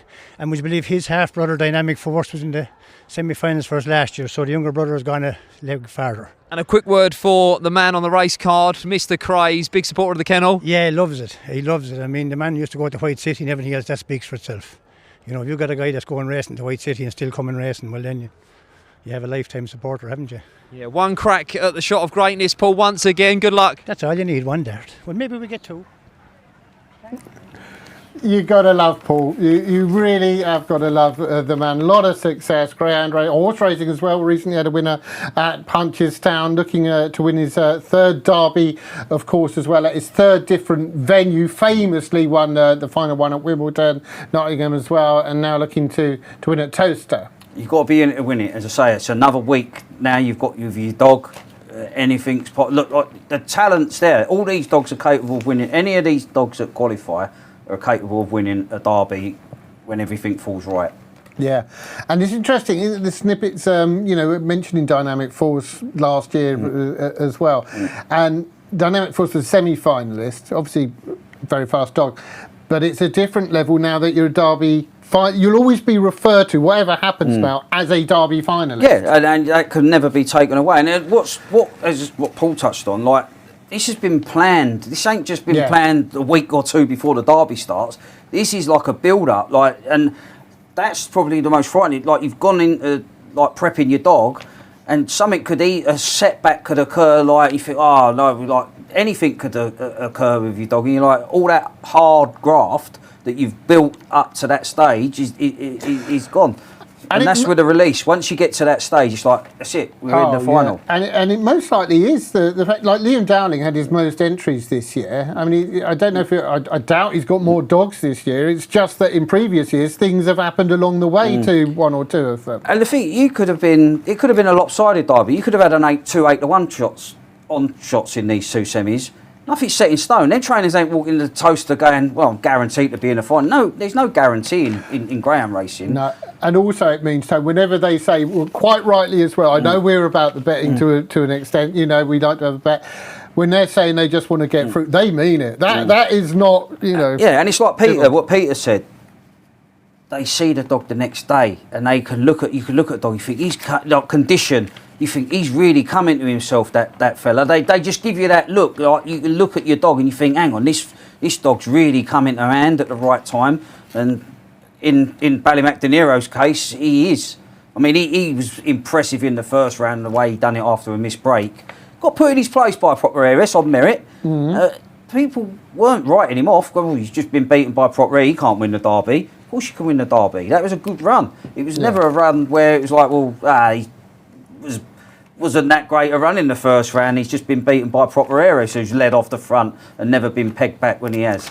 Well, yeah, and if every greyhound was run the same every time, you wouldn't need to have different rounds of events, would you? Right, as soon as we do get the betting for the second semi-final, we will give that to you.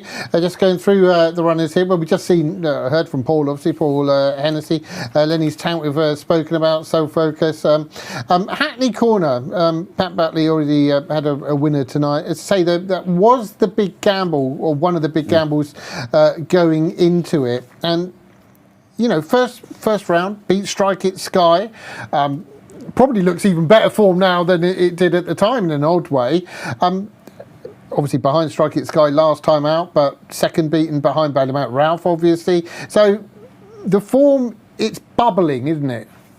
Yeah, I mean, like, I'm just trying to work out, like, if you're Liam Dowling, are you hoping that Lenny's Tank qualifies? So you don't want to necessarily be in sixth, would you? If no like seeded dog goes through, De Niro's going to be in six, isn't he? Like, that's true. Would you be hoping that you're not in six? You'd probably prefer to be in 4 or 5. Like I would be if he was my dog. I wouldn't want to be in 6 in the final with. I mean, De there's Niro. probably a few.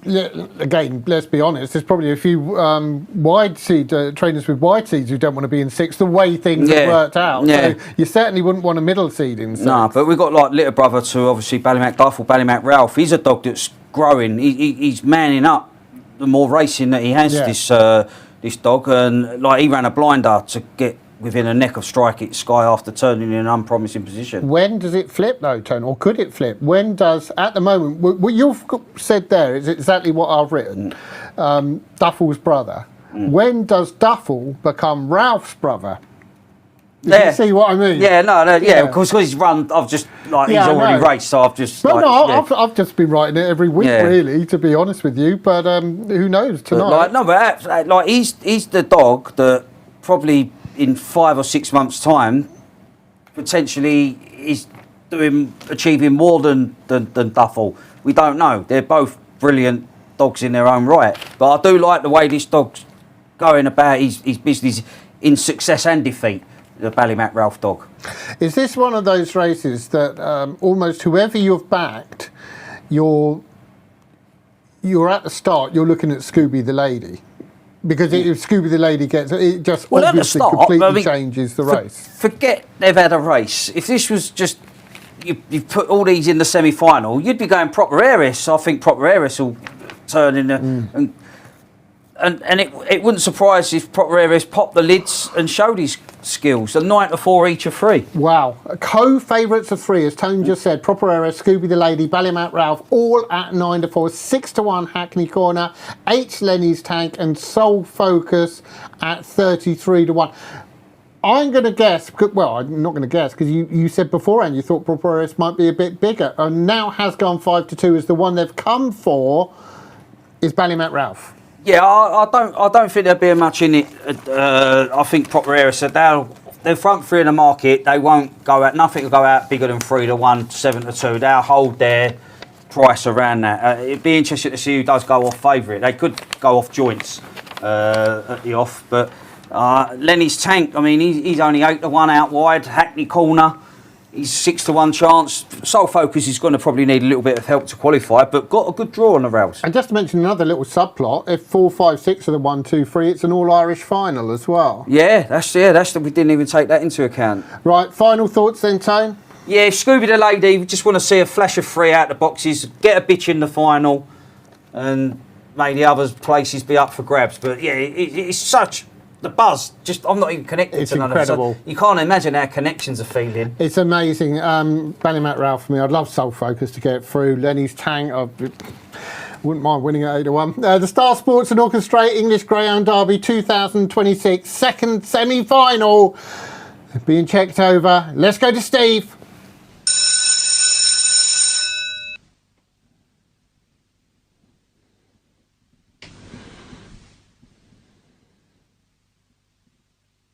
And we're off and racing. 6 has missed it, Lenny's Tank, and it's Hackney Corner. The youngster is pacing up well into the turn. 6 running off there, and as they go round into the back straight, it is 5. Hackney Corner out in front, traced by Proper Heiress. She's just a length and a tail behind. Then a gap to 3, 6, Lenny's Tank, trying to recover after that starty start, but Hackney Corner's leading off the final turn, and he's stretching away here, Hackney Corner. This is impressive. 5-year winner, 4 and 6 getting up to qualify another incredible as well. race. I do hope track 2 Proper Heiress is okay. Seemed to drop away quite quickly there, but we have got an all-Irish final by the looks of it. Hackney Corner has come to the party. Big style tonight, gone on and won it. Close for second, Lenny's Tank and Ballymac Ralph. We said, look, Pat Buckley, this dog's been well supported pre-Derby.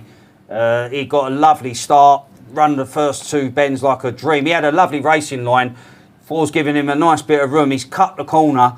2's turned second. Now I'm thinking, well, you're in the Derby final, Proper Heiress. I hope he's okay, because he got that flicky tail action down the back. Whether he's picked up a niggle, like he's challenging going into the 3rd bend. A little bit undecided. It's hard to pass going into the 3rd bend at Towcester, but here, Saints, his action just went, and he's got no business dropping back through the field like that. Yeah, he's probably done a muscle of some description, but.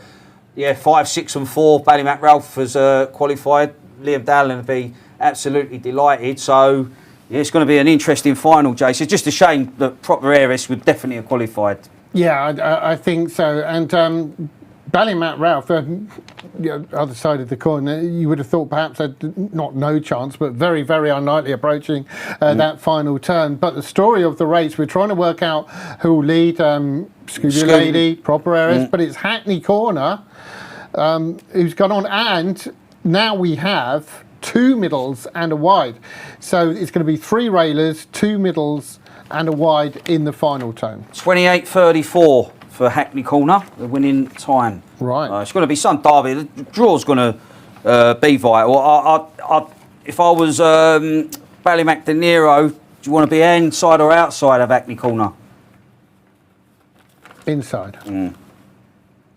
Inside. If Hackney Corner starts like that, it doesn't almost matter. No, yeah, you want to be inside. Definitely want to. You want to be in 4. If you're De Niro, you want to be in 4. Yeah, and Tank's obviously going to be in trap 6.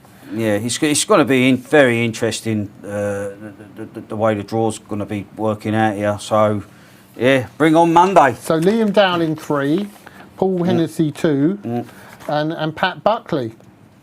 So it's weird, isn't it, that there's just going to be 3 trainers involved at the Derby lunch. Amazing. Absolutely amazing. Bookies will be paying out an Irish winner, and it was an incredible performance. You can't help, as I say, feel sad, or we've said, feel bad for those proper that areas. have dropped out. Yeah, like it took a little bit of a weird stride last time in the last week. That's why I thought he'd be taken on, because I think people thought, he just wasn't quite the proper areas of old. But he had he was in the Derby final at that third bend. There's no way in the world. He probably picked up some sort of niggle somewhere, like a muscle injury or something. But it's just shame because he was going to be in the Derby final. And Scooby, the lady, they're thinking Connections, just one more start. That's what we needed. One more start. And that's the most frustrating thing. You're relying on them. Like with Liam's dogs, that's the beauty. They can recover from it. Like you're planted at the start, or you're missing the break. Your Derby dream's over. And that's why, they're so versatile. Like the Irish dog, they've got it all. And it's just a fascinating final. As I say, the draw's going to be key. I think if you ask Connections what draw, I always believe you should ask Connections what draw they would like. How would they like to see? They should get a piece of paper and write down their ideal draw. Write them down 1 to 6. Well, Lenny's Eddie almost would be the one in most light trap 1. I mean, Duffel wouldn't want 1, and I think Duffel in 1. I'd want 1 with Duffel. The way I think he could inspire a half decent exit. Now I'd switch it. If he got switched back to bang on the rails, Duffel, I wouldn't be too disappointed. Right. Okay. No, I just think it might change his saying. He's got the skills to pop out the boxes. And the other railer, of course, after mentioning Eddie and Duffel left in, is Ballymat Ralph. Fascinating derby. So, yeah, it is. It's very, very. If I asked you, this is an unfair question, Tone, but I'm going to do it. If I asked you to say, name the Derby favourite and price now, and I know we haven't had the draw and all of this. De Niro's going to be favourite. De Niro's going to be favourite. What price? 5 to 4, 11 to 8, 6 to 4, maybe. I don't know. That's the pre-draw. I'm not. I'm not sure. That is legally binding. You have to lay anyone. I'd lay that. I'd lay 5 to 4. Yeah. I wouldn't be running for cover. No, that's fair play.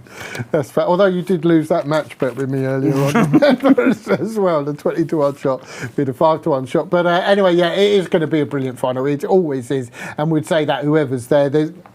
It's just so much, this derby in particular, there's so many little jigsaw pieces that haven't quite fit, and now they've all come together, and it's... Well, Liam would have if you'd have said to Liam tonight, you're going to have 3 in the final, you're going to have a 28-15 one spot, he would have took that, he would have ripped your arm off for if you told Paul Hennessy he'd have 2 in the final. Exactly. Same thing. So, and Pat will obviously had 1 runner, so of course... Pat only needs the 1. He only needs the 1. And he won the race, so, if you told... So that's 3 trainers, actually, who are going into... I mean, apart from the fact they're in the Derby all final. with Derby winning pedigree. All with Derby winning pedigree, who couldn't be any happier about it. So, and they've got a week with their dog now as well. Yeah.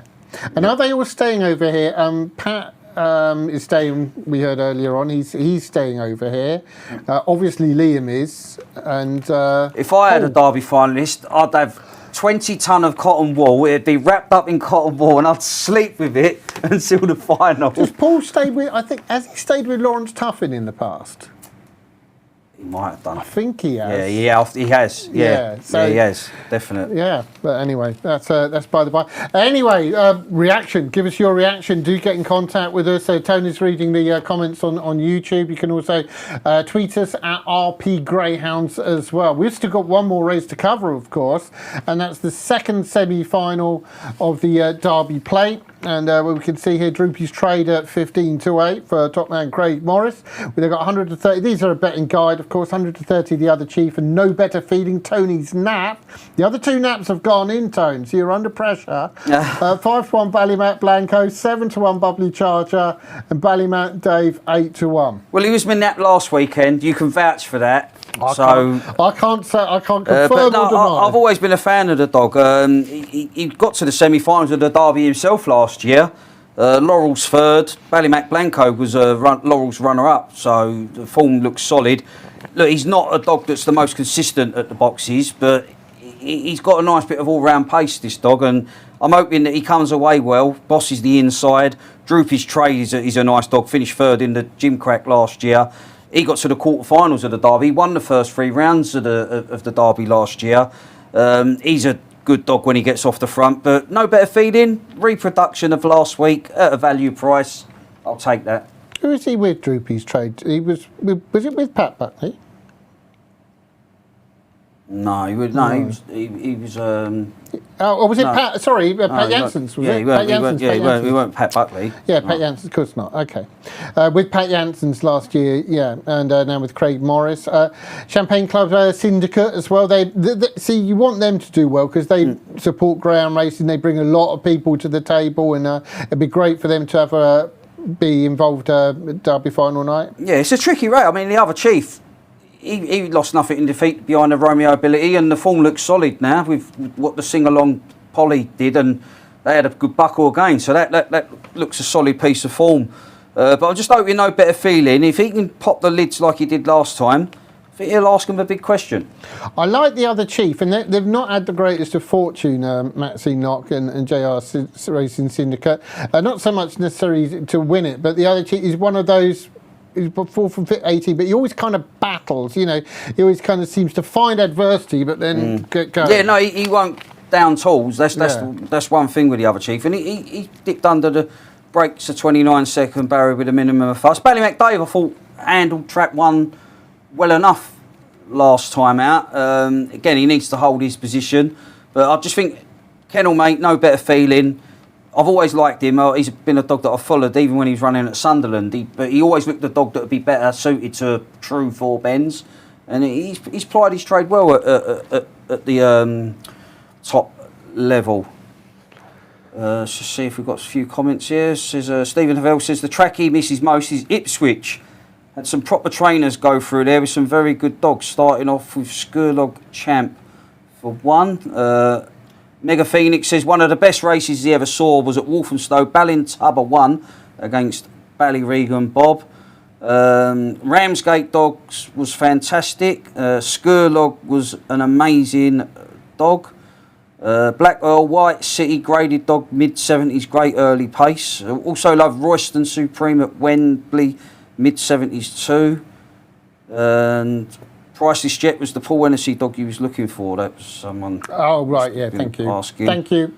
And West Ham State, all the old tracks, when the tracks used to be packed all round the bends, bookmakers galore taking money. And someone says, Mr. Dowling, 3 in the final, looks odds on. What about that? Come on, Ralph. I would say as well that for those that love there's a lot about old greyhounds there, perhaps not going back that far all the time, but a bit anyway. Clive Lawrence and Dave, who did the RPGTV, obviously involved in that, together I think did the Greyhound Archive. So there's lots of old races on there. There's lots of Skurlog Champ races available on YouTube anyway. So you can find these a little bit, but they've done the Greyhound Archive, which is certainly well worth a look. Lots of races on there to have a look at. Yeah, no, it's always like when you look back at some, like I watched some of the Skurlog Champ, you still think, you know he wins, but you think, no, he can't win from there. You're not bets on it. Yeah, no, he's absolutely crazy, but it makes the old hairs tingle on your back when you watch some of them races. You think, wow, unbelievable. Right, here we go then. Dave's going to catch up with some more reaction, by the way, from those that have gone through. It'd be a certain amount of deja vu, I'd imagine, seeing who has gone through. But yeah, it's going to be very interesting. And remind you that the Derby lunch, that's when the draw will be made. Do you know the time, Tone? I don't go to the Derby lunch, so I wouldn't know what time it takes. I'm going this year. Oh, yeah, I see. I'm a cameraman, am I? I've just been told I'm going to be the cameraman, so that's good. Well, I hope I'm off to the cricket tomorrow, so I hope I'm going to. They'll listen to the show and said you called us all greedy, so they won't talk to you. That's true. That's true. I'm having to sing for my supper, but there we go. And anyway, hopefully it'll be good doing it. Then we'll get the draw made. And they sometimes, I remember, was it Ryan Sidebottom, the cricketer, did it a few years back, and there's been a few others, pseudo celebs or celebs that have done it. I wouldn't know. No? No. You sure Diana Dawes back in the day? Oh, right. Okay, so anyway, next week will be a very, very special night indeed. All the finals that we've seen tonight, there'll be those independent races, there'll be the Anglo-Irish race that they always had, there'll be the Durando, of course, as well. And do you remember at Towcester tomorrow, as mentioned earlier on, Tone, there's those two comps, the semis for the two comps there as well. Yeah, everything runs alongside the Derby. There'll be finals galore, be invitation like Durando, be some amazing one-off. There'd be the Derby consolation they normally have. Yes, I think obviously for the semi-finalists. No disrespect, proper heiress. What we've seen tonight was unlikely to obviously be in that. But yeah, we'll find out more tomorrow, because connections must be absolutely gutted that they're 1 minute you're in the final, the next minute you're not. So again, 6-round competition. You know, you need a bit of durability, but it's such a shame because he put himself in an A1 position to even win the race, let alone not qualify. Right, here is the betting then. Droopy's Trade 5-2 favourite, 3-1 the other Chief. Tone's Nap, no better feeling, 100-30. 7-2 Ballymac Dave, 5-1 Ballymac Blanco, and 10-1 Bubbly Chargers. Happy with that, Tone? 130? Yeah, I thought it'd be about 3-1, 7-2 chance. I think it's a wide open race, but yeah, look, he didn't be a turn last weekend. I'm hoping he can do the same this weekend. So Esther Driver and the Iffy Trap Syndicate, you could take that as you will. Craig Morris, it'd be great for him. Used to be a great friend on RPG TV. And actually, do you know, one time I noticed him walking up here, I've only been to, do you know how many times I've been to a Nando's in my life? Nando's? Nando's. Oh, I reckon you're a frequent visitor. No, I've only been once. I'm frequent visitor to KFC and other places. I'm not being a snob about this, but I've only been to one Nando's, and it was the one just down the road from here, and it was with Clarky and Craig Morris. And I asked for the hottest sauce they had, and it wasn't very hot at all. Oh no, the Nando's sauce, No, disappointing that. But anyway, right, come on, Tone, give it the big one for the nap. Yeah, hopefully. Look, I know me fate at the start. He's a dog that doesn't. He's not like an absolute lip-pinger. Got to be off the front, but I want him in the first, second, or third off the second bend. Obviously, with the right dogs there. So the priced up dot bet Derby play second semi-final, obviously 3 to go through to the final next week. Tone Snap is going here, trap 3 no better feeling. I've put my mark for what it is worth by trap 5, that is Droopy's Trade. Last night on what has been an exceptional night's action, and well, obviously it's just the aperitif to what's happening next week. For the last time, let's thank and go to Steve.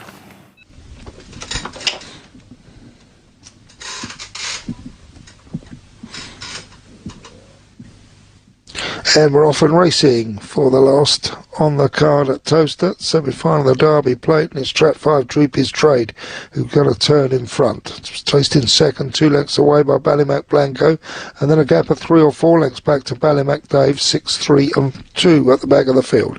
Droopy's Trade, but being pestered up front by Ballymac Blanco, who's looking to get up the inside, and he's forcing his way through. 1 is running on as 5 and 4 have a coming together. 5 gets on top of 3. Wow, what a finish that was. Droopy's Trade got away, seems to be having a great buckle with 4. Ballymac Blanco, then in the end swooping Ballymac Dave. Yeah, I think did the race slow up in the latter stages, sort of like they was just all locked in battle, and Ballymac Dave, who I said ran okay from trap 1, but mixed feelings for Esther Driver because 3's obviously lost all chance at the start. Ballymac Dave's gone to the bend okay, held his position, but 5, Droopy's Trade, who's the bold sort when he gets to the front, won the first 3 rounds of the Derby last year, and then all of a sudden Laurel's runner-up, Ballymac Blanco, has joined 5 in the latter stage. But look at 1, come with a renewed effort. I mean, whether 4 and 5 just slowed the race up for 1 to come over the top, I don't know. I think it was a good run from the winner regardless. But yeah, look, 5 looked like he'd broken the heart of 4. 1's come over the top late. Great run. And the other Chief as well. Yeah, that's been a bit unlucky really not to make it through. I thought it got through. I might be wrong. Can we... I wrote down 152. Yeah, no, I that's don't know. you won't get much more than that. That's the... right, that's what okay. That's what you get there. What? Yeah, that's all you get, mate. Not the winning line. That's not our fault. There's another interview we've got with Liam Dowling. Unfortunately, we won't be able to put that on air before we go off, as it were. But it will be available on Twitter, and it will be on Off the Leash this week as well, which is going to be a wonderful show. I've been told there's going to be fireworks and pyrotechnics. Tony's going to wear one of those bow ties that go around like that. It's going to be a great Off the Leash, isn't it, Tony? Yeah, it'd be fantastic. No, all jokes aside, great racing. The racing talks for itself. Brilliant. Highlight? You've got to say De Niro, 28.15 when it matters most to put yourself in the final and probably be favourite now. Yeah, Liam Dowling will be driving home be the nice journey home for the Liam Dowling camp. And Pat Buckley's there, Hackney Corner. Ooh. Well, I learned Mr. Hennessy with a couple. It's just tonight. This has been Greyhound Racing, where it's just been one of those nights. It's been an absolute roller coaster, hasn't it? Well, Paul said to Dave, 1 dart or maybe 2. He's got the 2 darts now. Yeah. So be interested. The draw's going to be still going to be key. It's going to give the final a bit more structure, and then you can sort of go, well, I can see that occurring and that occurring. But obviously, if you can get to the track, do that. If you can't get to the track, where can you see the final, Tone? See it right here. You'll be able to see it right here next week. Huge thanks to Tony, who's been absolutely brilliant as ever. Well done to Dave and all he spoke to. The people out the back, they've done absolutely miracles. Who was it who used to say, was it Bruce Forsyth? So much better than last week. But join us next week. It's going to be a wonderful show. We thank you for your company. Good night.